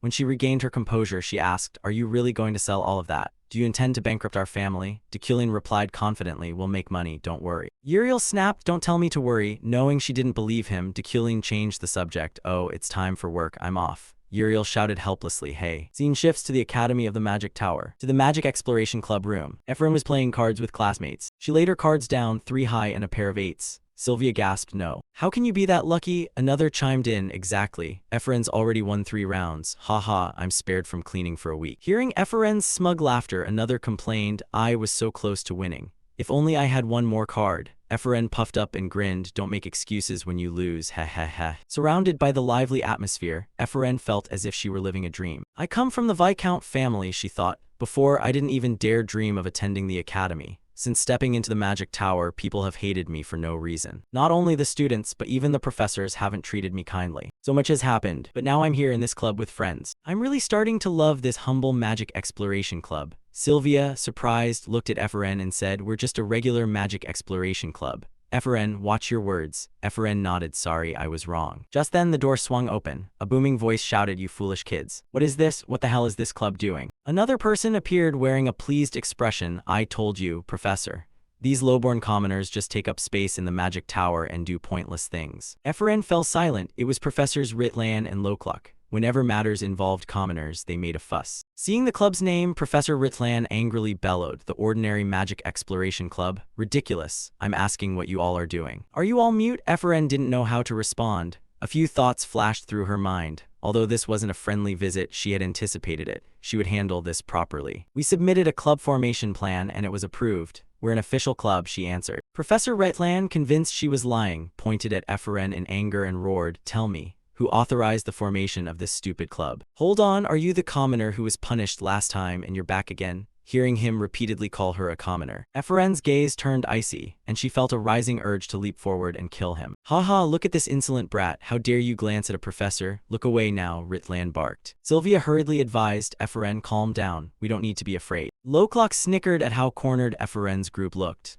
Professor Ritlan continued to interrogate, all right, if you're so confident. Then tell me who authorized you to form this stupid club. I can't believe any professor at the academy would allow such a club to be formed. Hearing familiar footsteps, Efren looked in that direction. Thinking she was startled and couldn't explain herself, Ritlan grew more smug. See, I knew it. No professor here would permit such a club. Suddenly a cold voice rang out, I did. Professor Ritlan started and turned to see Dekulin standing there. He looked at the old man with a sharp gaze and asked, I authorized it.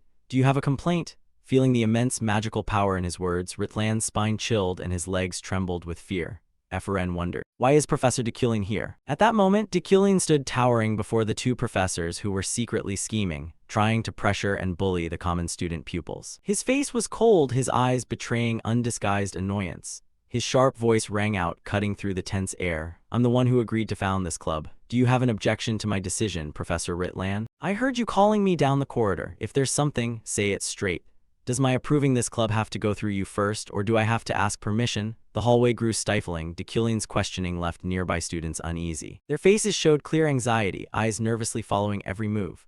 The protagonist, heavy-hearted, recalled the chain of events since morning. Exhaustion piled up, he was nearly spent. From early morning, Jiriel had pestered him over petty money matters. When the lesson began, these 2 professors deliberately caused trouble, and Ritlan even loudly insulted him before the students. That made his blood boil, but he kept a calm exterior, not letting emotion override reason. Ritlan's face went pale at the sight of Dekulin. Sweat poured down as he stammered, trying to douse the situation.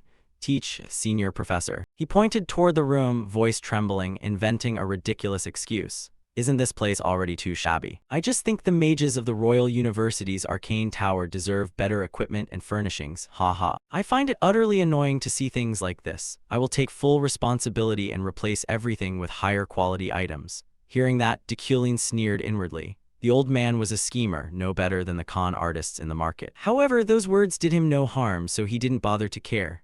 With a calm yet sarcastic tone, he replied, You've always thought like that, Professor Ritlan. This room does look old and shabby, I'll take special note of it. After saying that, he shifted his knife-sharp gaze to the other man, the one who had ignited the whole mess. Dekulin's voice dropped, full of contempt. Lowly scoundrels will always behave like this, since they can do nothing but destroy. When he finished speaking, Dekulin turned and walked away with a composed air, leaving the 2 bastards standing frozen, their gazes blank. Beck, his face flushed with anger, ground his teeth at the protagonist's insults. But he could do nothing except swallow his rage. Though the 2 looked like mirror images, the cowardly expression made the difference obvious at first glance. The scene shifted to the classroom, where the protagonist prepared to begin today's lesson. The classroom buzzed, students' whispers rose like waves against the shore. It's been a while since Professor Dekulin's class. Yeah, he's always been so busy he's practically smoking. I wonder what happened over there. Who knows, but that train attack was in last month's Wizardry Journal. Yes, I read it. A whole train floating in the air? That's insane. Despite the chatter, Sylvia sat quietly in the corner, watching Deculine's every move as if trying to predict what he would do. She softly asked the student beside her, "Do you think he'll tell us what happened there?" The protagonist placed his hand on the lectern, signaled with a light tap, and his steady voice rang out. "Silence, please. It's time to begin class. I will start the lecture now, so pay attention. Today's topic will be pure elements and magical interference." Magical interference, put simply, is a spell cast by one mage that is blocked by another mage and replaced with a different magic. So before we dive into the core of the lesson, let's warm up. Alan, moving deliberately, hefted a container full of magic stones forward. At once, the protagonist snapped his fingers and performed the magic skillfully. Each magic stone was wrapped in a magnetic magical field, hovering in the air and shining brightly like tiny stars. The entire classroom seemed lit by an otherworldly beauty, drawing gasps from the students. The stones drifted forward one by one to each student. Sylvia received one, and Ephraim was no exception. The protagonist introduced the exercise in a tone both serious and encouraging. "Each magic stone before you is worth 3,000 LN. I will leave it floating like this, so try to snatch it by interfering with my spiritual force. If you can take it, it's yours." Before he finished, Ephraim slammed the table and jumped up, her eyes bright with excitement. "Yes, Professor, for a poor S-rank noble like her, 3,000 LN was a fortune." The red-haired girl beside her quickly covered Ephraim's mouth and whispered reproachfully, Hey, Ephraim, don't shout while the professor is still speaking." Slightly annoyed at being interrupted, the protagonist remained calm and continued the lecture. For a spellcaster, preventing an opponent's interference is as important as casting a powerful spell. If your magic is interrupted and destroyed mid-cast, you're sure to lose. Therefore, those who master strong magical defenses gain the upper hand. But in this lesson, just give it your all. Without another moment's hesitation, the students lunged into the challenge, pouring all their effort into interfering with the protagonist's spiritual force. Hong, an agile student, was the first to touch the stone before him. The large room fell silent, every eye was fixed, no one wanting to miss their chance. As the students struggled, Deculine quietly recalled what had happened before. It was true he had once stopped an entire train and held it aloft, but that was only thanks to the basic spiritual force he had recently mastered. He needed more practice to get used to it, and deep down he was curious. Though all the students here were freshmen, how long could he maintain his spiritual force against these 150 talented young mages? And how would he perform before the brightest minds of the new generation? Both Sylvia and Ephraim gave their all to break Deculine's magic, but clearly this challenge was no easy feat. Ephraim, a bright smile still on her face, thought to herself, those mage supplies are insanely expensive. My sponsorship funds are almost gone, but Professor Deculine is generously handing out magic stones for free. Thanks, then I'll take one, Professor." Beside her, Sylvia quietly glanced at Ephraim, deep in thought. She recalled Deculine's words. Ephraim had overcome every hardship by her own strength. That thought was like a flame, driving Sylvia's resolve more than ever. "I absolutely can't lose, especially not to someone like Ephraim." The competition between the two prodigies was fierce, neither would yield. The other students were nearly helpless against the protagonist's steady spiritual force.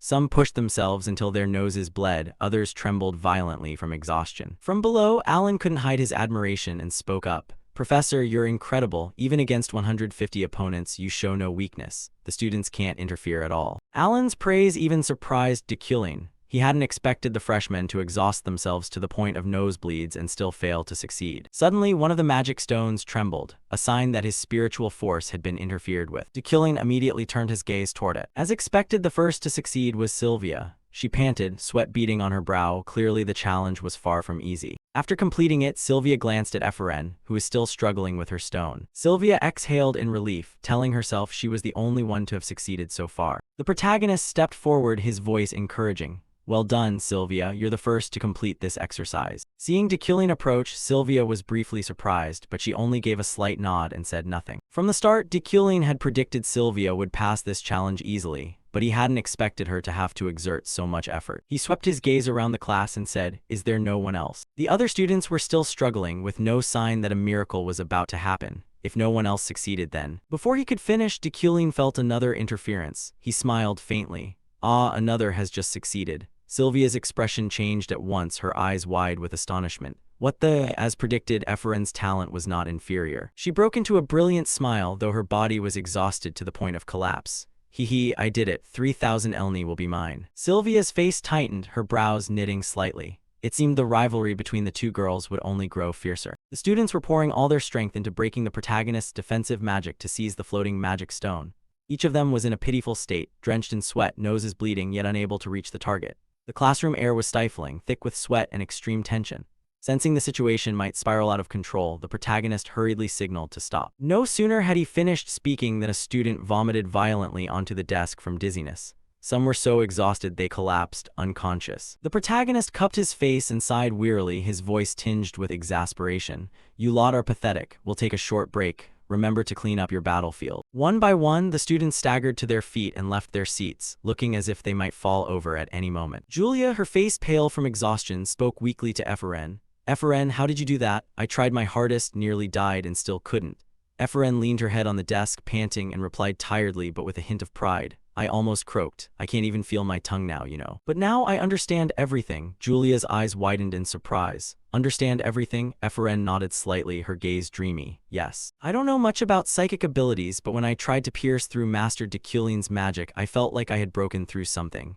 Julia exclaimed, unable to hide her admiration.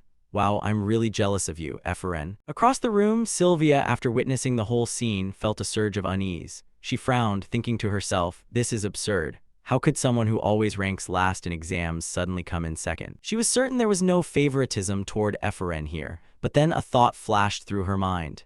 Could the rumor that Professor Deculin tutors Efren privately be true? Is he hiding something from me? Sylvia glanced at Efren with a cold stare, no longer condescending but highly alert. After all, Efren had been prophesied to become one of the 3 great mages of this era. She's truly arrogant, Sylvia thought, but inside her the competition had now become a smoldering flame, ready to burst into blaze at any moment. Returning to the lesson after the tense and tear-streaked warm-up, the protagonist began to explain in detail the magic he had used. His voice was steady and compelling, holding the class's attention.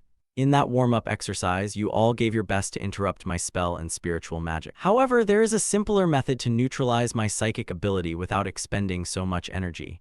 Those who managed it might have learned a thing or two. It's not some advanced secret at all. In fact, it's extremely simple. That method is actually mana disruption, but it's not like the commonly known technique of blocking a caster completed spell. This method revolves around understanding the opponent's magic and interrupting it before it can finish. However, the reason it isn't widely used is because it has a major limitation." He paused briefly, watching the students' reactions, then continued. "Mana disruption, huh? Only those with many magic circles can do it. The truth is you can only use mana disruption against spells you already know, and it's generally not encouraged. In most real combat situations, people use shields for defense or another counterspell instead. Still, you have to try to learn. I want you to take this opportunity to fully understand what mana disruption is. The main difficulty of mana disruption is finding the center of the magic circle. Each spell has a different central channel depending on whether it's offensive, supportive, or elemental. In other words, you need to locate the opponent's central channel and disrupt it. Once you get used to mana disruption, executing it becomes much easier." The protagonist stepped to the board and began drawing illustrative magic circles. "Now, I will teach you how to find the central channel of most common magic circles. First, look at this magic circle called Thunder Maul. Offensive spells will always have a burning channel running from the inside out like this. Next, supportive and restorative spells will look like this." The students took notes attentively, but Deculin's pace was a bit fast, forcing some to struggle to keep up. The lecture went on for 2 hours, and the classroom atmosphere grew heavy from the dense information. The protagonist glanced at the wall clock, sighed softly, and stopped. "Although there's still a bit more to cover, time up. You wasted too much of my time, so I'm sure none of you will complain. Study on your own, think for yourselves, and work out the rest of the lesson. The midterm exam is coming up. Before that, you'll have an open practical test. So remember what you learned today. It will be important." "All right, class dismissed. Goodbye, everyone." With that, Deculin hurried away, leaving the class stunned and bewildered. Why did he leave before finishing the lesson? What the heck is wrong with that professor? It felt like he stopped mid-instruction. Julia stretched and said wearily, "What the hell? The professor expects us to think for ourselves now? I'm exhausted." Her friend laughed wryly. "Haha, you're right." But Efren, on the other hand, beamed. "Today felt like I opened something up. It's hard to describe, but it was really amazing." Suddenly, a cold voice rang from behind, cutting through her thoughts. "Hey, Efren, representative of the Commons." Efren quickly turned and recognized Beck, the snitch who had caused trouble before. His face wore the arrogant air typical of the nobility. The red-haired girl beside Efren immediately spoke up, her tone full of irritation. "Beck, what trouble are you looking for now? Last time you brought Master Ritland to disrupt our gathering. What are you itching for this time?" Hearing this, Beck only smirked, his voice dripping with sarcasm. "Oh dear, you commoners sure love showing off. Efren, how did you jump from the bottom of the class to second place?" Efren replied calmly, a mocking smile on her lips. HMPH, it's useless even if I told you. Before she could finish, Beck cut in with an insulting tone. A commoner with no house or wealth, so how did you bribe him, huh? Efren spun around, her eyes blazing with anger. What did you just say? Beck tossed his chin up, sounding haughty. Huh, it's true. Everyone knows you take private lessons with Professor Dekulin, don't they? Efren immediately shouted, her voice trembling with anger. What nonsense is that? I never did such a thing. The argument drew the attention of Sylvia, who was standing nearby. Beck continued to provoke, his tone growing more venomous. It's obvious and you still deny it. You're just an idiot, not from the academy. How could you possibly have improved so quickly? Huh? So Professor Dekulin favored you before, right? Probably wanted to give you a mana stone, so he acted like that. If so, everything becomes easier to understand. Because you're just an orphan and homeless, so. Before he could finish, surges of mana erupted, filling the room. Efren gritted her teeth, clenching her fists as if ready to strike Beck. She was easily led by her emotions, and now her anger pushed her to the verge of losing control. Say one more word and see, but Beck, as a noble, would not let his honor be trampled by a commoner. He snarled, you think I won't go on, you despicable commoner? Efren roared, go on then, if you're so brave. The situation grew tenser than ever. Sylvia, standing not far away, slightly frowned, her expression showing concern. Suddenly, Julia's arm shot out and grabbed Efren. Stop it. Efren, you shouldn't lose your temper like that. What will you do if you get punished again? Those words made Efren pause. She suddenly remembered what Dekulin had taught. As a mage, you must always keep a cool head. If she struck Beck now, all her efforts would be ruined. Efren removed Julia's hand, her face still dark. But she quickly forced a smile. Thanks, Julia, you're right. I overreacted a bit. For a moment, I thought I'd go insane trying to deal with those brainless idiots. Hearing that, Beck's hair bristled and he shook with fury. What did you just say? Efren ignored him and turned to Julia cheerfully. Julia, let's get something tasty on the way home. Julia nodded. All right. The two quickly left, leaving Beck standing there, face red with rage. Hey, I'm not finished yet. Sylvia, who had been watching everything from the start, narrowed her eyes slightly and followed Efren with calculating looks. Looks like there will be some interesting things to watch soon. She thought, a faint curl at the corner of her mouth. The scene shifted to a little later, outside the academy building. Efren walked with heavy steps, her heart still boiling with anger. She gritted her teeth and muttered, thanks to Julia, I managed to hold back. But I should do something about that damn Beck. I'm so angry I can't contain it. She kept walking, her mind in turmoil, until she accidentally saw a familiar figure waiting ahead. What should I do with that elite bastard? Before she could finish, Efren froze, stunned. It was Sylvia. She stood there calm but icy. Efren thought, why is she here? What does she want? Sylvia slowly stepped closer, her voice gentle but carrying an invisible pressure. Can we talk for a moment? In that instant, Sylvia and Efren's eyes met. Hearing that, Efren frowned in confusion. What's wrong with Sylvia today? If she wants to pick a fight, she picked the wrong time. Please leave me alone. Seeing Efren remain silent for too long, Sylvia went straight to the point. Efren, do you take private lessons with Master Dekulin? When Efren heard this, she boiled with anger and could no longer hold back, shouting, I knew it. If you want something, then come at me. And why are you asking me that? Do you know anything about my past with Master Dekulin? And why would I let him tutor me privately? You know nothing. Besides, you seriously stopped me here just to spout that nonsense. HMPH, why is everyone bothering me today? Sylvia stared at Efren, and seeing she wasn't lying, her tone softened. Sylvia said haughtily, ah, I see, well, suit yourself. She had no authority. But before Efren could finish speaking, Sylvia revealed information that stunned her. But did you know? After your father died, Master Dekulin didn't enter the laboratory for 3 years, not even once. It's obvious. Master Dekulin couldn't do anything without my father. Let me tell you, my father was a genius when he was alive. So you should also know that Master Dekulin started coming to the laboratory every day 3 months ago. The blow hit Efren like lightning, leaving her stunned for a long while. Sylvia continued. He cleaned the lab, hired an assistant professor, and bought a ton of magical equipment. What do you think that means? Efren did not answer immediately because she was in shock at the news. In her mind, she pictured Dekulin continuing the magical research her father had left unfinished. But this was strange. Dekulin hardly seemed clever or talented enough to complete it on his own, did he? If not, why would he have needed her father? Thinking of those unpleasant memories, Efren clenched her fists. She tried to appear indifferent. Who knows, maybe he's just running some experiments. After all, he's a senior professor, but how does that concern me? Sylvia smiled without exposing the lie. Nothing much, I just mentioned it so you'd be aware. With that, Sylvia turned and left, leaving Efren in a tangle of confused thoughts. Cut to Wednesday, the last lecture before the midterm exam. At this time, Dekulin's class had gathered on the 5th floor, an area suited for practical combat training. The professor had not yet arrived, and Julia quietly asked Eferen, what kind of practical training does Master Dekulin have planned? Why did he drag the whole class all the way out here? Eferen shook her head and replied, who knows, it seems he's plotting something again. Suddenly, Beck lunged forward, shoved Julia aside, and didn't even apologize, a childish act if ever there was one. Julia angrily scolded, that arrogant noble is at it again. Eferen stepped forward to advise her, let it go, why bother with that brat? At exactly 3 o'clock, Dekulin appeared at the gate and walked to the center of the stage, where he began speaking while looking down at everyone. Quiet class, time for lesson. No sooner had he spoken than the noisy chatter subsided. As I reminded you before, today will be the final practical rehearsal before the final exam, and today we will conduct the public test. Having said that, he snapped his thumb. The drapes along the edge of the stands were pulled aside, revealing to all the students a vast area so large its end could not be seen. It had a domed ceiling, a rectangular stage, and the stands were packed with people. This left all the students, including Eferen, wide-eyed and astonished. They wondered how many people were up there. The mages up above were equally surprised, but they immediately fell silent when Dekulin announced this was a magic duel rehearsal. Participating in a magic duel is inevitable for a mage even if one tries to avoid it. In the future, you won't be able to escape such things, so bringing everyone here to put pressure on the students isn't unreasonable. Next, Dekulin began to explain the rule. You may use any spells to fight each other, but you must employ at least 3 pure elements. Don't focus too much on winning or losing. Just concentrate on the match. I will supervise you and record your strengths and weaknesses while observing from outside. I hope you will all improve after today's evaluations. Professor Rillin, please come up. Rillin hurried forward at once. He awkwardly scratched his head as all the mages and audience focused on him.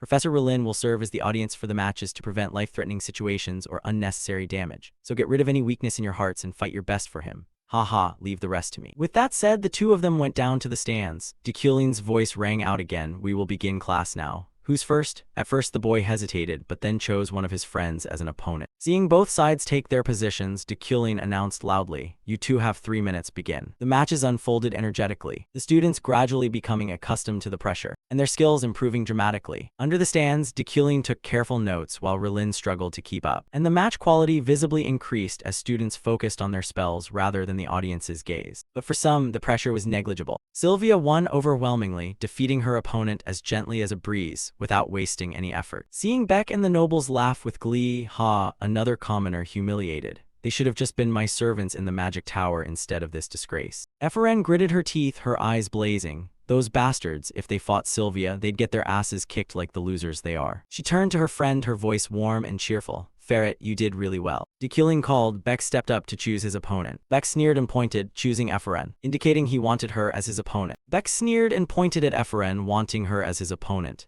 Eferen smirked, her spirit bursting. Fine, you want to get beaten? I'll give it to you this afternoon. On the vast arena, the two sized each other up like prowling tigers, their eyes flashing with fire. Beck taunted, you sure about this? No one here tutors you privately. Eferen shot back, her voice sharp as a blade. All you do is bark, huh? Were you taught by parents who only know empty boasting? Look at you imitating the professor's style and shouting cheap. Aren't you ashamed? Beck snapped angrily. What did you say? Eferen raised her hand. Mana surge, I'll make you see your magic is as useless as you are. The two lunged at each other, rage flaring. Beck howled, calling her a lowly vermin as he gathered mana, and unleashed a powerful counterspell. Let me send you to the netherworld to meet your parents. The spell shot at Eferen, forcing her to retreat. A terrible explosion sending dust and smoke billowing. Beck laughed triumphantly, haha, you fool. But before his smile could form, the magic in his hands was altered. Eferen intervened. Seizing the casting book, her eyes flared, her voice icy. The old tower mages used to say nobles deserved to be beaten to a pulp. She returned the spell she had seized, aiming it straight at Beck. He panicked and bolted, but how can a noble run? One strike sent him crashing to the floor, humiliated. Julia cheered from the stands, great job, Eferen, but such sayings don't exist. Beck crawled away in disgrace. Eferen stepped forward, hands on her hips, proud. How does it feel to be trampled like vermin? Beck gritted his teeth, just lucky, you bastard. Shouting from afar, he shook his head in disappointment. This bunch of idiots finished so quickly after barely starting. I invited all these spectators, and there's nothing exciting. Eferen quickly cut in. If the professor is bored, why not give me another chance? I needed to cast 3 pure element spells, but could only use 1 because the opponent was too weak. The match ended before I finished the exercise. Dekulin nodded. I understand, it's not your fault. Very well, choose anyone as the next opponent. Without hesitation, Eferen pointed directly at Dekulin, her voice decisive. I want to choose Professor Dekulin as my opponent. Is that all right? The arena erupted. The audience gasped, awaiting a earth-shattering confrontation. Hearing Feren's bold declaration, the arena exploded with shocked murmurs and whispers. Is she crazy? Professor Rillin turned purple with anger and roared. What? Look at that crazy brat, do you know what you're saying? Sylvia in the stands narrowed her eyes, her look full of suspicion and inscrutable waves of emotion. Criticism rang out everywhere, sharp as knives, but Efren stood tall, unconcerned. She thought to herself, eyes blazing, indeed, people are shocked by my words, but I'm not a fool acting without calculation. This is a golden opportunity to challenge Professor de Kulin. She curled a lip, telling herself that despite the insults, if she used it well, it would be worth it. De Kulin beside her smiled enigmatically. This was getting increasingly interesting. Rillin, still embarrassed from before, shouted, see, that brat doesn't know what she's doing, cutting in coldly. Enough, Professor Rillin, calm down. Rillin stammered, but that brat. De Kulin turned to Efren, his voice deep and resonant. Very well, I accept your challenge. I said you could choose anyone with no exceptions. I will be your opponent. He raised his hand, his gaze sharp, but to have an unrestricted professor fight a rookie wouldn't be fair. I will not make the first move. If you can force me to move from this spot, even a single step, you win. Efren beamed brightly, though a flicker of anxiety crossed her eyes. I understand. The two stood facing each other on the silent arena, only the wind whistling and dust swirling. Efren's heart pounded so hard it felt like it would burst. The dream of finally confronting him at last had come true. He spoke in a voice like thunder. If you are ready, begin. Without hesitation, Efren launched razor-sharp wind arrows from all directions straight at De Kulin. She clearly knew the gulf in strength between them was vast and she could do little, but Efren did not back down. Her eyes burned.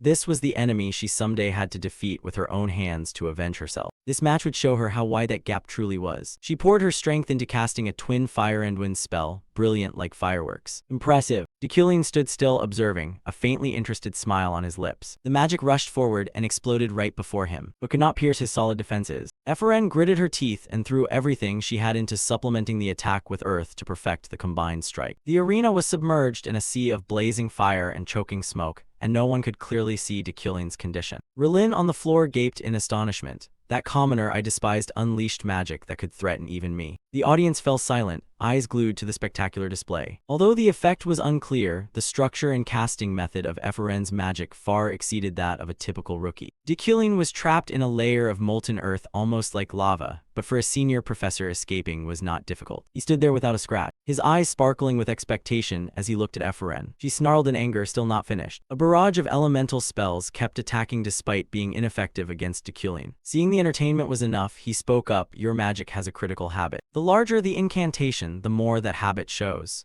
Immediately, Efren's spell was interrupted as De Kulin interfered with its operation. She froze. What? The spell won't work, has he seen through it? De Kulin said in a low voice, you cannot cast magic in front of me anymore. What do you intend to do? Efren gritted her teeth. Damn it, he's blocked everything. But I have one last move. She charged forward, switching to close combat. Fist clenched, she threw a powerful punch, but De Kulin merely flicked his fingers. An invisible force blew Efren backward dozens of meters, and she crashed to the ground like a pathetic lump of stone. The match ended and De Kulin pondered, having combined fire, wind, and earth elements to obscure his movements. Efren's ability to sense mana was impressive, but sensing alone is meaningless without elemental control. Her talent and monoline perception made her outstanding. If she wore that bracelet, her ability to use all elements would explode. Everyone would want that bracelet. He exhaled in satisfaction. Efren was heading in the right direction. A virtuous person like her would achieve much. De Kulin stepped forward, his voice warm. The result is clear. Honestly, you didn't fight badly. Efren was stunned, her eyes strange. Professor De Kulin praised her. He turned away, leaving a reminder. The public training session was over. Focus on the midterm exam. The students in the stands buzzed. What was that? Has Professor De Kulin ever said that before? Indeed. Efren did well. The match with Beck was boring, but this one was superb. Beck, humiliated, could only grit his teeth with no more arrogance. Efren broke into a radiant smile. I was recognized. Her friends rushed over cheering. Wow, you're amazing. Efren blushed to death. You're our pride. Cut to the Redstone Adventurer group in a coastal city owned by a family in the Western Empire. Gainus's group waited for a ship at Lucan Harbor. She pointed at the ship ahead and excitedly said, they're here. The ship docked and two children quickly disembarked. Gainus laughed. Leo, Carlos, long time no see, how have you been? At that moment, a girl's voice rang out. Gainus, long time no see. Hearing that voice, Gainus waved and called, Ria, welcome to La Harbor. Do you remember me? Maybe a little heh. The girl ruffling her hair was Yuria, a girl from the islands where Yu-Ara, Kim Woo-jin's ex-lover, originated. At the bustling dock where Ganesha's mercenary crew waited impatiently, the people they had been watching for finally arrived, bringing with them the salty sea breeze. Ganesha rushed forward and hugged Yuria tightly, her face radiant like sunshine. Oh darling, I missed you so much. Her affectionate squeeze made Yuria blush. The teammates hurried over, alarmed and trying to intervene. Captain, calm down, you're squeezing her too hard. This is clearly bullying a kid. Ganesha laughed loudly, released her grip, scratched her head, and apologized. All right, my bad. Yuria lowered her face, eyes thoughtful as if drifting into distant memories. She recalled the fateful moment she was transported into this world. That day, the blinding light that had once appeared in Deculin's office swallowed her up, as if erasing her from reality. The light flared brilliantly, engulfing her until everything around vanished. No sound, no sight, only void. When she opened her eyes, she found herself in a completely strange, magnificent, and mysterious world. The first voice she heard was Ganesha's, full of outrage. Deculin dared use a child like this. I'm not taking that mission. A teammate argued, what? You accepted it at first because you were smitten by his good looks, right? Do you know how much the cancellation fee is? Looking at the familiar faces, Yuria suddenly realized they were the characters she and her team had stayed up all night designing with so much care. Now they stood before her alive, like flesh and blood people. Ganesha stepped up to where Yuria sat and said warmly, you are Yuria, right? Yuria glanced around at the windswept dock and the sunset that made her nostalgic. She recalled the game's setup. Before her were Ganesha and the Crimson Mercenary crew, legendary characters. If this were the game, based on her memories. She spoke softly, with a hint of worry, yes, I'm Yuria. And thus everything led to this fateful meeting. In the game she created, Yuria had become the protagonist, embarking on a tumultuous journey. Back in reality, Ganesha's voice rang sharply across the harbor. Hey Leah Carlos, stop running around, get down now. Watching Ganesha take her hand, Yuria thought to herself that this was Ganesha, the strongest adventurer in this world. Her greatest goal now was survival. The best way was to stay with Ganesha, the one who guaranteed absolute safety. In the meantime, she had to find a way to return to her old world, however slim the hope. Cut to Deculin's manor. He had just received a package from the Mage City. His heart pounded. Finally, it had arrived. He opened the box, eyes shining. Inside was the custom-made staff he'd ordered. Euclin staff by Lockalok, the masterpiece crafted by Master Lockalok made exclusively for Deculin.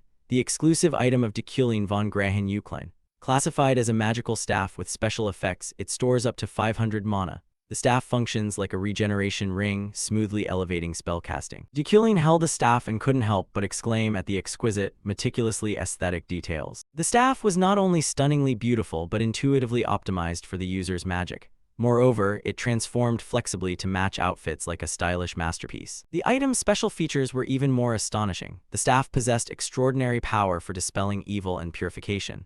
Deculin murmured that the initial 9 million LN seemed expensive, but now it was worth every coin. A creation both beautiful and powerful. With it, the road ahead would be much easier. Suddenly, the steward Roy's voice rang from behind the door. Master, dinner is ready. Deculin turned gently. I know, bring it down now. He sat at the dining table, faced with top-quality dishes. He was stunned. What was going on? Wasn't the family finances in trouble? This meal was more lavish than a holiday feast. Uriel, sitting opposite, replied bashfully, of course it's lavish. This is an encouragement meal. Roy smiled and explained, you remember the artifact I sold at your direction, right? The response exceeded expectations. When the listing went up, bidders poured in, turning the auction into a frenzy. Miss Uriel and I were stunned. The money not only covered the deficit but would comfortably run the family for many years. Uriel blushed. Roy continued, this is how the lady shows her gratitude. Please accept it. Deculin smiled radiantly, said nothing, and merely nodded. The meal is delicious. Uriel still retorted sharply, HMPH. It seems you know what you're doing. The two ate in silence, a rare harmony like a warm family portrait. But upstairs suddenly spoke up teasingly, holding it like that is the wrong way. Uriel. Cut to the academy office upstairs. He held a stack of documents and sighed in exasperation. It's truly the old Deculin's pile, nothing but mess. With the midterms approaching, Deculin was working hard to draft questions. To find inspiration, he reviewed the old Deculin's questions, but only grew annoyed. They were all questions meant to torment students. He only wanted to show off. I am noble Deculin, the supreme mage. Taste my exam and despair. These lines only revealed his petty arrogance. Deculin shook his head. He thought difficulty proved superiority. But I'm different. I want meaningful questions, challenging yet inspiring. The solving process may be arduous, but when successful, students will admire and be enlightened like true mages. He glanced at the final box of documents, hoping for something useful. Deculin picked up a question, his eyes widening in astonishment. This question was completely different, exquisite and profound, as if written by someone else. The image of Epheren flashed through his mind. He murmured, perhaps this is old Deculin's notes copied from him. Although the difficulty is similar, this question sparks intense interest. If a student comprehends and channels mana correctly, a miracle will occur. Suddenly from the paper in Deculin's hands, a brilliant, multicolored flow of mana erupted and spread throughout the room, converging into the form of a living mana girl. Deculin looked up, eyes bright, fascinating. Solving it correctly and channeling mana would create this image. Each color represented an element. Their blending produced an exhilarating feeling. This was the perfect tool for teaching pure elemental magic that he had been seeking. Deculin's body trembled as a surge of envy rose. The old Deculin must have recognized how sophisticated this question was. But he couldn't have created it himself. Wait, who is this woman? If the question was written by Ephraim's father, this figure could be her mother. Cut to the principal's office. She held the Magic Council meeting document and murmured, "How interesting." The bloodline issue was postponed until the next meeting, signed by the chief elder Berkt Dresechtin. The headmistress muttered that the discussion ended this way surely because Professor Deculin strongly opposed imposing such a strange directional suppression. She looked at the people behind her voice low. Not only Deculin, but everyone here was equally surprised, right? The Magic Tower's principal of the Royal Academy, Adrian, is a mage possessing extraordinary power and is widely regarded as the leading candidate for the title of Grand Mage. Her personality, completely the opposite of that, was extremely gentle. She was always curious about worldly matters and loved hearing rumors. What? Professor Deculin and Knight Yuli are dueling? Professor Relin failed another dieting attempt? Oh my gods. Her curiosity about the world and fondness for gossip were actually closely tied to the secret of her origins. The truth was she was a half-fae. That explained her disposition. Of course, it was also the source of her nearly boundless mana. Even someone like her had to wait reluctantly on a day like this. Today she sat calmly in the Tower Master's chair. Magic spoke softly. Deculin defended the bloodline folk. How interesting. Once a month, the professors gathered to praise the Tower Master. As always, if anyone was absent, it was Deculin. What should a noble like me have to curry favor with others? Deculin said as much. However, this time was different. An unexpected proposal was raised during Deculin's absence. I heard Lord Luina will attend the Mages' Council this time. Luina, the one who once dueled Professor Deculin, will come to vie for a senior professorship. You were willing to give up your post for Deculin's plan. I thought that person had returned to the kingdom. Sounds intriguing. Why would Lord Luina do that all of a sudden? Has he come to the Empire? Ha ha ha, if the position is secure, he'll return here in a flash. If that happens, our magic tower will gain great benefits. After all, Lord Luina is a highly esteemed figure in the kingdom. And compared to Professor Deculin, you say he defended the bloodline. I'm not trying to criticize the current senior professor or anything. Fine, if Luina actually returns, I'll consider it later. As soon as the Tower Master finished, the professors relaxed somewhat. It seemed Deculin was quite disliked. That's all for today. I have business to attend to. Professors who haven't submitted their exam papers, hurry up. Yes, sir. Sitting alone in the Tower Master's office, she thought to herself that Deculin's recent behavior seemed a bit odd. To think the exam Deculin submitted might not actually have been done by him. Surely someone else prepared it. Should I stir him up a bit? If the two sworn enemies, Luina and Deculin, were to meet, haha. That would be so amusing. This would be very entertaining. A few days later, the midterm exam on pure elemental magic knowledge began. Whispers echoed throughout the lecture hall. Is this information accurate? This is the test. What the hell is this test about? I heard Deculin's exams are strange, but this is ridiculous. I give up. To calm the situation, Deculin's teaching assistant quickly spoke up. All right, everyone, calm down. The exam's format is unusual, so I understand your confusion, but this is indeed the test. The midterm for pure elemental magic knowledge will run for 10 days. The deadline is midnight on Sunday, when the Magic Tower's official teaching and learning schedule concludes. Each student will take the exam in an assigned private room. Of course, you may work on other tests during the exam period and may eat and sleep as you like. However, removing exam materials from the room is strictly prohibited. As I mentioned earlier, this exam will be an open-ended one. Ephraim and her friends grew tired hearing the rules. An open-ended exam, 10 days, how difficult must the test be? Even the final exam is this troublesome. Typical Deculin, he even left the odd task of announcing the rules to his assistant. The professor himself didn't bother to show up. There was one more important matter the professor mentioned. If any of you achieve a perfect score on this exam, I will personally write a letter of recommendation for you in my capacity as a senior professor. Upon hearing this, the entire hall fell silent in surprise. Having a senior professor personally write a recommendation is an immense honor. Mage ranks are divided as follows. Rank 1 is the Immortal Mage, also called the Grand Mage. And the lowest is rank 11, the Novices. Promotion is not easy. It isn't just about attending classes and waiting for time to pass. To attain each rank, one must pass a separate promotion exam, which is itself difficult. But what if you obtained a recommendation from Deculin, a 4th rank Royal Mage? It's a prestigious endorsement, a powerful card. Ephraim squinted, thinking, what? A recommendation from Deculin? Him, the mortal enemy, would promote me? Just hearing it sapped my motivation. I don't want anything to do with him. But wait, what if I actually get a perfect score and receive Deculin's endorsement? Haha, if only you hadn't written that letter for me before, you wouldn't be groveling at my feet now. You fool, please spare me. The brat is already daydreaming that far ahead. She smiled in satisfaction at her fantasy. Ha ha ha, how delightful. Dekilin, just you wait, I'll get that perfect score. Sitting beside Eferen, her red-haired friend couldn't understand why she was grinning like a villain. Cut to the fourth day of the exam. Inside her exam room, Eferen was tearing at her hair, unable to solve this problem. It's too hard. Glancing at the adjacent questions, she calculated the time: 1 hour, 4 hours, 10 hours, and wondered why the later questions kept getting harder. Ha ha ha, look at this sheet of calculations. The questions on this exam are truly excellent. The solving process is indeed grueling, but once solved it brings an enlightenment the solver has never felt. Did Dekilin really set these problems? The joy of discovery is unstoppable, no matter how painful. Just wait, Dekilin, I will definitely get your letter of recommendation. But this problem, I've been thinking about it forever and still don't know how to solve it. Never mind, I should go breathe some fresh air to clear my head. Pushing too hard might be counterproductive. Outside in the green garden, Sylvia sat beneath a tree, breathing the fresh air. She stretched wearily and said, "Phew, finally finished.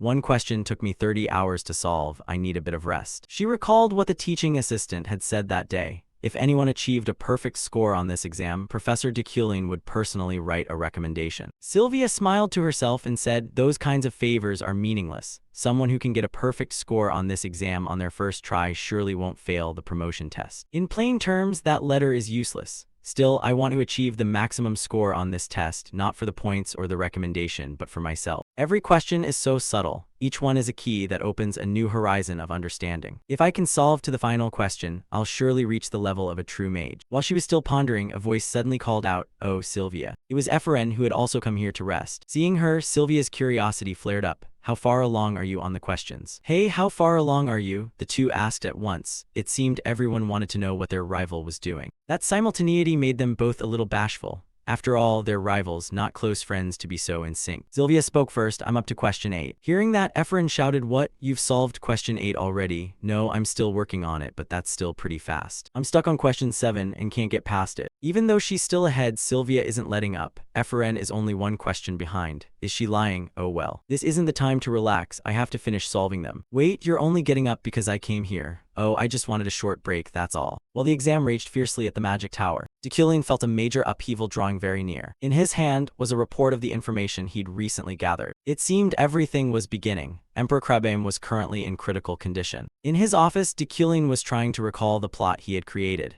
Emperor Krebame was in critical condition. He was renowned for his gentleness and mild manners. That's why he always sought a balance between divine authority and royal power. He did not implement hostile policies against the blood clans. The problem lay with the new emperor, the one who succeeded the throne after his death. The emperor was always the most problematic and important factor in this world, which meant resolving issues involving him was also the most difficult. If I remember correctly, his name is Sofian Yekatera August von Gibrin. Soon, this world will undergo an unprecedented transformation. Time flew by, reaching the last day of the midterm exam. At that moment, a large number of students had given up DCULEIN's marathon exam. However, the gap between the top ranks and the lower ranks was clearly defined. Regardless of their scores, all the students boasted about finishing the exam as if it were a glorious achievement. After the exam ended, the students did not celebrate. Instead, they reviewed what they had learned. This was unusual and drew others' attention. Even the professors of the Magic Tower wanted to see what the rumored exam looked like.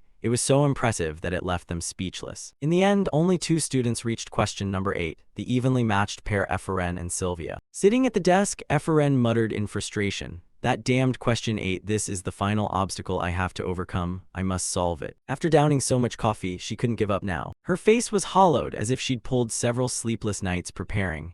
If I focus a little more on the question, I can definitely do it. In the hallway outside, Min and his assistant watched the 2 remaining students closely. Suddenly, a light shone from one of the rooms, signaling success. Alan quickly spoke, "Professor." One of the 2 had solved the final question. His face was calm, but the thought in his head was clear. I knew she could do it. Dekilin quickly went to that room and opened the door. Inside the room, sparkling lights enveloped everything. Dekilin approached and spoke softly. "I knew you could solve it. Sylvia, congratulations on your success." Hearing those words, Sylvia turned quickly, her eyes filled with tears of happiness. Could the final question be this beautiful? The magical lights filled the space and painted a stunning picture. Van Gogh's Starry Night was elevated into a magic realism masterpiece. Bright colors were saturated with elemental magic. Even the blues seemed to radiate warmth beneath the stars, carrying hope within the darkness. Hot and cold hues were blended with exquisite artistry. Not only visually striking, it truly conveyed a genuine, warm sensation. It was indeed a masterpiece of humanity.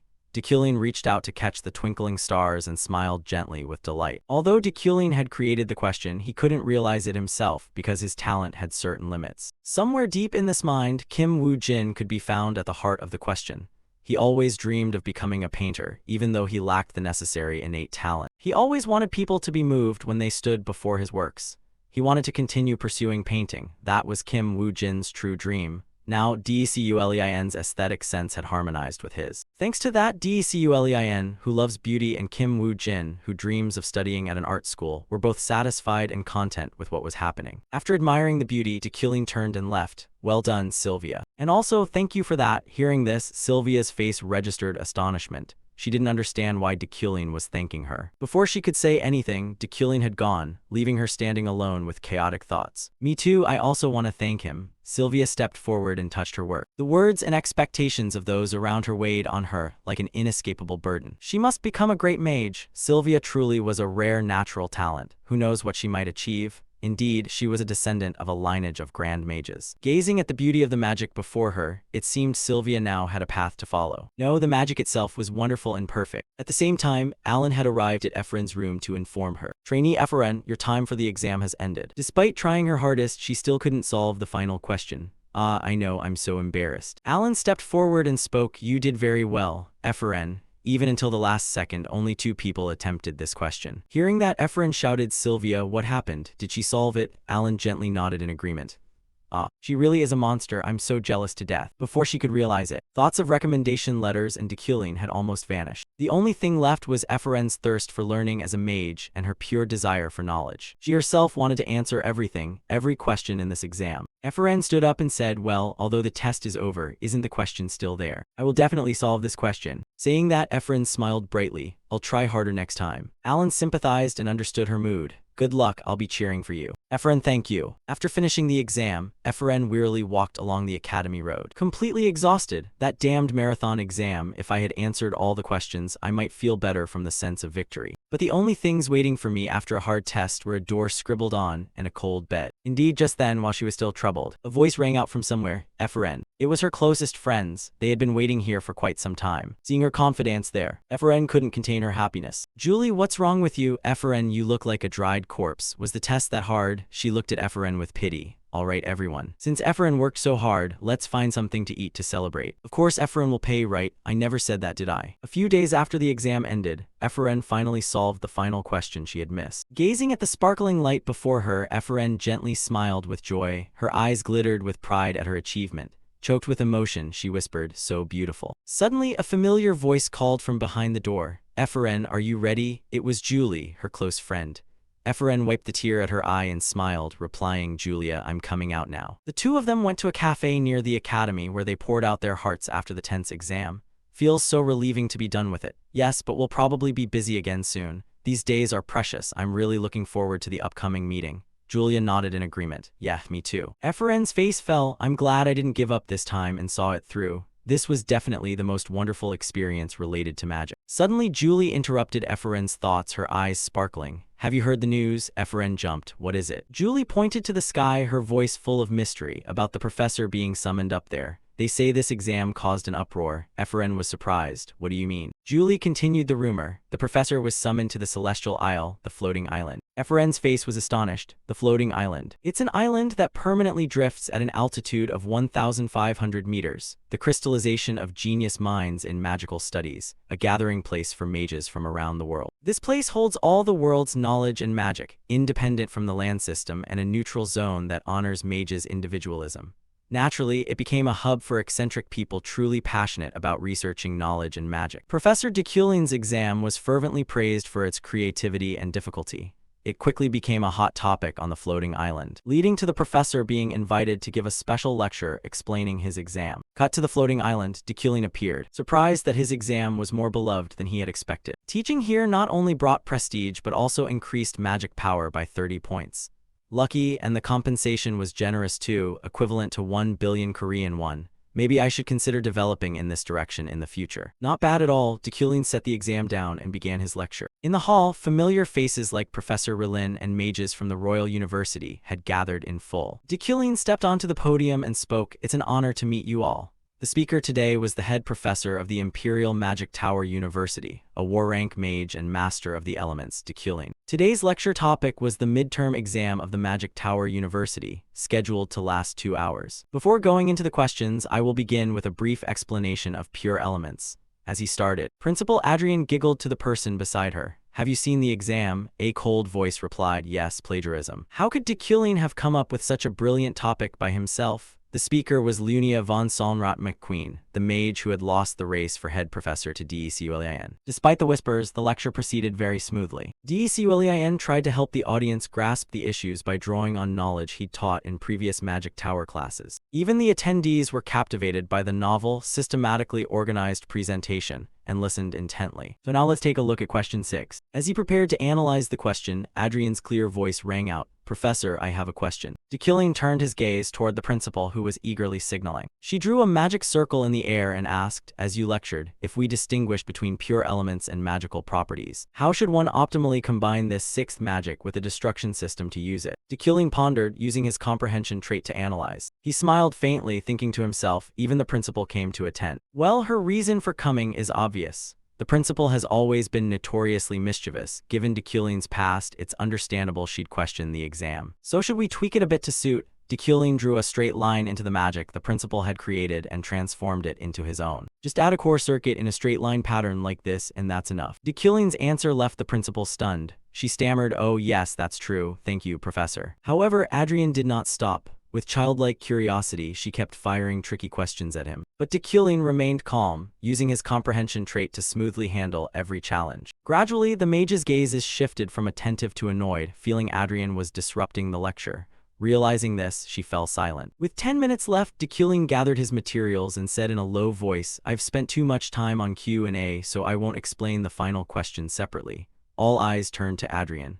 Unsatisfied, she bit her lip and kept quiet. Suddenly, another voice spoke up. "Professor, may I ask a question? Did you really conceive question 8 yourself?" The questioner was Lunia. Her eyes were full of hatred. Destined frowned, recalling that she had once been expelled from the Magic Tower by him, and asked her to state the specific meaning of her question. Unfazed, Lunia remained resolute. "I only want to know whether question 8 was truly written by you. That's all I want to know." At that, the hall erupted in murmurs.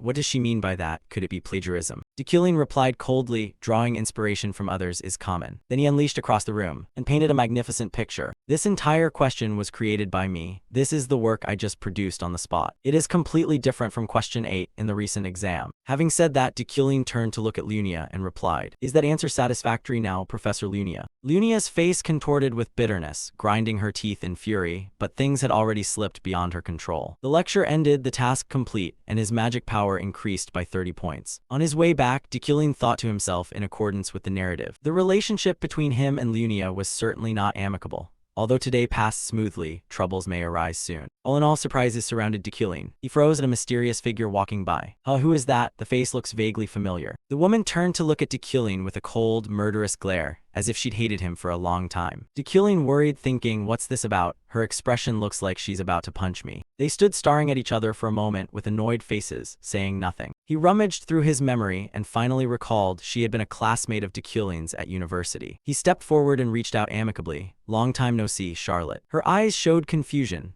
"Oh my, Destined, I don't think we're close enough to call each other by our first names." He replied calmly, "Then shall I call you Princess Maho?" "Don't you care whether Destined and Charlotte are close? The most important thing is Princess Maho, whom Charlotte protects. Given the current situation, Emperor Krebim will soon pass away. When that happens, it will be a major turning point in the game. Many named characters will face life or death situations, and new upheavals will occur. This time, the person you need to save is named Maho. She's one of the characters you created. She will become an important positive factor influencing the main quest in the latter half of the game. Because of her complicated bloodline, Maho's life is always under threat. Second, she's in the line of succession to the throne of the Third Republic within the succession of the Kingdom of Lea. She is a princess with royal blood running through her veins. She's currently staying in the Empire under the pretense of studying. But when the Emperor dies and she leaves the Empire, she'll be in danger. Charlotte's face tightened in displeasure. "You're still good at forcing others to say cruel things even after so long, Destined." Suddenly, he tossed a crystal orb toward her, leaving Charlotte stunned. He continued, "Don't get too worked up. I'll be the lifeline for the teammate who chose the path of death. Charlotte couldn't make sense of what he was saying. She returned to her room, holding Dekillian's crystal orb in her hands. Charlotte pondered their earlier conversation. This is a communication crystal. Once you decide what to do, contact me. Charlotte shouted at him angrily. You want me to ask a scoundrel like you for help? No way. Hearing that, he replied calmly, there's no more time. I'm sure you know that already. But if you still don't want the help, then I'll accept it. It's up to your decision. Having said that, he turned away coldly, leaving Charlotte alone to think. She sighed wearily, not knowing what the right course of action was. Suddenly, a voice sounded from behind. Charlotte, you look like you're not doing well. It was Princess Maho, the one he was about to protect. Charlotte hurriedly stood and replied, I'm fine, I just understand what's going on. Don't put pressure on yourself. Maho's gaze looked sad and distant. My brother's lackeys will arrive here soon. They will try to use me or remove this thorn in their eyes. Who cares about the line of succession? She turned to Charlotte and whispered, I'm very worried. I fled to the Empire on the pretext of studying,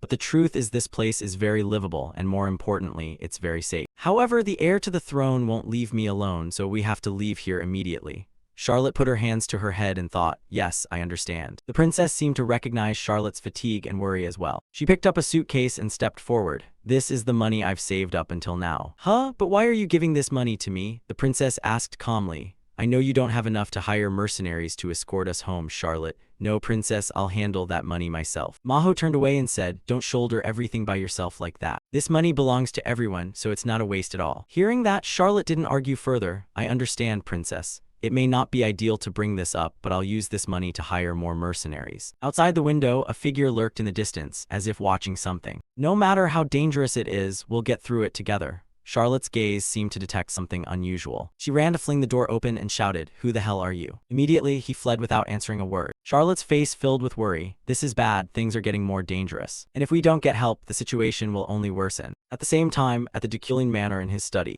Dekillian was intently reading a book. Uriel stepped in and teased, you read so many books, I didn't realize you liked reading that much. At least respond to me, big brother. She paced around him and continued, I heard you were invited to lecture on the floating island, right? And supposedly they paid a sizable fee. He replied calmly, I'm not giving you a single coin. Uriel, what do you mean by that? I didn't even consider it. She moved on to another point. Anyway, an official letter just arrived. The freshmen from the Magic Tower University want to visit our lands on their trip, but before she could continue, he flatly refused. No, at least you should reconsider. He imagined those students getting drunk and vomiting all over the manor and thought it was unacceptable. We can't clean up after trips like that. I won't allow it. Uriel looked puzzled. What are you even talking about? She put her hand in her pocket, about to take something out. Don't joke, look at this document. We don't do things for free, and this is a chance to showcase our magic to the freshmen. But he immediately raised a hand to refuse. Get out, Uriel, just glance at it once. Then his face grew strangely serious. Hurry right now. Though confused, she agreed. Okay. Uriel turned and left in irritation. He really is stubborn. He watched her silhouette go to make sure no one else remained in the room. He slowly took the communication crystal from his hand, and in a low voice said, go teammate, over there is Charlotte. Although we don't want to, I think we must leave immediately. There's no time left, please help, Dekillian. He then used magic to retrieve the map from the corner. Very well, you'll have to follow my every instruction, understood? What do you mean? He looked at the map on the table and continued. Princess Maho has only one escape route. It's an extremely dangerous path, but for that reason it becomes safe. What is it? He answered calmly, the Crevice Gorge. His answer startled Charlotte. What? That place is heavily contaminated by magical energy. Someone like you should know that, Dekillian said. He said irritably, do you think the deadly path can be avoided by taking the normal routes? Why? Trust me, Charlotte, we'll get through the Crevice Gorge safely. The rugged mountains are extremely dangerous. The evil energy there is so thick it's like a demon's lair. Some even say demons occasionally appear there. The area belongs to no nation, so it's not bound by rules or laws. That is Princess Maho's only escape route. Once they cross the Crevice Gorge, the Principality of Yurin will be within sight. Charlotte's voice rang out with suspicion. It's not that we hadn't considered such geographical advantages, but when she factored that in, she certainly hadn't expected someone from Yurin to be involved. He spoke to reassure her, no need to worry, I'll guide you myself. What? You're personally going to lead the way? Did I hear that right? Charlotte froze and she asked in surprise. Why would you go so far out of your way? Dekillian, what benefit does this trip bring you? He leaned back in his chair and replied calmly, I'm someone who values politics highly. Charlotte, in terms of intellect or discernment, I always surpass you. What? Are you trying to brag about your achievements? Dekillian narrowed his eyes, his voice low. I only hope Princess Maho survives because that will benefit my family and domain. This is business and mutual interest, not charity, so don't overthink it. Charlotte was silent for a moment, then asked, so where's the meeting point? Dekillian answered decisively and quickly. In 3 days at the entrance to Gravis Gorge. If you can't make it there, then you're not worth rescuing. Charlotte replied sharply, understood. I hope your skills are as reliable as that big mouth of yours. A system panel appeared, Solo Quest Rescue Shop Reward, 4, additional achievement bonus. 3 days later, across the Euclid domain, cheers rang out everywhere. Wow, is this Hydekane? Seems like it, feels like a completely different country. Yeah, it really is beautiful here. Hydekane is the capital of the Destined territory, a tourist city full of entertainment and excellent cuisine. It's modeled after famous livable cities from the outside world. Even so, despite repeated requests to hold gatherings here, Destined had always refused until now. Uriel beside him teased why the sudden change of heart. You used to say gatherings weren't allowed here. Didn't you complain endlessly about how dirty they are? He pondered. The reason is Hydekane lies near the crevasse gorge. The meeting point is only 3 to 4 hours ride away. When the time comes, he'll quietly withdraw. Destined turned to Uriel and asked where the newcomers would stay. She answered quickly, I've reserved an entire floor of the Hydekane Romance Hotel for the incoming students and professors.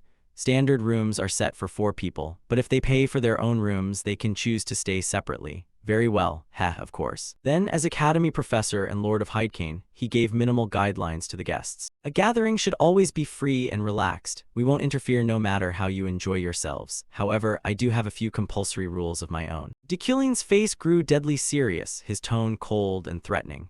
If anyone dares to soil my hotel or domain, forget ever enjoying yourself again at the Magic Tower for the rest of your life. After that, he spent time preparing the groundwork and turned the 2NS into a field strategic base. Everything was arranged satisfactorily. Uriel went to the city's mages and boasted proudly. How are the mages of our Hydekane Tower? Clearly the best among the regional towers, right? He said nothing, only observed quietly.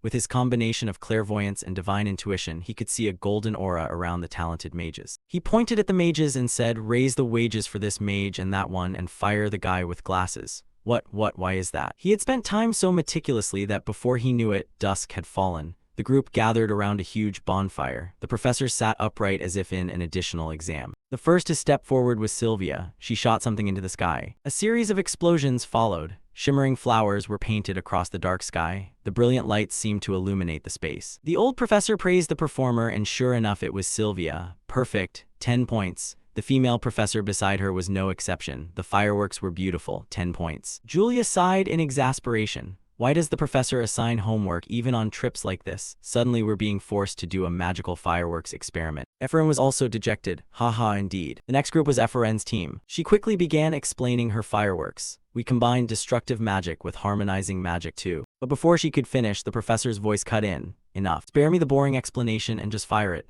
Oh yes. Ephraim lit her firework and it shot up into the sky. An explosion of sparkling light filled the sky with brilliance, rivaling Sylvia's display. Even the students below gasped in admiration. Wow, that's beautiful. Ephraim's group did well too, right? But the old professor looked displeased with what she produced. 6 points, the blast was too loud. And the woman beside him was even harsher. 4 points. Julia wanted to object. Why Ephraim stopped them? It's okay, Julie. Suddenly his voice rose, shattering the mood. 10 points. It was a perfect balance between destructive and harmonizing magic. Both professors beside him gaped in shock at the score he had announced. Ephraim's expression was full of doubt.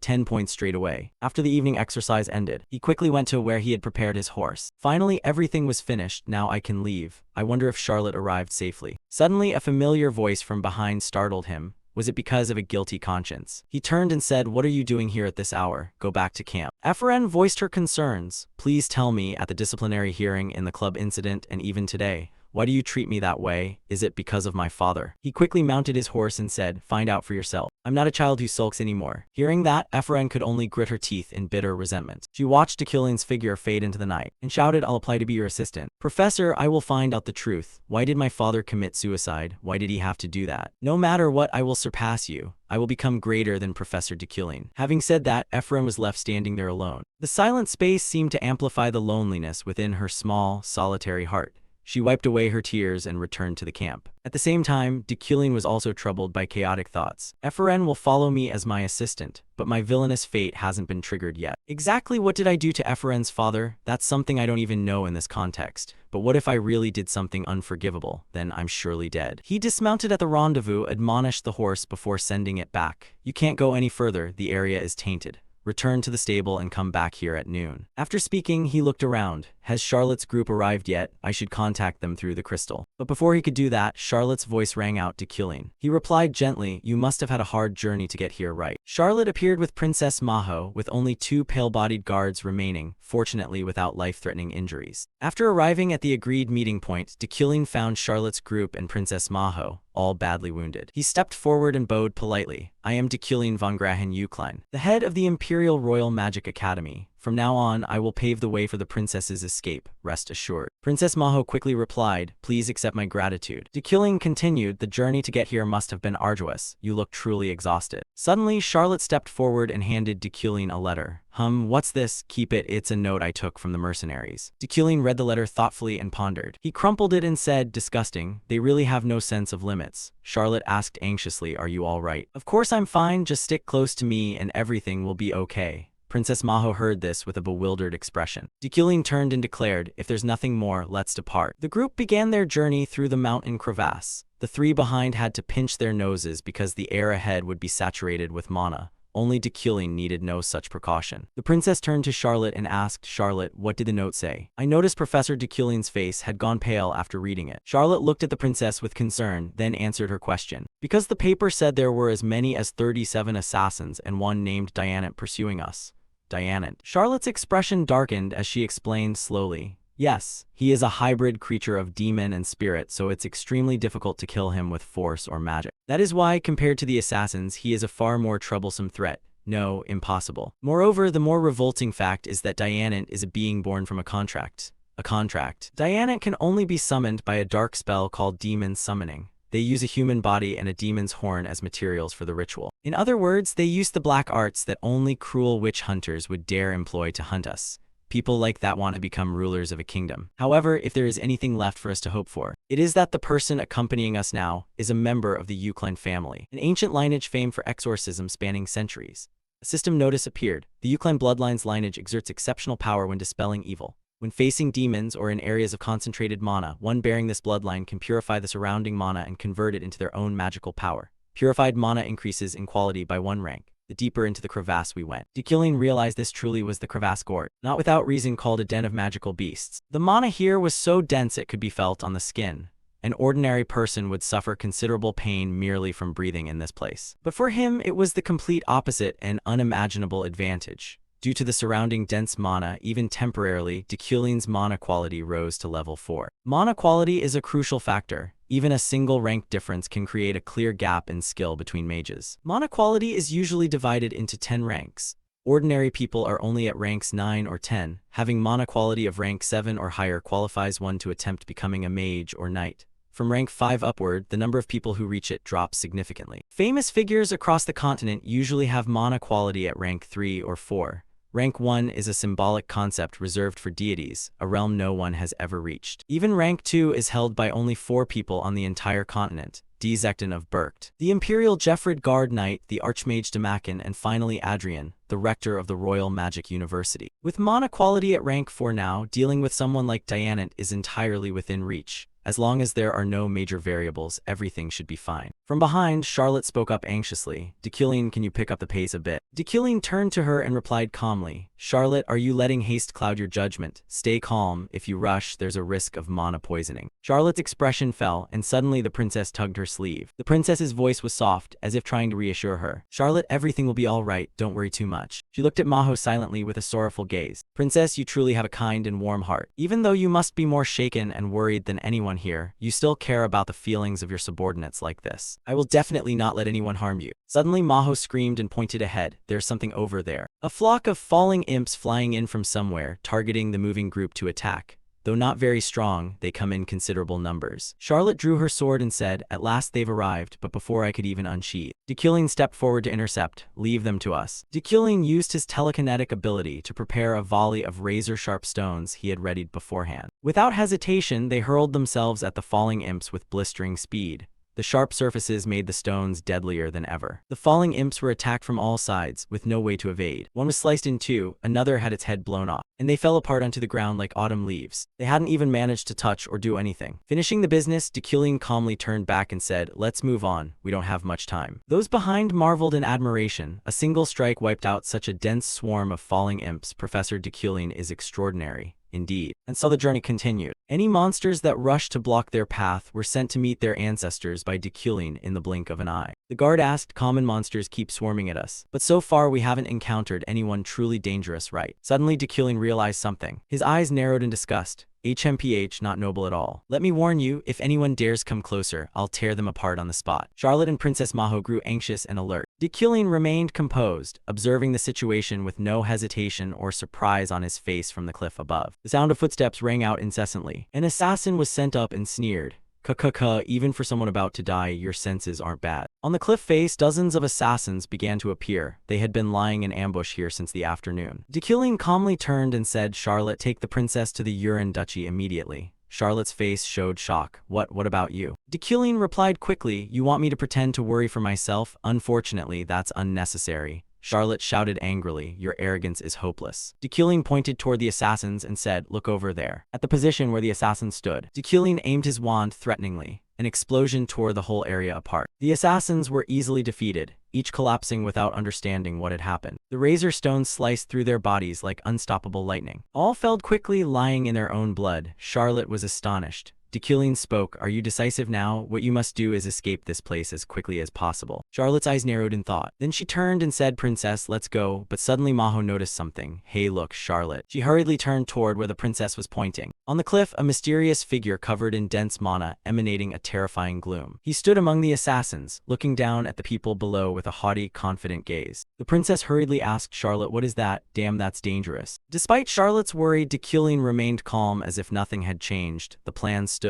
Get Princess Maho to the Yurin Duchy, but he alone cannot defeat them. Charlotte worried. Dekulin was silent, then gently spoke, H letter 1EBNG, I'll kill that man. The swordsman beside you, join in. I'll also assist the professor. Please leave here quickly. Charlotte's face darkened, guilt swelling in her chest. Noticing that, Dekulin continued, you don't need to feel sorrow or torment. Once Princess Maho regains her power, repay the Yuklen family for this favor. I will dispatch some summoned creatures to escort you. Don't waste any more time. Charlotte clenched her teeth, angry at her own helplessness. She seized the princess's hand and ran, leaving a final word, see you at the Yurin Duchy. The small-time assassins quickly pursued the two. Chase them, don't let her escape. Haha, how far can those two women run? But suddenly Dekulin intervened. You'd better worry about yourself first. He glared at Dekulin and said, arrogant mage, with your summoned things that don't have a drop of mana, do you think you can kill this body? Your magic is no better. Here, mana and spells will be drained by the aura. So what do you intend to do to kill me? He stood there defiant, every word full of arrogance. Dekulin observed him slowly and thought him confident to the point of arrogance.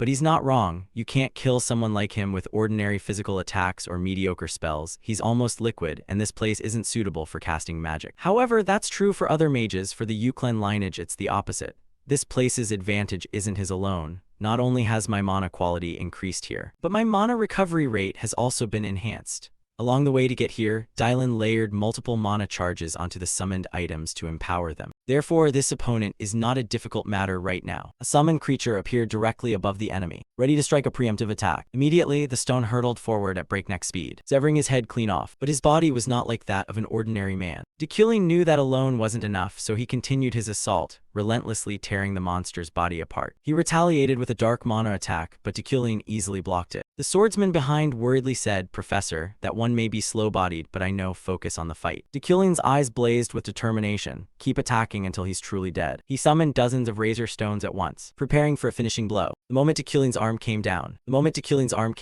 it shredded him into hundreds of pieces in helpless, unresisting fashion. All that remained were pitiful screams of pain and despair. The swordsman cheered, You're amazing, Professor. When the last fragment struck the enemy's head, the battle came to an end. At the same time, on Charlotte's side, she had struggled to defeat the pursuing assassin. She hurried to the princess's side and shouted, Your Highness. Are you all right? Maho collapsed to the ground, exhausted, her face showing utter fatigue. I'm fine, just a bit nauseous. Charlotte realized this was an early symptom of mana poisoning after just escaping the crevice. Please try to endure a little longer. Suddenly from behind, a familiar voice rang out. Maho turned and saw the familiar figure of her grandfather. He was Juranid, the Minister of Internal Affairs of Yurin. Seeing him, she felt somewhat relieved. The mission was accomplished. He approached Maho and said, You've had a hard time. Forgive us for only being able to wait here. It's all right, she replied. I understand. I'm grateful, in fact. He turned to Charlotte and asked, And you are? Charlotte bowed politely and answered, I'm Charlotte, the Princess Maho's escort. Is that so, Sir Knight Charlotte? Thank you. You escorted Maho here alone. Charlotte's face briefly clouded. No, there were others who helped us. She turned toward the crevice they had emerged from, pensive. Minister, could you wait for them a while? Of course. So the group stood and waited from early morning until dusk. But Dekulin and the swordsman had not appeared. There was only an empty road, the cleansing light casting a crimson glow across the space. Princess Maho asked anxiously, will Professor Dekulin be all right? Charlotte's face darkened. He truly had risked his life to protect the princess. Juranid gently patted the princess's shoulder and spoke. We should go. The party quickly stepped through the city gate. Reluctant gazes lingered for a few more short moments, not in vain. Finally, the person they had been waiting for arrived. Dekulin walked forward slowly. His crisp voice rang through the air. It seems you made it here safely, huh? The swordsman scratched his head and smiled sheepishly. We're still alive. The two ran up joyfully under the light, emotions swelling as if meeting for the first time. After dealing with the assassins and getting the princess to safety, Dekulin quickly said his goodbyes. I'll head back now. Charlotte hurriedly asked, what? Don't you need to rest a bit? Dekulin lightly brushed off his cloak and replied, no need, it's all finished. For details, listen to Ron's account. Having said that, Dekulin turned and walked away, leaving Charlotte and Princess Maho silently watching him go. Charlotte's eyes narrowed in thought. She carried many doubts as she began this dangerous journey. At first, she thought Dekulin intended only to stir up trouble, but he really risked himself to help her and the princess reach safety. He shouldered all the danger alone, leading everyone to safety. Despite past disagreements, now she must express her gratitude. Charlotte quickly reached her hand forward and said, Dekulin, she offered a gentle, relieved smile, thank you. But the only response was Dekulin's usual indifference. He replied coldly, all right then.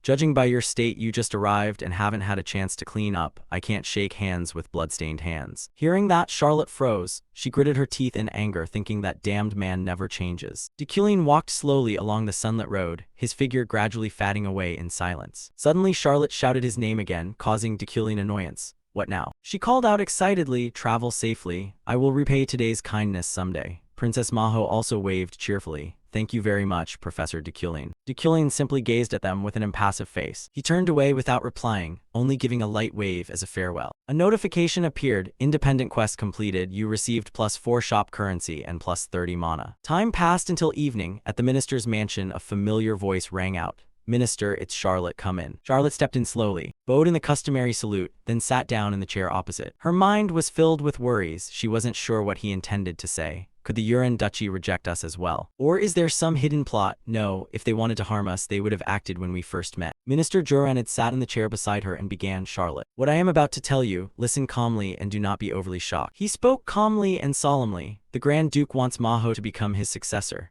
The Grand Duchy is a founding house, entirely independent, not subordinate to the royal family like ordinary duchies. Hearing that, Charlotte stood dumbstruck for 5 seconds. She didn't know what on earth she had just heard. Charlotte stammered, yes, do you mean the princess will be the next Grand Duchess? Exactly. Perhaps even before receiving Maho's letter, he had already decided for himself. It seems he doesn't much trust his own grandson. Juran had continued, in any case, this matter is absolutely confidential. Apart from him, only I and you know of it. Charlotte's eyes narrowed with worry. Is this really possible? Not long ago, the princess nearly died over a succession dispute. A penniless, small, and frail person. And now, having just arrived at the duchy, she's been chosen as the heir. Everything happened so fast she couldn't even comprehend it. Suddenly, Charlotte realized something and urgently asked, Sir, besides me, does anyone else know about this? Juran had lowered his head and slowly replied, What are you talking about? That couldn't be. Even I only heard it from the Grand Duke a few minutes ago. Hearing that, Charlotte accepted it outwardly, but deep down she still felt an indescribable doubt. Dekulin's earlier words echoed in her mind. I only want you and the princess to survive because it will benefit my family and domain.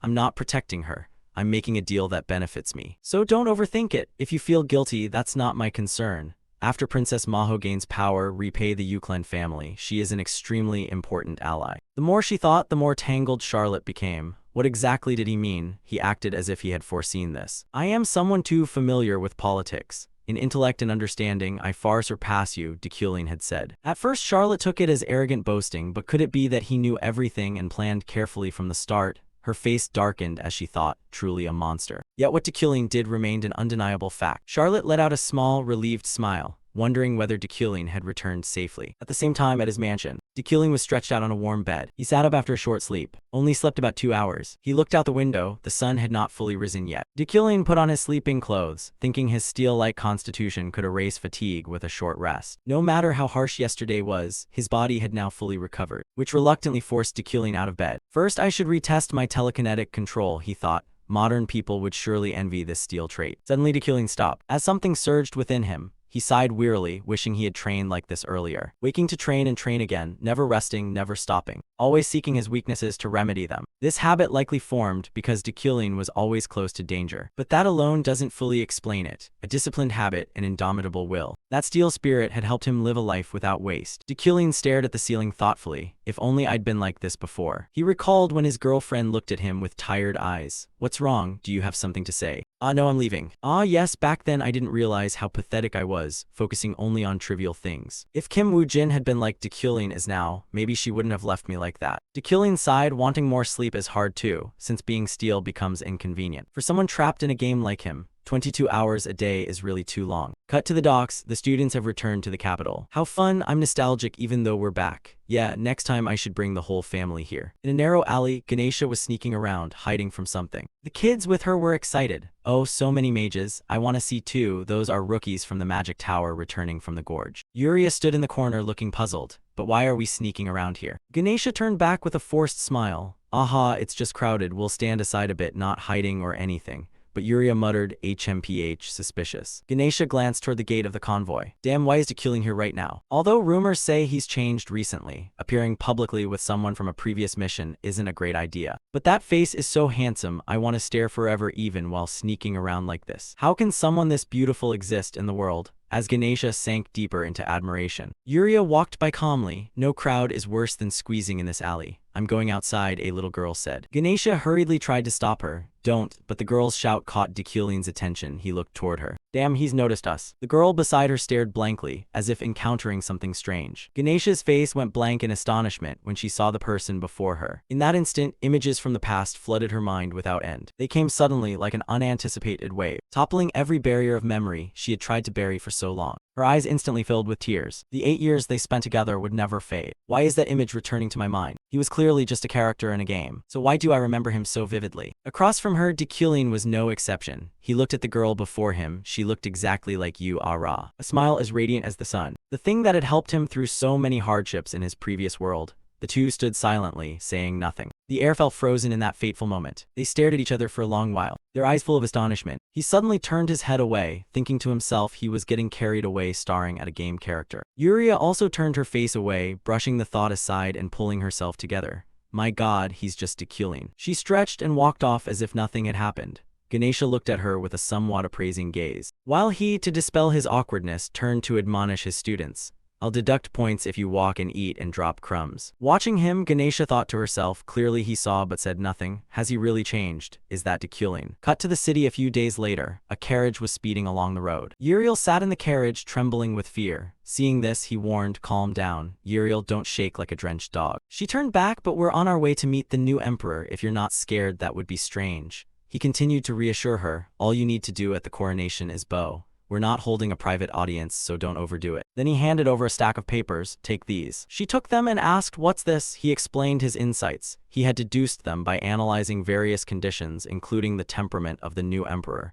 Consider these when managing the domain. He thought to himself, 12 days ago, the late Emperor Krebing passed away, and the pace of frontline disputes would quicken while the new emperor was being crowned. So I recorded the important events in advance. If Uriel follows those points, it could reduce the difficulty of future tasks. After skimming them, she was startled. Are you a fortune teller or something? Don't pretend. He didn't answer directly but warned he'd check later. She could only force a smile. At the palace, a soldier showed them the way. Members of the Yukin family, this way please. The two walked on. Uriel looked around and remarked that many people were already here. As they walked, someone suddenly cut across in front of them, startling him. The person was Julie. She looked at him, bowed slightly, and continued walking. He felt a bit awkward, thinking to himself, is she still having trouble with that Veron? While he was still dazed, the crowd behind them suddenly erupted in noise. The two turned and discovered the emperor's carriage had arrived. He and everyone else bowed in salute. A pair of small feet stepped out from inside the carriage. The new emperor began entering to perform the ceremony. She walked straight up to the throne ahead, and then began the inauguration rites. Before the throne, the crown was placed upon the new emperor's head. Drums thundered along with the people's cheers, those who came to greet their new sovereign. And thus a new emperor was born. She was Emperor Safian Yekatera August von Gibrin. After a tedious inauguration ceremony that left Safian utterly bored, she yawned loudly, unaware all eyes were on her. Uriel observed she's yawning. The new Emperor Safian, though holding unrivaled rank and power, was always bored.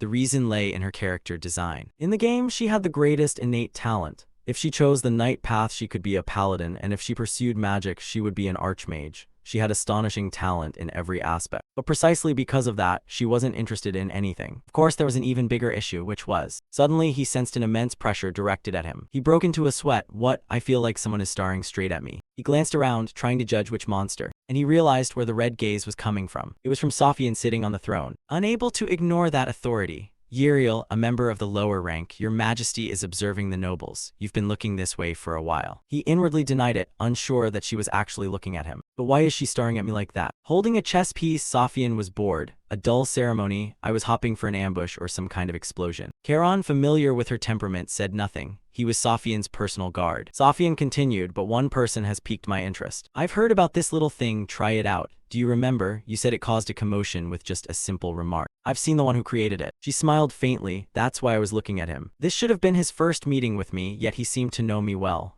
Charon added, who doesn't know the royal presence? She explained, no, he's different. I can't quite explain it, but clearly he's sizing me up. His gaze unwavering when he realized I was staring at him. She smiled, haha, how intriguing. It feels like meeting an old acquaintance. Understanding her meaning, Charon nodded. I understand. I understand. Then she rose, stepped forward a few paces, and said to him, now that I'm emperor, I should get to work. I should abolish the unwritten rules that have lasted too long. Yes, I'm talking about the emperor's classes. Cut to the academy with a very peaceful scene. He was beginning preparations for the new term with his assistant Alan. As they walked, he remarked that although the new term had started, the students were still as foolish as ever. Alan chuckled, haha, I think the newcomers will need more time to adjust. While moving, they noticed a crowd gathering in one place. Alan asked, why are there so many people in front of the gate? He calmly replied, I don't know. Then the two of them entered their office. There, Charon was present with soldiers of the royal guard. He thought to himself, royal matters of the court. Why is a royal family member also seeking me out? Charon then produced the imperial decree and read aloud, Destined von Grahen-Uklein, please accept this with respect. Without hesitation, he and Alan knelt on one knee, respectfully receiving the decree. Charon continued that the royal family intended to grant the head of House Uklein, who is also a senior professor of the Tower of Magic, Destined, the honor of sharing and discussing magic with His Majesty the Emperor. Professor Destined had been placed on the list of candidates for the position of Imperial Teaching Mage. Therefore, please prove your ability by solving the question posed by Court Mage George. He was a little surprised by the offer. What? The Emperor chose me. The Empire had a tradition that within a year after accession, the Emperor would learn about the realm through outside professors. Knights, mages, and scholars selected through respective exams would take on the teaching role. Charon continued, Professor Destined is on the candidate list for His Majesty's Guiding Mage. So please demonstrate your skills by solving the problem drafted by Court Mage George. He wondered inwardly, has the Emperor chosen me? I didn't expect Destined to receive this development. How interesting. Normally, I wouldn't bother, but if an opportunity like this falls into my lap, there's no reason to refuse. Royal assignments always come with generous rewards. Besides, maybe I'll find out why Safian is paying attention to me. Looking at him, Charon continued, will you accept the challenge? If you feel your skills are insufficient, you may withdraw. He answered without hesitation, I accept the challenge. Then he produced a sheet of paper with the test problem on it. Take it. That was that. After taking a few steps, he turned back toward him, thinking to himself, recalling what George had said. It was a problem that would make one grind their gears for at least 3 days. But candidates had to solve it to qualify as an instructor. Charon thought this was the problem Sir George declared very difficult. Let's see how long the famed Destined will take. Suddenly, a dazzling light emitted from the paper, causing Charon to startle. He remained calm and watched. Mana rose from within the scroll and formed an image of George. The image spoke cheerfully, congratulations, mage. I am George, the court mage. I will judge your ability by how long you take to solve this problem.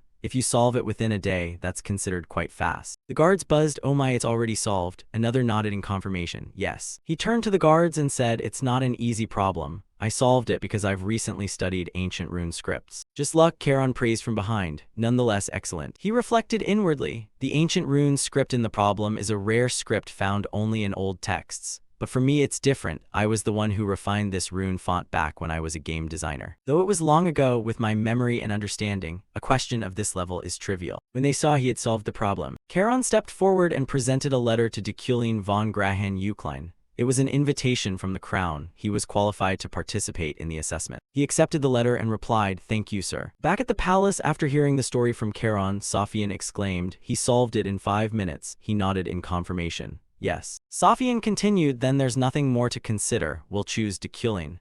Charon protested, "My lord, you're too hasty. I think we should observe a bit longer." She turned and asked, "What more is there to observe? Solving the problem that George swore was very difficult in 5 minutes is more than enough." She exhaled in resignation, paused a few seconds, then spoke.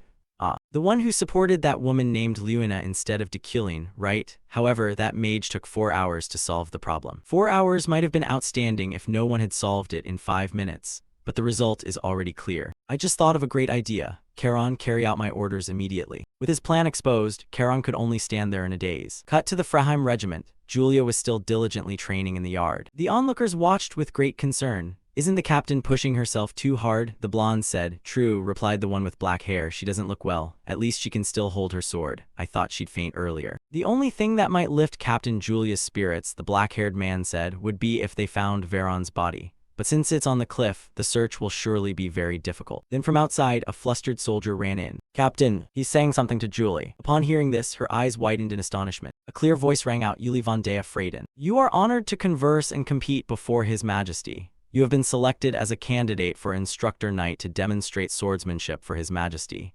Pass the assessment and prove your ability." She replied with firm determination. After receiving the decision, she headed up to a house atop the snowy peak. The moment she opened the door and stepped inside, a voice called, "Long time no see, Yuli." She glanced inside to find 3 people already seated and waiting. She nodded in return. "Yes, long time no see, seniors." The blonde young man replied cheerfully, "I had a feeling you'd be among the candidates. Sit, make yourself comfortable." He began chatting animatedly. "I wonder what the test will be like. Gathering like this reminds me of doing group projects back in school, doesn't it?" The short-haired woman was the saintly knight Gwen. She replied, "I don't know about that, but I won't go easy on anyone, so be prepared." The burly young man was the fierce knight Rafel, who nodded in agreement. "Of course, we're all here for the same purpose." After a brief conversation, the room returned to its usual silence. The blonde then turned his gaze toward the chair at the center. "The judge's chair must be over there. They're a bit late, huh?" Gwen added, "I heard Deputy Captain Isaac, who was supposed to judge, is resting due to injury, so who will replace him?" Rafel shook his head. "Who knows?" Then the sound of the door opening drew the attention of all 4 in the room. They looked toward the door. Yuli's eyes were intensely focused, and a pair of calm footsteps entered. At the sight of this person entering, Yuli startled. He slowly removed his hat and said, "Hello, I am the provisional judge for the Instructor Knight Selection Exam, Dekylin." Not only Yuli, but everyone present was greatly surprised by his appearance. He passed by Yuli's position with a hint of thoughtfulness. Yuli had her own thoughts. A mage judging a knight's exam? How come? Why? What is he plotting this time? Dekylin. At the threshold stood a tall figure in a jet-black cloak, stark against the white outside. It was Dekylin.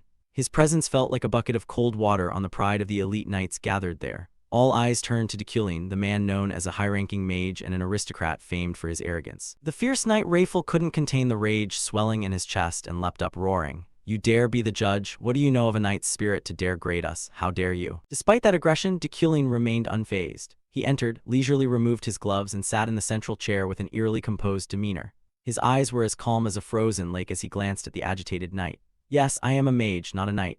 Therefore, I will not judge you by flashy sword techniques, but by the professional standards the palace requires. It seems you are displeased that I sit in this seat, but remember, I am His Majesty's official guiding mage, and my presence here is by direct royal command.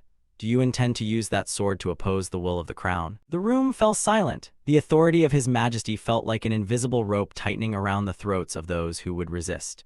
The knight was flustered, his face flushed with fury, chosen to be the magic instructor, him. At that, Uriel's senior knight squinted at Dekylin and spoke sarcastically. "So, Mr. Judge, is this exam truly fair? You won't show favoritism to anyone because of private ties, will you?" The room murmured. Everyone knew about the complicated entanglement between Dekylin and her.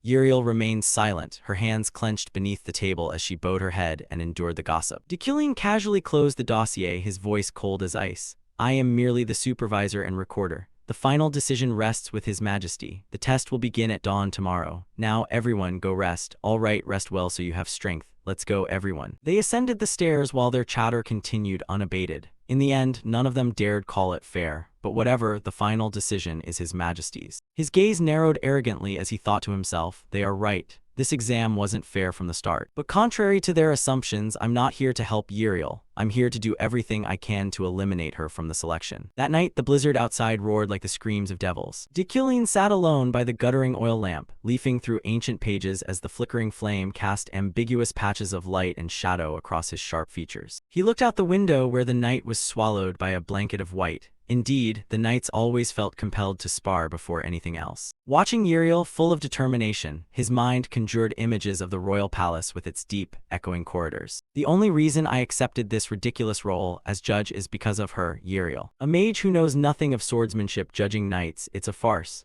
But she must not set foot in that palace now. Beneath that basement still lurks the greatest variable that could end Dekylin's life. The abyss of Ferdinand, that eerie mirror. At this point in the story, she absolutely must not encounter it. Before that mirror shatters, I will by no means allow Uriel to enter the palace. The next morning, the blizzard had eased and the sky grew quieter. Still, visibility remained limited. Dekylin sat before the knights and clearly announced the exam, the first challenge, observation and preservation skills. In this snowy region, there are many rare magical items. I will assign each of you a detailed description of the item you must find. Immediately, he summoned 4 items and handed them to the 4 individuals. The sole requirement is to bring them back intact. Just one crushed petal or a small scratch on a leaf will result in immediate disqualification. Additionally, I will remain seated here to await the results. Does anyone object? If so, speak now. There will be no second chance. The knights looked at one another, and the atmosphere sank into tense silence. Dekylin coldly pulled out a pocket watch and declared, "Good. Since all agreed you have exactly 24 hours, the contest began." Amid the swirling blizzard, Uriel struggled onward. Snow reached her knees, each step was as heavy as if she wore lead. Wind whistled through her collar, carrying bone-deep cold that could freeze the blood.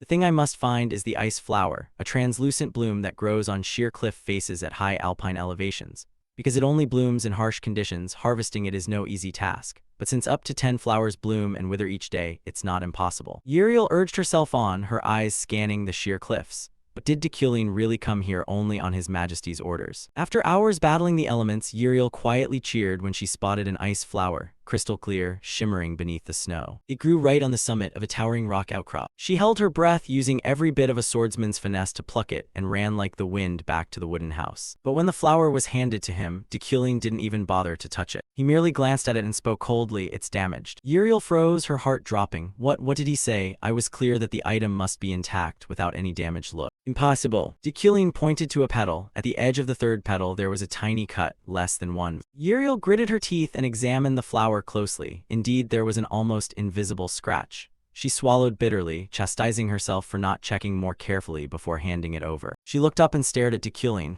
"I'll go get it again." With that, Uriel quickly turned and dashed back into the white storm. Uriel struggled up with all her might, found it, thank goodness. The bitter snow winds nearly knocked her off her feet. Uriel brought the flower back, but Dekylin maintained that icy demeanor. One corner of its leaf had been nicked by the snow-lashed wind. Meanwhile, her senior sat leisurely enjoying a hot meal and said, "Still more defective goods." Uriel's empty stomach began to protest. Her head swam from exhaustion and the extreme cold. Dekylin looked at her, his voice stern. "You will not be allowed to touch food until you complete the task or give up." "Well, will you give up?" Uriel shouted, her resolve blazing. "No, I will find another flower." Uriel plunged back into the biting wind once more. The blizzard grew fiercer. Though her armor helped fend off the cold, she could not endure much longer if she didn't find the ice flower soon. For the third time, Uriel found the most perfect ice flower. Her eyes narrowed with determination, as if this were her last chance. She cradled it like a treasure, using her body to shield it from the snow, allowing frost to form on her shoulders. When she brought it back, she was certain this time she'd succeed. But Dekylin studied it for a moment and still spoke harshly. "It's damaged. No way this can be." He brought the flower closer to Uriel and continued. "There's a small crack on the petal." Uriel nearly collapsed onto the wooden floor, tears of frustration welling up. How could this be? Why, what happened? There was clearly no scratch outside. Why does it keep getting damaged? Suddenly her gaze lifted, and she noticed something. It swept past once, and finally stopped at the crackling campfire burning in the center of the room. A flash of insight lit up in her mind. Could it be? Without a word, Uriel rose with fierce eyes. "May I go one more time, please?" She turned her back and set off again to find the flower, but this time she did not head toward the old cliffs. Dekylin watched her thin but resolute silhouette and inwardly judged that it seemed she had figured out the pattern. But even if she had realized it, it was useless. The palace was a place she must never be allowed to enter.